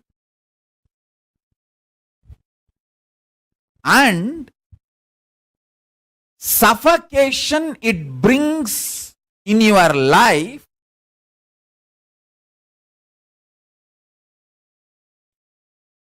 as you. I'll repeat.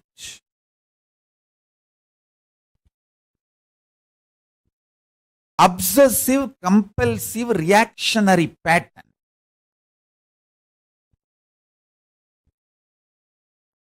You identify yourself with that pattern and not only you identify yourself with that pattern, all the suffocation that pattern brings, you start blaming everyone other than you. That is, I tell you,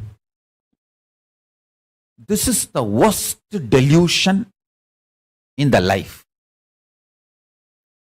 Even if you drink a cup of coffee, because of the obsessive compulsive reactionary pattern, it is drinking poison. Because the coffee is going to strengthen this obsessive compulsory reactionary pattern. Obsessive compulsive reactionary pattern.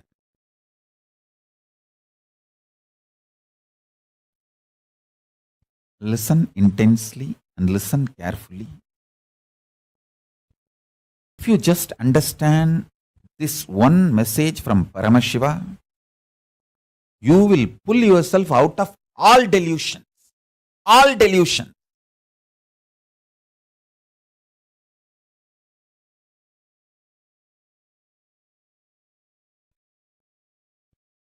This obsessive, compulsive, reactionary pattern, you strongly feeling that pattern is you, and all the suffocation comes with that pattern, you start blaming everyone around you,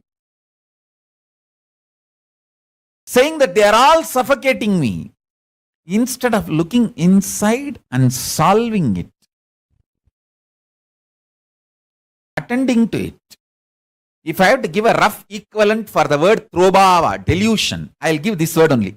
Obsessive, compulsory, reactionary pattern, associating, identifying yourself with that pattern, and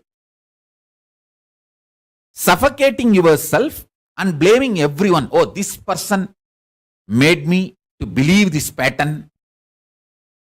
This person is suffocating me. This person put the pattern in me. This person is torturing me. You blame everyone around the world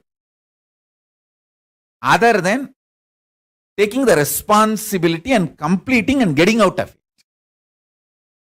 And I have also seen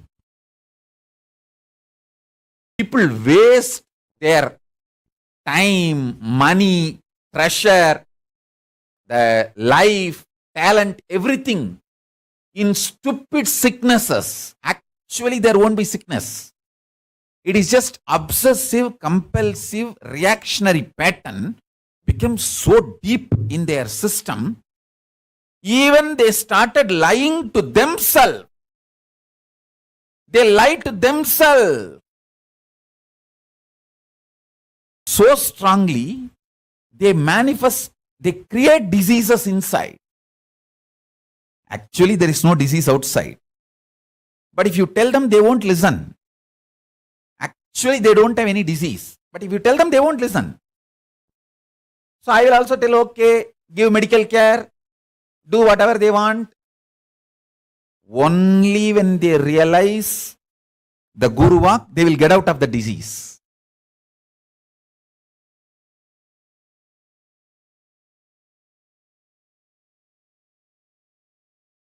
I tell you, I have made thousands of people achieve liberation, enlightenment itself, just by breaking this one pattern, obsessive, compulsive, reactionary pattern.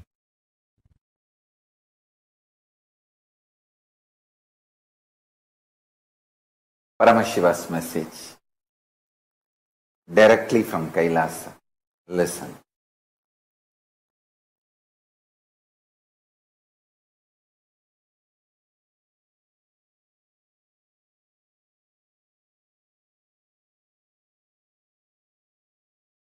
Invoke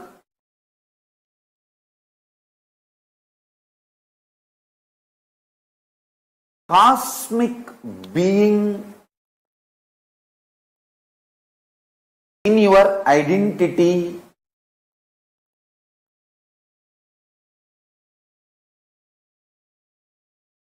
you can invoke Ganesha or Subramanya, Shiva, Devi, Vishnu, Surya, any one of the cosmic being, Guru. Listen, invoke cosmic being in your identity. You will manifest such extraordinary energy and higher life. Understand? Fundamentally, Hinduism is science of invoking cosmic beings in you. That is why before even you start developing the primal OCD, obsessive compulsive disorder, understand? The primal OCD, obsessive compulsive disorder, you start developing before the age of 7. What I call as root pattern. Being driven by fear and greed. Please understand. Listen carefully. All human beings, other than who are initiated before the age of 7 and started manifesting their Ishta Devata, other than those few blessed, fortunate, who are initiated and started manifesting their Ishta Devata before the age of 7, everyone else is suffering with OCD. People who brainwash you, methodology they use to brainwash you, and how you start getting brainwashed in the initial level, and how it evolves as obsessive compulsive disorder. After some time, even if you know you have enough money to buy anything which money can buy, even after acquiring so much money, you don't stop working for money, because by now it has become obsessive compulsive disorder.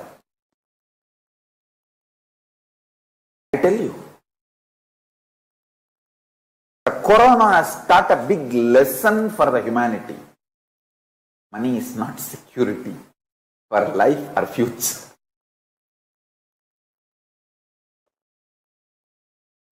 I wanted to tell every human being, consciousness, rich consciousness is the most powerful security.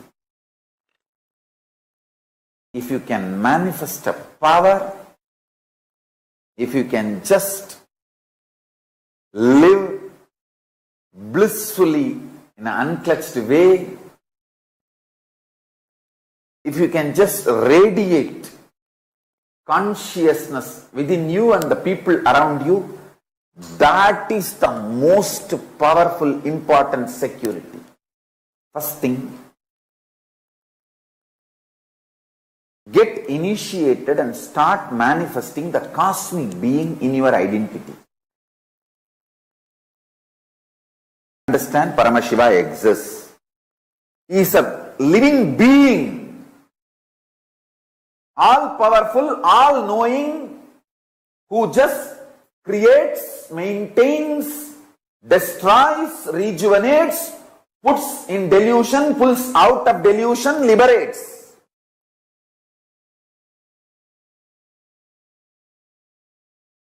Who plays with these tattvas and principles. He is a living being, alive, who can respond to you now. Invoke him in your identity. What do you feel as you? The core of you.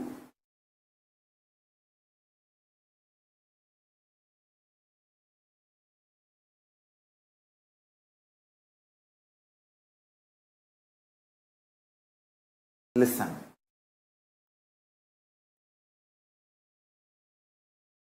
When you invoke him, invoking him in you needs only two things: initiation and your conscious will persistence, requesting him, asking him to manifest in you. Invoke him. See, when you invoke him, the fear-based obsessive-compulsive disorders become irrelevant. I am not saying don't go to job. I am not saying don't earn money. Understand. Listen carefully. I am not saying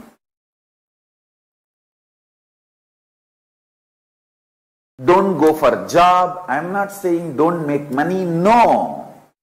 I am only saying don't do it as a OCD, obsessive compulsive disorder. Do it out of extreme clarity. Hindu is a being who invokes cosmic being in his identity. Your Ishta Devata becomes your core existence. You can have, the Hinduism gives beautiful choices. You can connect with Ganesha, Subramanya, Shiva, Shiva's multiple forms: Nataraja, Kala Bhairava, Swaranagarshana Bhairava, Somaskanda, Tyagaraja, Arunachaleshwara, Sundareshwara, Sukha.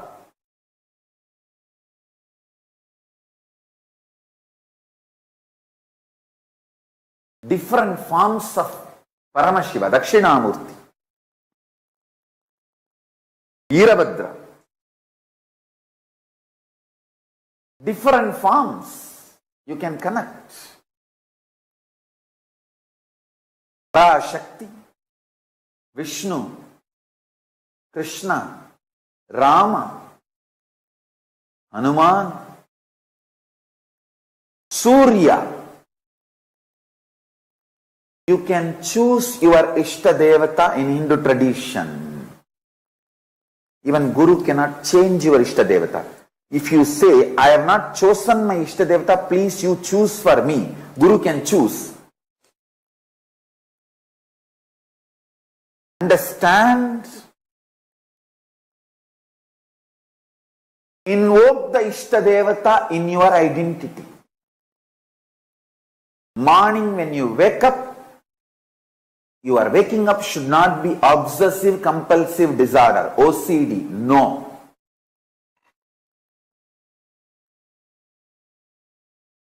It should be IID, Ishta inspired decision.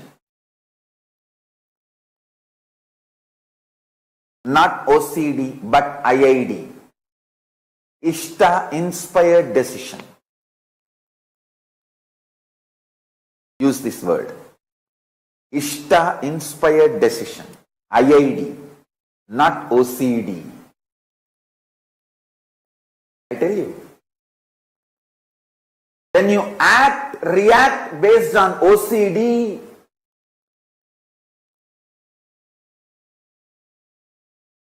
you feel stuck, suffocated. You don't know how to do, what to do, and finally end up in literally depression, frustration, living dead or suicide itself. All the problems of the human life, all the sufferings and pains humanity is going through, the source is OCD you started developing from your root pattern. Before the age of 7, from your root pattern, you develop your OCD. That is why in Hindu tradition, as early as possible, the child should be initiated and it should start manifesting Ishta Devata. Ishta Devata inspired, Ishta Devata mantra, Ishta Devata manifesting in its being. See, for example, morning, the moment I became aware of this world, the first thing is Paramashiva manifesting.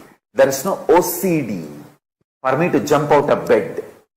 No fear or greed or OCD to jump out of bed.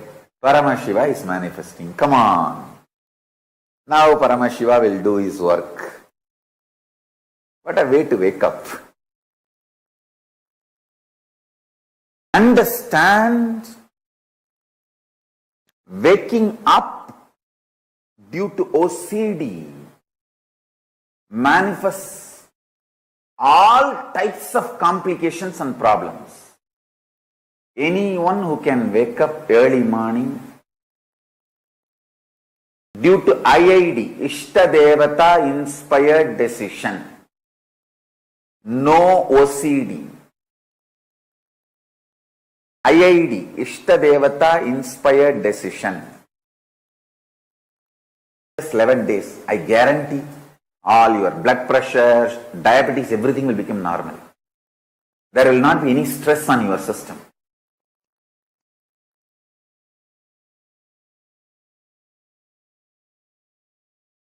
Ganapati is real. He is a living cosmic being. When you invoke him, he actually comes with that big elephant face, pot belly, Brahmanda in his belly, and asks, "Oh my son, what do you want? Oh my dear, what do you want? Why you invoked me?" He is real. Please understand, I am not spreading any superstition to the space of IID. I am telling you.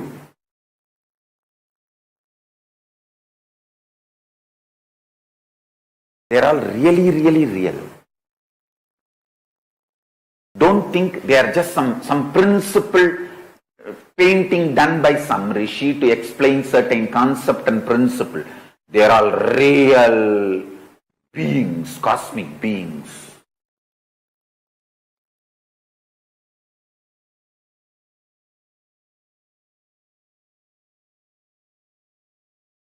One advantage my disciples have, see, all my disciples who feel, hey, Swamiji will not lie to me and he will only tell the truth to me.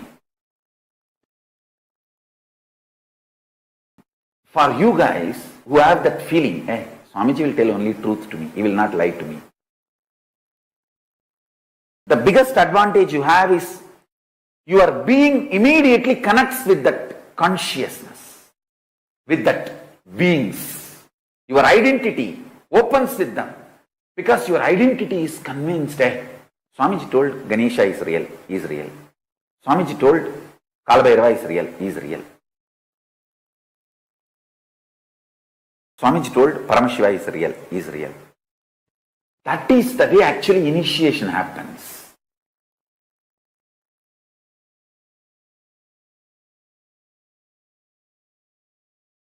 That one initiation and connection happens between you and me, I know for sure you will be enlightened. Today or tomorrow or day after tomorrow you will be enlightened, no doubt.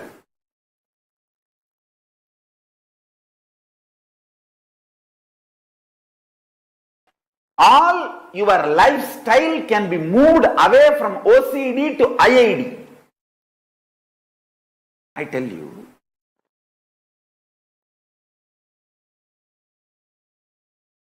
all your decisions and its good, bad effects, results, success, failure, everything finally take it to Paramashiva and cry. Want to express your frustration, express it to him. Want to express your love, express it to him. Want to show your gratitude, show it to him. Want to fight, fight with him. Do everything with your Ishtadevata. It can be Ganapati, it can be Shiva, it can be Muruga, it can be your Guru. I tell you, just practice this one. In few weeks, your life will start moving from obsessive-compulsive disorder based to Ishtadevata inspired decision based, IID. You are liberated, I tell you. For each nama, each mantra, remember that your Ishtadevata is real. Please understand, the concept of Ishtadevata is unique to Hindu tradition. I want all of you to know, I connect with the ultimate as Paramashiva and Parashakti. But I am absolutely sure, listen to this statement, even if you think Vishnu is the ultimate, you will achieve ultimate. If you think Ganapati is ultimate, you will achieve ultimate. If you think Parashakti is ultimate, you will achieve ultimate. If you think Subramanya is ultimate, you will achieve ultimate. If you think Surya is ultimate, you will achieve ultimate. Please understand. Parabrahma, Paramashiva, Parashakti, Paramapadam of Vishnu. All this leads you to the ultimate, makes you experience ultimate. Please understand.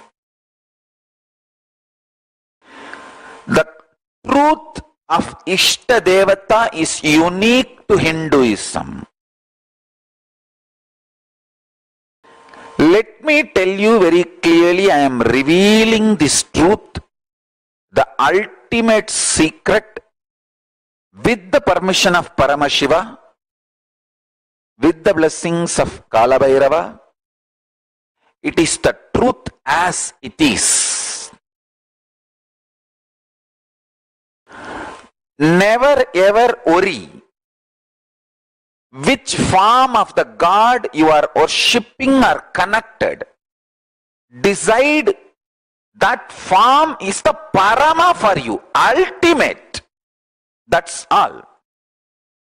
If you want, you can add the Parama, ultimate, to that your Ishtadevatas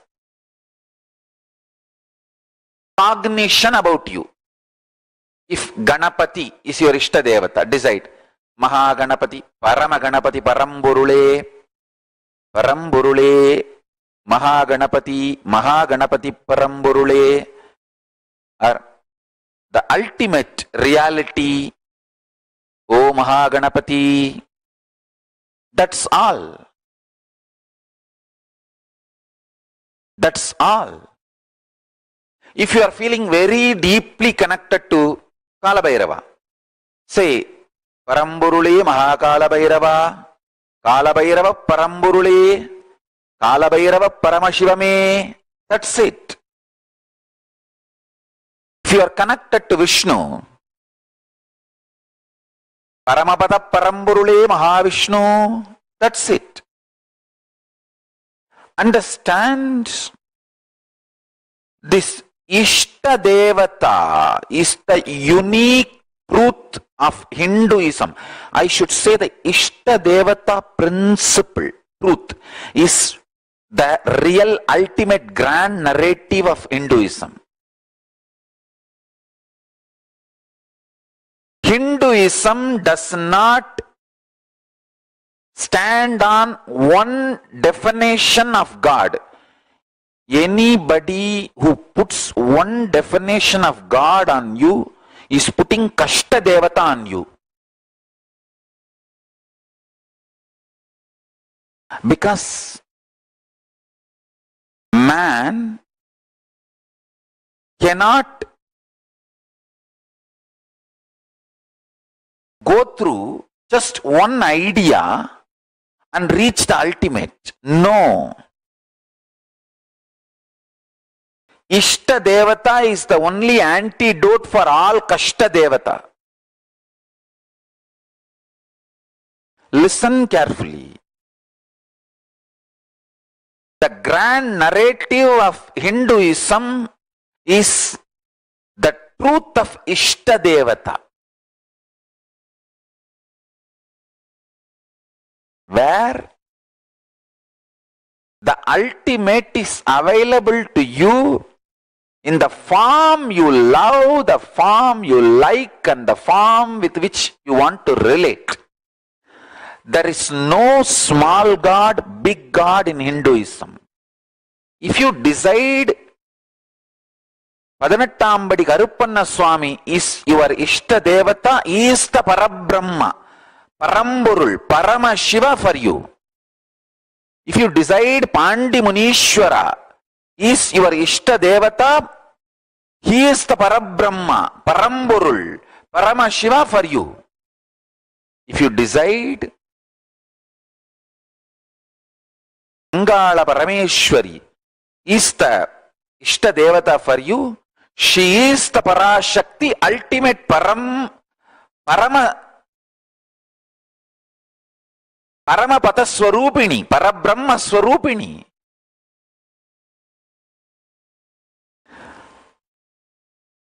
Changing the Ishta Devata on the course of journey is perfectly alright. Nothing wrong. Hinduism does not say you cannot change the Ishta Devata. You only has to do one thing. Till yesterday, if you were worshipping Rama as your Ishta Devata, today you suddenly decided you are going to worship Kali as your Ishta Devata. Decide, O Parabrahman, O the ultimate, till yesterday I was worshipping you in the form of Rama. From today I want you to appear and connect with me in the form of Kali. So I merge the superconscious form of Rama into the superconscious form of Kali, and from now I bow down to Kali. That's it. All the tapas, sadhana, spiritual practice you did is going to continue. It is not that all that has gone or waste or you have to start again from the zero. No.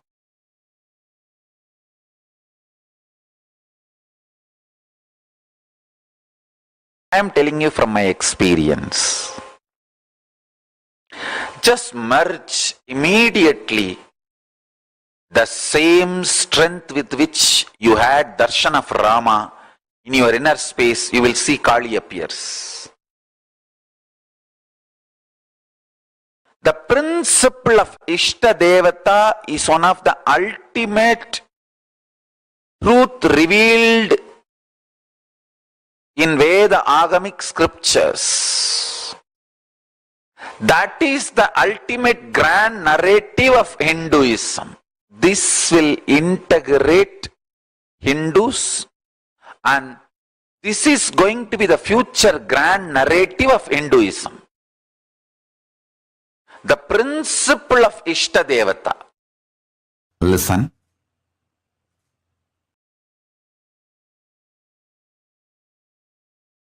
Ferociously, not softly, not politely, not mildly, but ferociously breaking the obsessive, compulsive, reactionary patterns is power manifestation. Paramashiva's powers manifest to beings who powerfully, ferociously break obsessive, compulsive, reactionary patterns. Even once you behave with your obsessive, compulsive, reactionary pattern ferociously and break one pattern and manifest powers, the kind of the courage you will feel, you will straight walk towards enlightenment. Because after that, every obstruction, every barricade, every stopping will look very funny.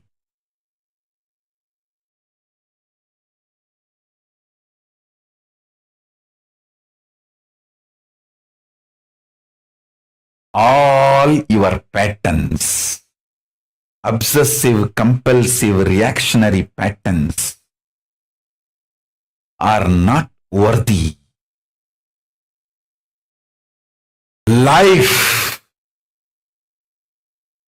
Paramashiva's powers are only worthy to manifest, celebrate, enjoy. Listen carefully.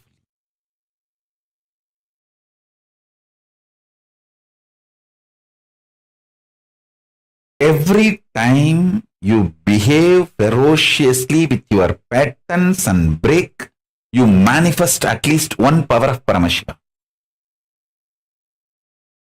Listen.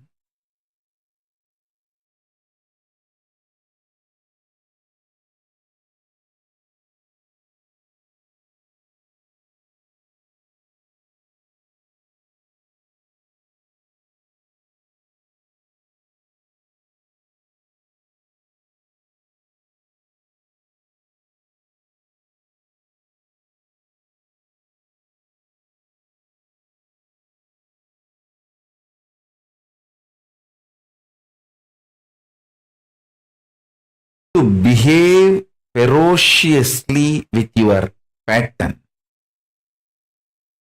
you don't need anything other than feeling connection or trust on me, because the trust you have on me will naturally manifest as the courage to execute my words.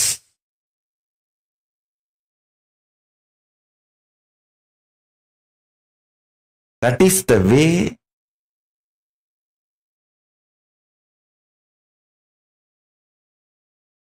I manifested Paramashiva. See, my extreme love for my gurus,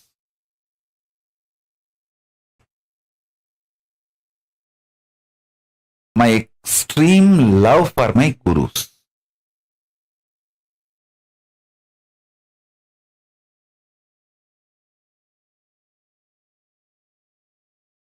First of all, you need to know everything you do is enriching. And if you don't know something is enriching, don't do it.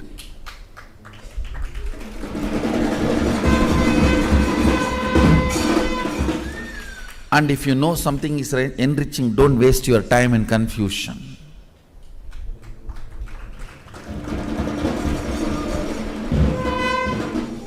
Confusion is a crime.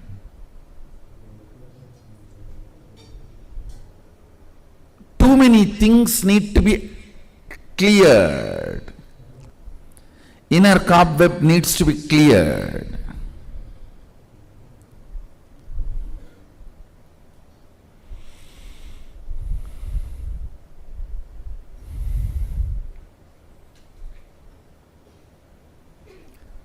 Too much cleaning up need to be done inside. The power of integrity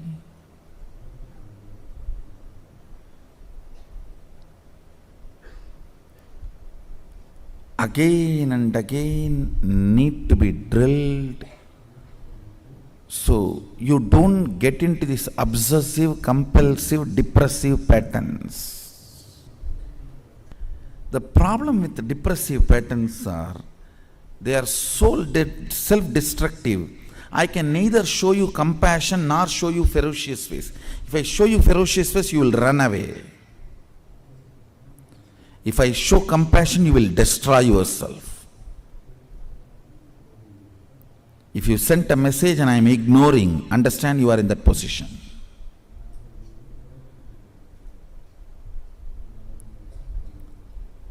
This obsessive, compulsive, depressive patterns,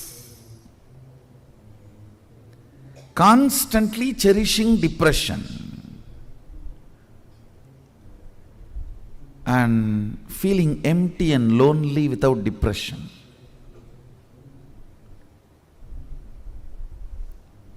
And it is so self-destructive. You can't be handled in any way. Guru cannot help you, because if he shows ferocious face, you were waiting for that, so to run away. If compassionate face is shown, you will think it's all right, it's okay to engage and entertain this thought current, because even if I entertain this thought current, I am only going to be cared and cajoled. So Guru cannot help you. That's the worst space to be in, where even he cannot help.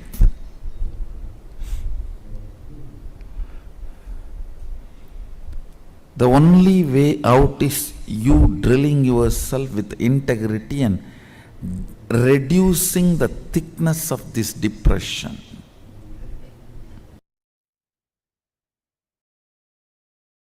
Yes, so amazing.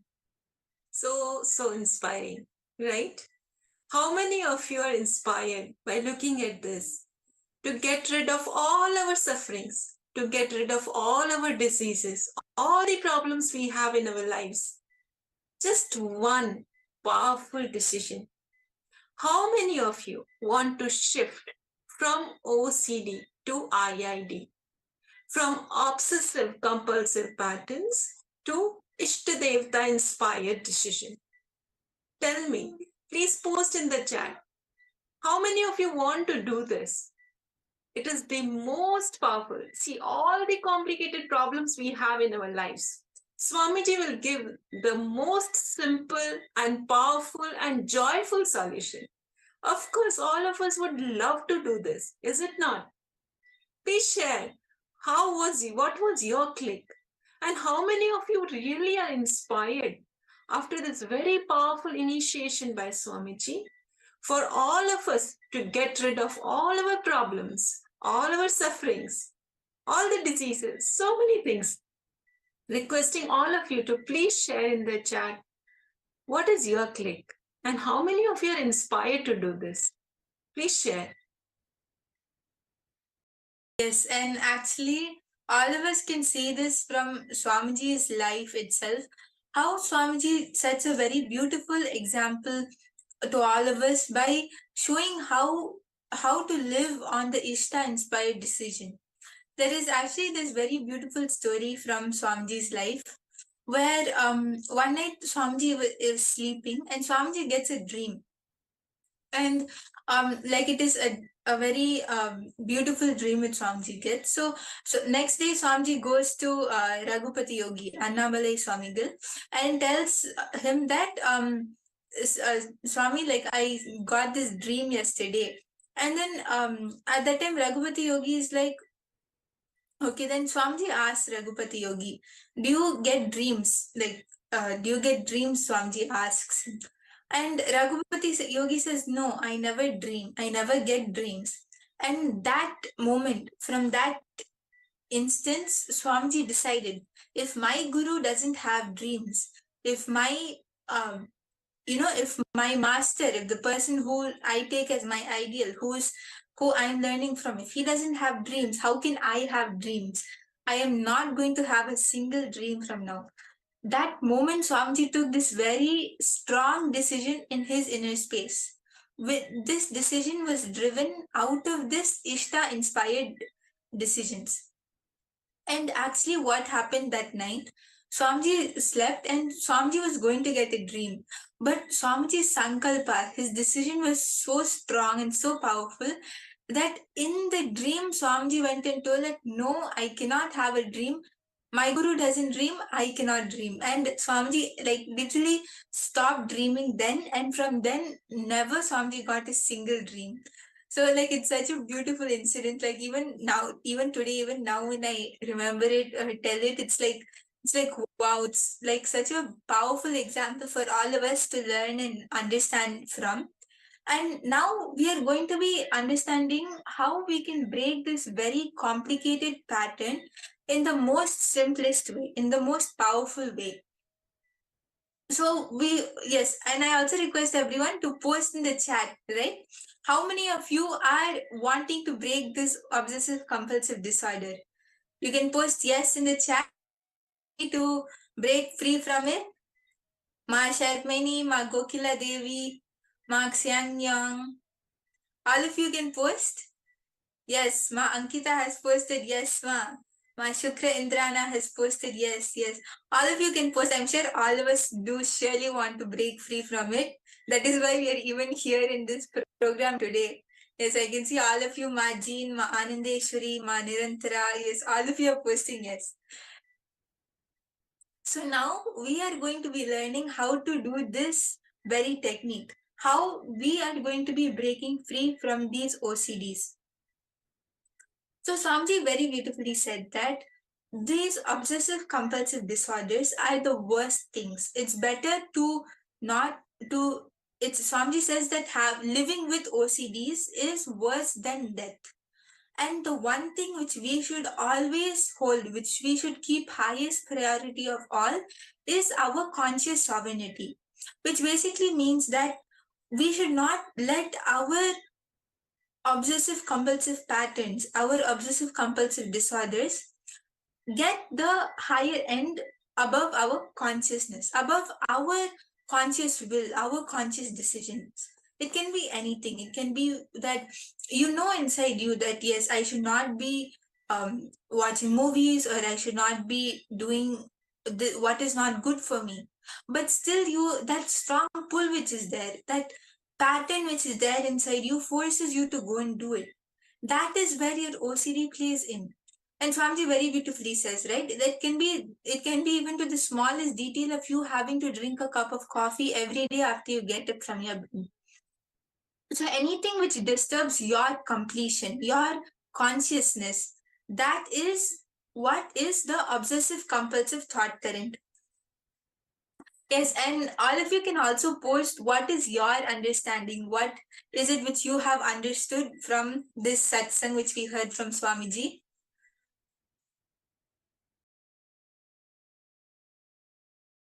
Ma Nirantarananda, Ma Aravind, Ma Shukrendra, and all of you can post what is it which you have understood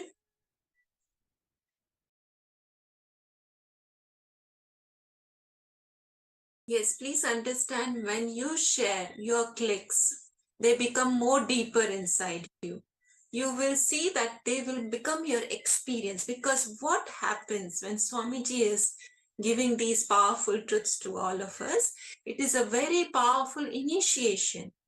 So as soon as the initiation happens, we cognize it, we internalize it, and we radiate it or we share it.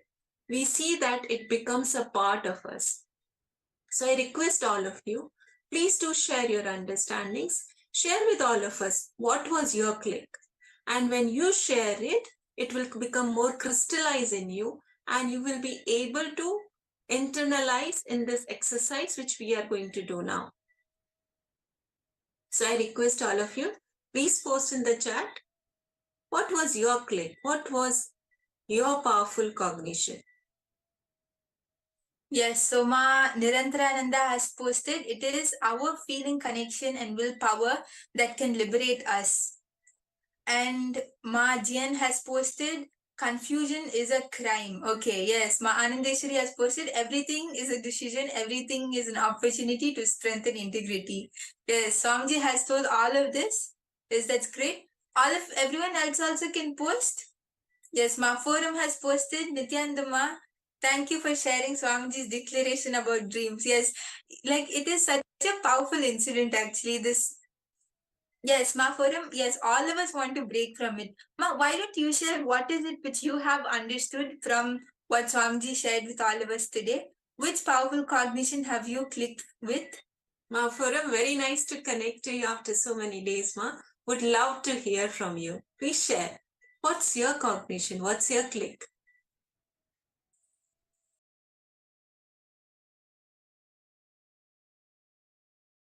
Yes, as all of us are sharing, let's move on to the next step.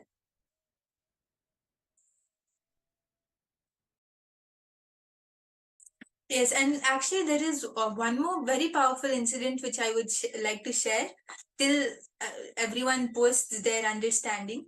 This is another incident from Swamiji's life where one day Swamiji was like Swamiji always sleep for 2 or 3 days, and the evening aarti was going to happen in the main Garbha Mandir of the Tiruvannamalai temple. And at that time, Swamiji was sleeping, and because Swamiji was sleeping, Swamiji came a few minutes late for the main aarti.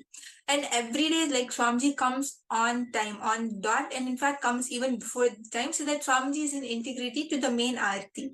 All of us know how much Swamiji is keeps deities and Paramashiva as Swamiji's first priority, right?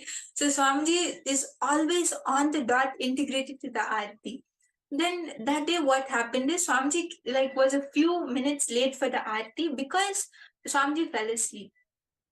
So that time, when Swamiji saw that it was a minute or two late, Swamiji is like, no, I can't do this. This can't be. I can't afford to do this. I can't be late for the aarti.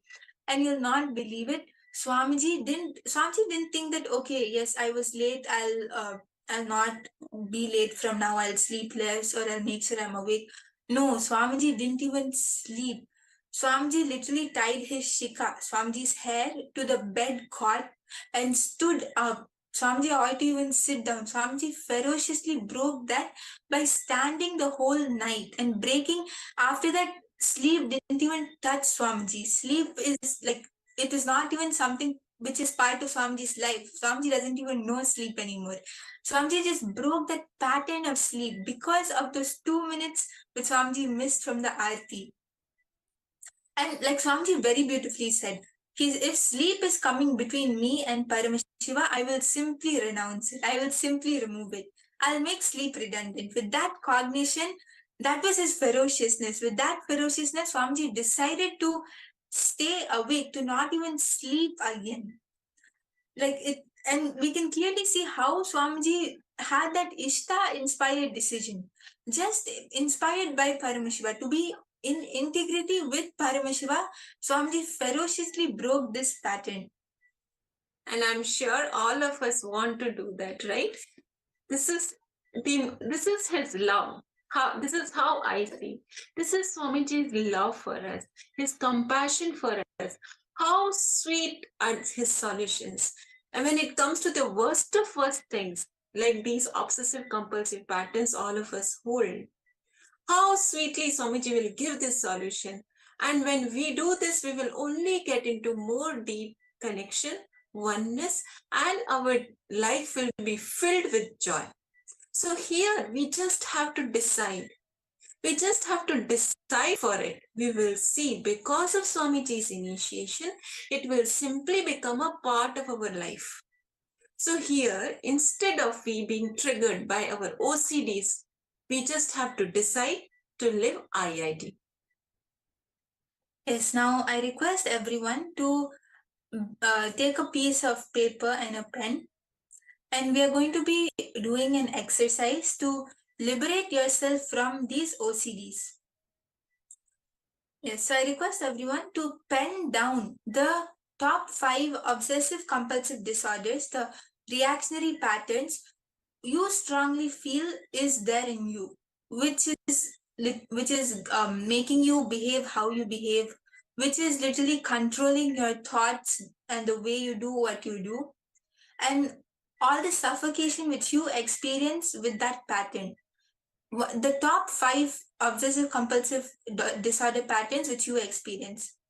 For example, you have the compulsion of wanting to have coffee every day after you wake up without even going and doing anything else.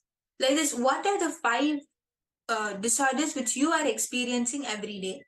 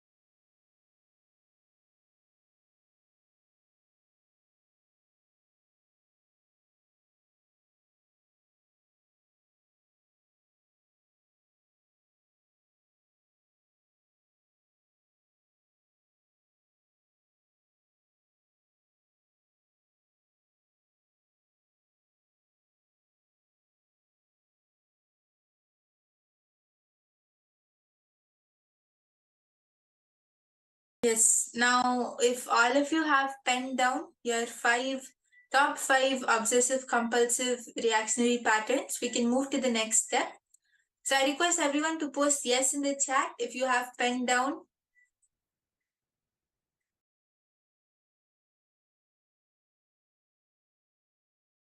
can pen down whatever it is, authentically pen down. You are not going to be sharing this with anyone, so it's completely fine. Whatever it is which is there inside you, which you authentically feel is suffocating you, you can write that down. Because you'll see that when you authentically write it down and when you don't hold anything inside, you will really complete with it. You'll see that a weight has lifted off you. You'll see that change in you. So everyone can post yes in the chat once you have penned it down.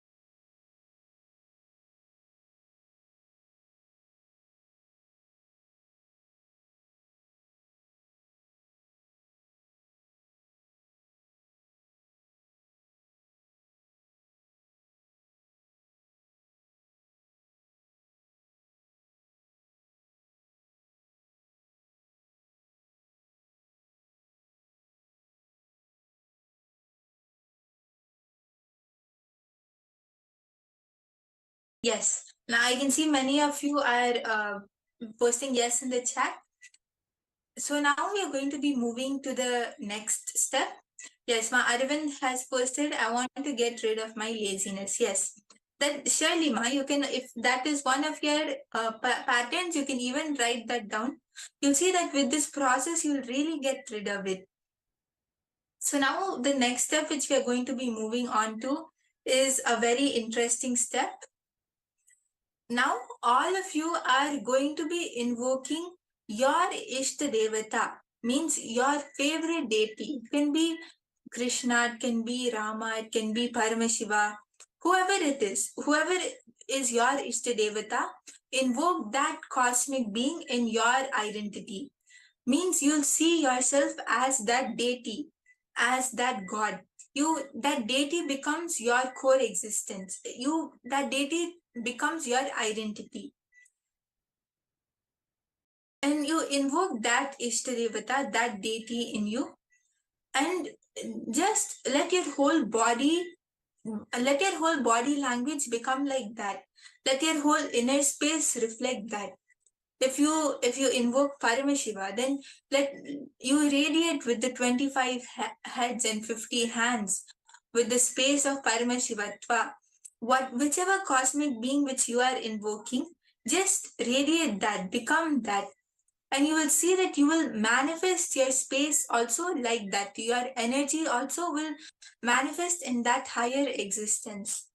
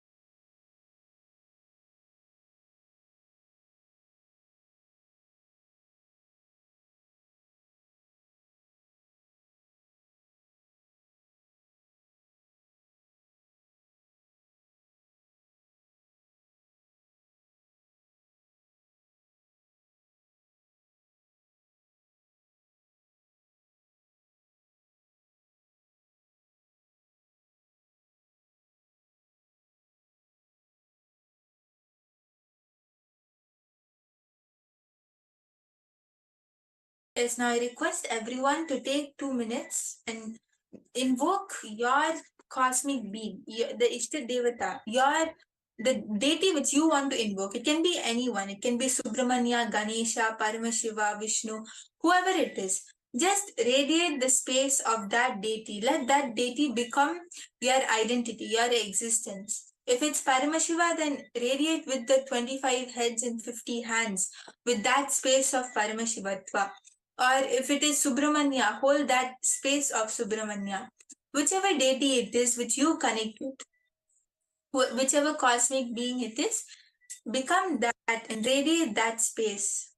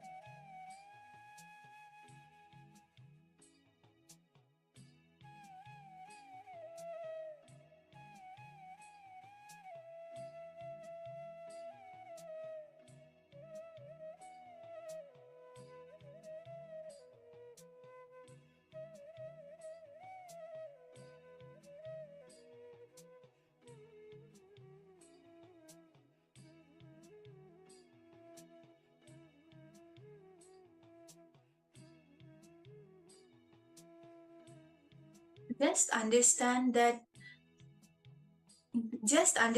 that fundamentally the science of Hinduism, the science of invoking cosmic beings in you is one of the primary sciences of Hinduism, is what all of us practice, is what all of us should be practicing. And that is what we even see in the life of Swamiji. That is the example which Swamiji even shows us in his life, right? Swamiji very beautifully says that the moment in the morning, the moment I get up, the moment I become aware of this world, the first thing is Paramashiva is manifesting. There is no OCD for me to jump out of bed, the fear, greed, or OCD to jump out of bed. Paramashiva is manifesting, the Ishta inspired decision. Now Paramashiva will do his work. That is why I have to wake up. What a way to wake up. This is the cognition from where Swamiji wakes up in the morning. This is the inspiration for Swamiji's decisions, not OCD. All of us should also understand this.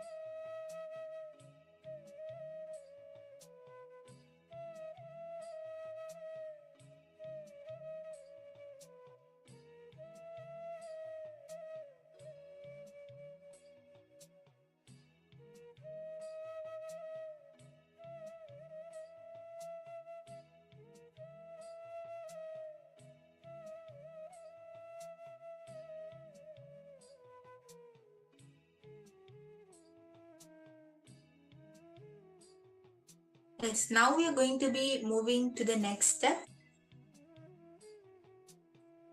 Now, whichever OCDs which you have penned down, and all your other decisions, whether it is good, bad, whether the effects are and the results are success, failure, everything, whatever it is, take all of these decisions, take all of these thoughts, patterns, everything to your Ishtadevata, to the deity which you are most connected to, which you have the most feeling connection towards. It can be Krishna, it can be Paramashiva, whoever it is. And express that feeling, express that pattern completely to your Ishtadevata. It can be, you can fight with him, you can express your powerlessness to him, you can complain, you can express your love, gratitude, happiness, joy, whatever it is, whatever emotions are coming inside you, just pour everything out to your favorite deity, to your favorite god. Tell him everything, whatever is there in your inner space, just express everything and completely take out everything from your inner space.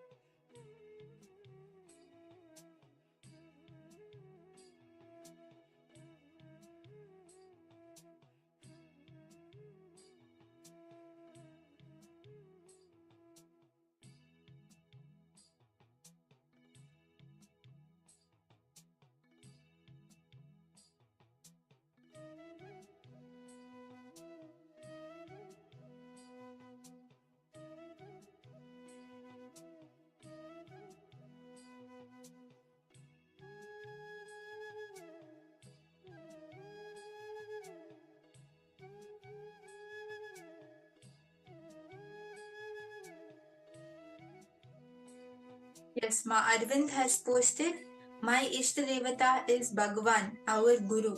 Yes. So Ma Arvind, you can express everything which is there in your inner space to Swamiji, to Paramashiva. Whatever emotions come inside you, whatever joy, fear, gratitude, all the decisions which cause all these emotions, you can express everything.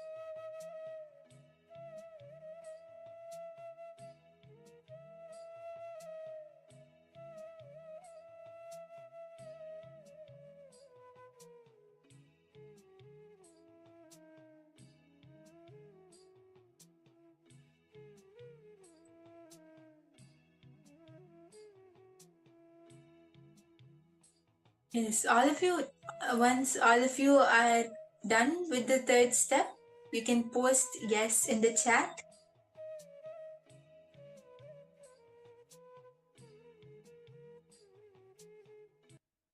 Yes, once all the participants are done, you can post yes in the chat.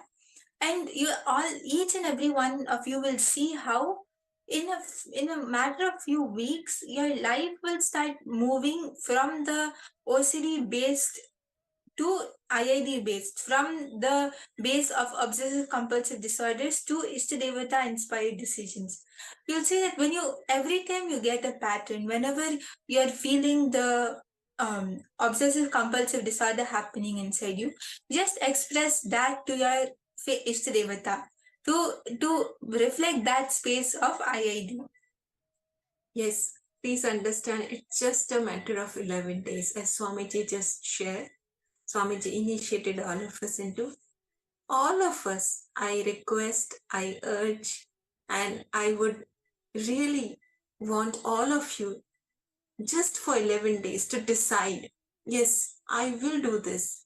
I will practice this for 11 days. Swamiji has initiated me and I want to make a shift in my life. So with this decision from today's initiation and inspiration by Swamiji, let us decide to come out of our OCDs. I request all of you, please share in the chat. How was your experience of doing this exercise? Ma Arvind, Ma Anandeshwari, Ma Jian, were all of you able to experience a shift? Whatever you were able, whatever experience you had, you can post. Yes, Ma Arvind has posted. Yes, Ma. Yes, that's great to hear, Ma, that you have experienced a change and a shift. Yes, all of you can also post what is the experience you have and what is the powerful cognition which you have gotten from this whole exercise, from this whole exercise which we did just now. Ma Jnana Pradaini, Ma Jian, Ma Anandeshwari, all of you can post. And I also request everyone to participate in the session. You'll see that when you post your understandings, even if you are having any doubts, or if you post your doubts, your questions, when you keep interacting, you'll see how it benefits you a lot. When you actively do this exercise and authentically do it, you'll see how much it will help in your power manifestation. How, because the space which we hold, the powerful cognitions and the thoughts which we hold inside us is what decides our power manifestation, is what makes your power manifestation into manifestation. Yes. So now we are going to be moving to the power manifestation. All of you can post your experience in the chat from this exercise. And we are going to be doing a very interesting power in this round. We are going to be manifesting the power of mind reading. So all of you are going to be partnering up. All the participants are going to be partnering up. There'll be a Nitya's team and an Ananda's team. And we are going to be doing the mind reading with numbers. So the Nityas are going to first be holding a number in their mind. Yes, so first I request everyone to partner up. You can all post. You can post in the chat, partner up with each other, and you can decide and choose who's going to be Nitya and who's going to be Ananda. We are going to be manifesting the power of mind reading, where one of you, where first the Nityas will be holding a number in their mind, and the Anandas have to scan what is that number. It can be any number. It can be 1, it can be 1,000, it can be 1,000,000, whatever number it is. So we are going to be manifesting this.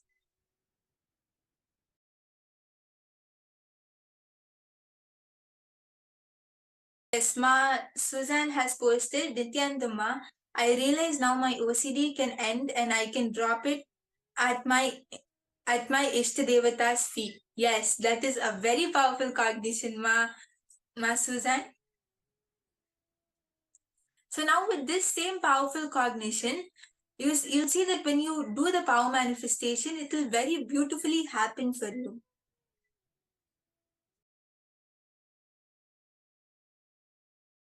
Yes, I request everyone to quickly partner up.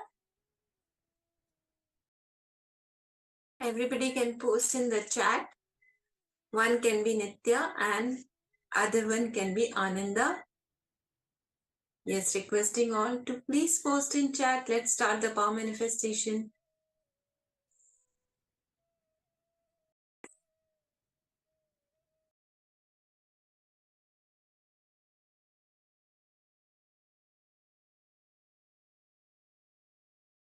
Yes, so Ma Jian and Ma Suzanne have partnered up. Okay, that's great. Yes, Ma Suzanne, you'll be Nitya and Ma Jian is Ananda. Okay?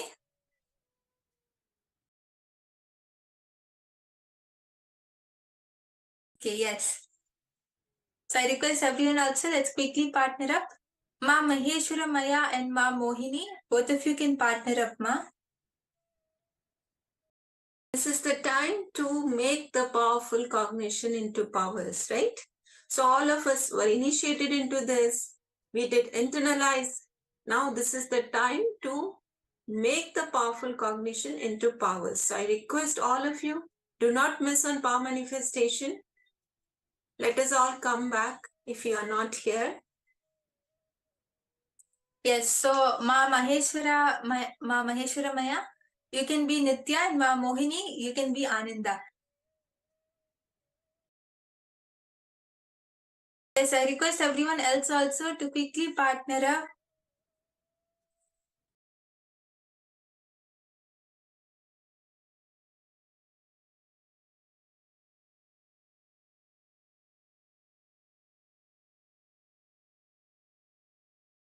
Okay, yes, Ma Kasturi. Yes, I'm really sorry for calling you the wrong name. Yes, Ma Kasturi, it's nice to interact with you, Ma. Yes, you want to attend this Paramashivoham fully, but your sleeping pattern is disturbing. Yes, so I'm sure that you would have put that also in your OCD. So you'll see, Ma, that when you just by doing this process, you'll see how it really completes you. And you'll actually experience it in the power manifestation. So I request to please partner up, Ma. Yes, Ma Kasturi, Ma Forum. Okay, yes. And Ma Kasturi, one more thing. Every time when this pattern is triggering, every time when you are seeing that sleep is coming, connect to your Ishtadevta. Connect to your favorite deity and just surrender. Talk to him. Tell him how you're telling now in chat that I don't want to sleep. I want you to manifest through me, right? Connect to them knowing the cognition which Swamiji gives is he's real. He's in front of me. He's listening to me.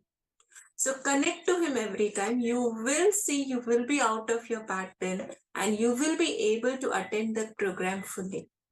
So do this one.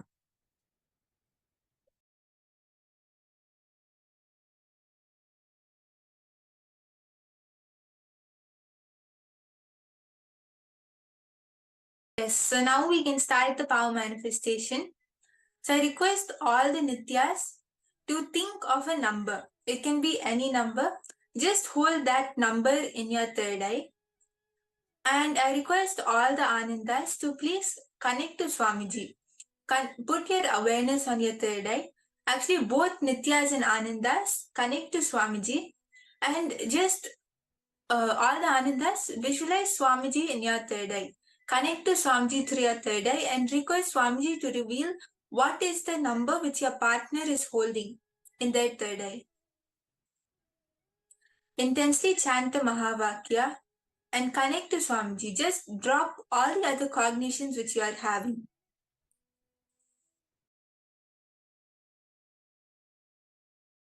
Only chant the Mahavakya and let your whole being vibrate with the Mahavakya.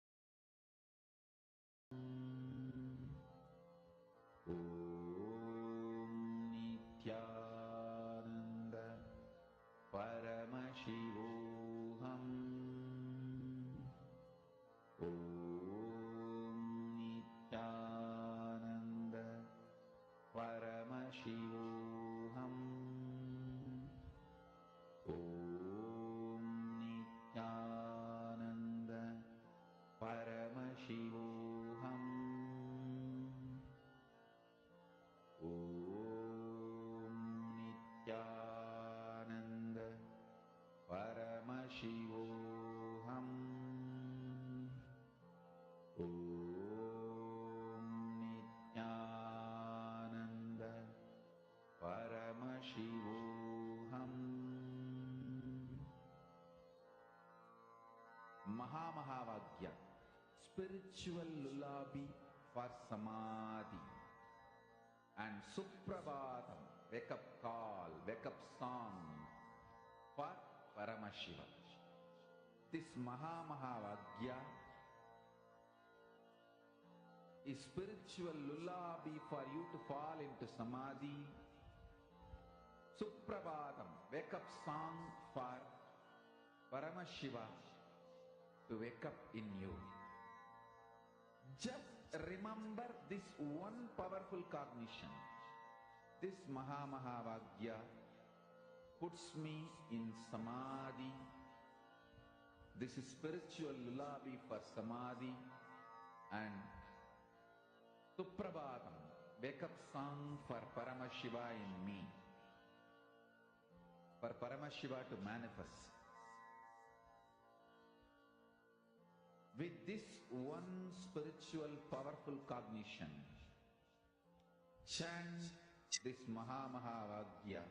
Whatever Swamiji is revealing to you, all the Anandas, whatever Swamiji is showing, whichever answer Swamiji is showing, you can start sharing that with your partner. Yes, I can see Ma Mohini and Ma Maheshwara Maya have started. Yes. So I request everyone to share with your partners. All the Anandas can share with the Nityas which number Swamiji has revealed to you. For Samadhi. We can do this as rapid fire rounds. You'll see that just 2 minutes. Every 2 minutes we'll change, because the first thing which comes in your third eye, the first thing which you see is only what Swamiji is showing you. After that, your mind starts coming in between. So we can conduct this as a rapid fire round. So we'll move to the next round now.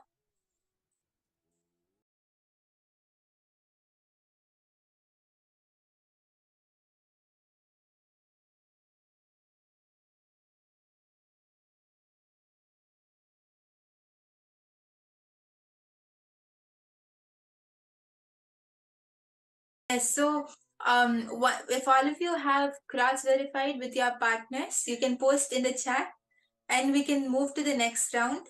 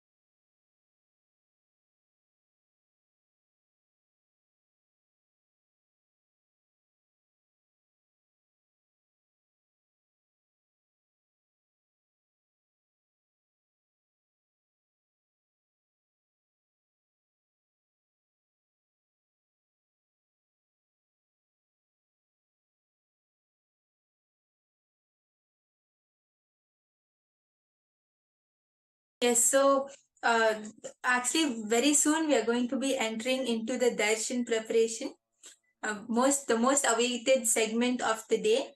And I can see that many of you have manifested, and that's great to see. So it is not only during the session that we have to manifest, right? You can manifest anytime during the day whenever you have time. And if the Anandas have scanned what the Nityas have put in their third eye, then all of you can also post on the chat whatever answer Swamiji showed you. Whatever number Swamiji showed you as an answer, you can post that on the chat and confirm with your partner.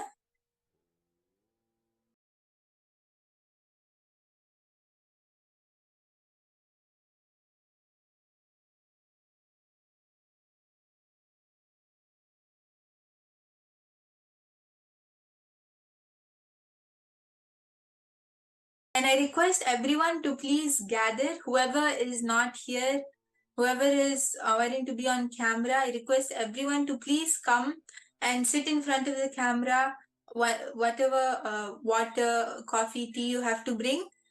I request everyone to bring that and come. We are going to be preparing for the darshan now. Very soon we are going to be entering into the darshan. Whoever is not there also, I request all of you to come, because Swamiji's darshan is the most awaited segment of the day, and I'm sure none of us want to miss it. Yes. Let us all come back. Seeing all of you are, of course, waiting for this very special moment. And now we are going to be moving on to the next session, where we would be learning from Swamiji to drop our quantity-centric lifestyle, where we would be learning from Swamiji about how to drop this lifestyle, where we are based on the quantity, where we have a quantity-centric lifestyle.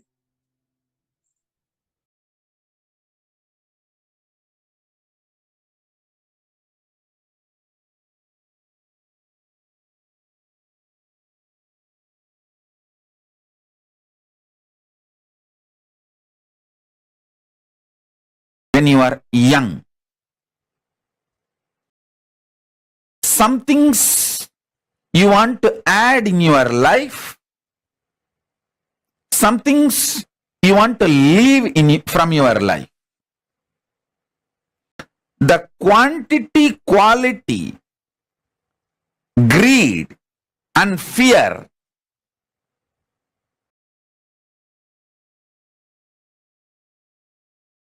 the same quantity, quality, fear and greed will change as you grow, mature or older. Listen. So I'm giving you one example. All things related to quantity and quality changes. They are not eternal. They are ephemeral.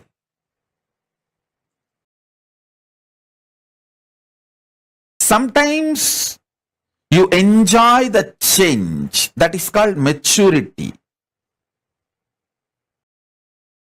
Growing in wisdom. Sometimes you hate the change.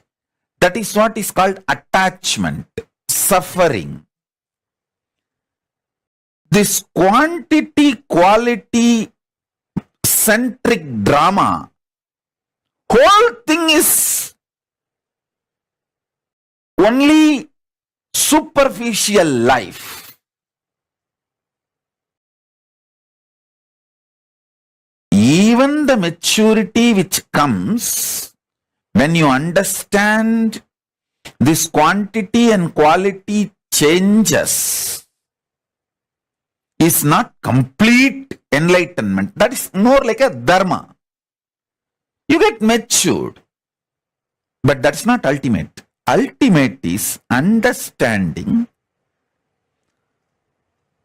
some things which you create some things which you maintain, some things which you destroy, some things which you put yourself in delusion. Sometimes you pull yourself out of delusion. Sometimes you liberate yourself. All this is fundamentally you who is doing this drama. You, the consciousness in you is doing this whole drama. Waking up to that is conscious sovereignty. I want you to understand 3 layers. 1, the quantity quality based thinking, acting, whole productivity centric lifestyle. Quantity means trying to increase the quantity of things in your life, or even trying to improve the quality of your body, your mind, anything. Trying to increase the quality of you. Both are stupid. Both are useless. That's the first thing. Second, the quantity quality centric greed you have. You want to sometime accumulate more money. You want to spend more time in the office. But later on you understand anyone can replace you in your office, but no one can replace you in your home. So you get the shock of your life and realize, oh God, I should have spent more time in my home. Then the next level you will understand. Anyone can replace you, even in your family, but no one can replace what you need to do to yourself to raise your quality. Then next level you will get matured. Even the idea of raising your quality by yourself is extremely wasting time. Instead, a simple quantum initiation with Guru can raise you beyond the quality, quantity, stupidities. The levels of evolving. Because even if you work on yourself, raise all your qualities to higher and higher level, it is more like an ant trying to climb the hill. When it is going to reach the top. But the same ant sitting on the shoulder of the Guru, when he climbs the hill, just in few hours it is going to reach the top. So now what I am doing is I am just taking you on my shoulder and raising you to the Kailasa top, offering you at the feet of Paramashiva so that quantum initiation can happen. Listen. Things you desire when you are in the creation space, you may hate when you are in the destruction space. And you should know, all the destruction in your life is your conscious choice. Things you like very much when you are in a maintenance mode, you may hate when you are in delusion. Many things which you hate when you are in delusion, you may feel so valuable when you are liberated. Listen, When you are in delusion, you will feel suffocated by Guru. You just want to escape from him. You don't even want to see him. You don't even want to remember. Even if you see his photographs in some shop, you will feel irritated and leave that shop when you are in delusion. But when you are moving towards liberation, you just wait for him to appear here and there.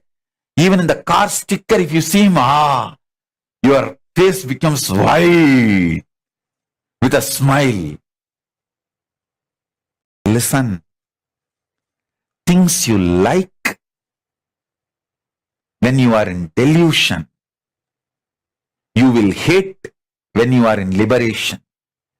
Things you hate when you are in delusion, you will love it when you are in liberation. So the quality-quantity based ideas constantly change. And this change also changes. That's the beauty. Change also changes.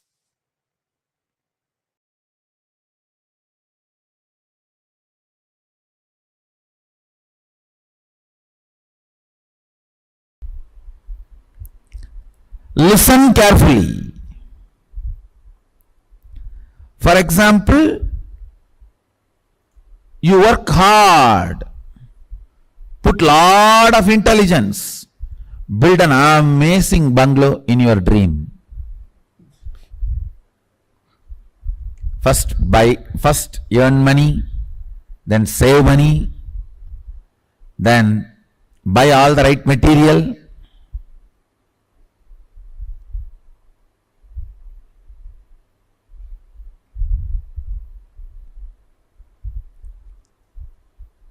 Things which change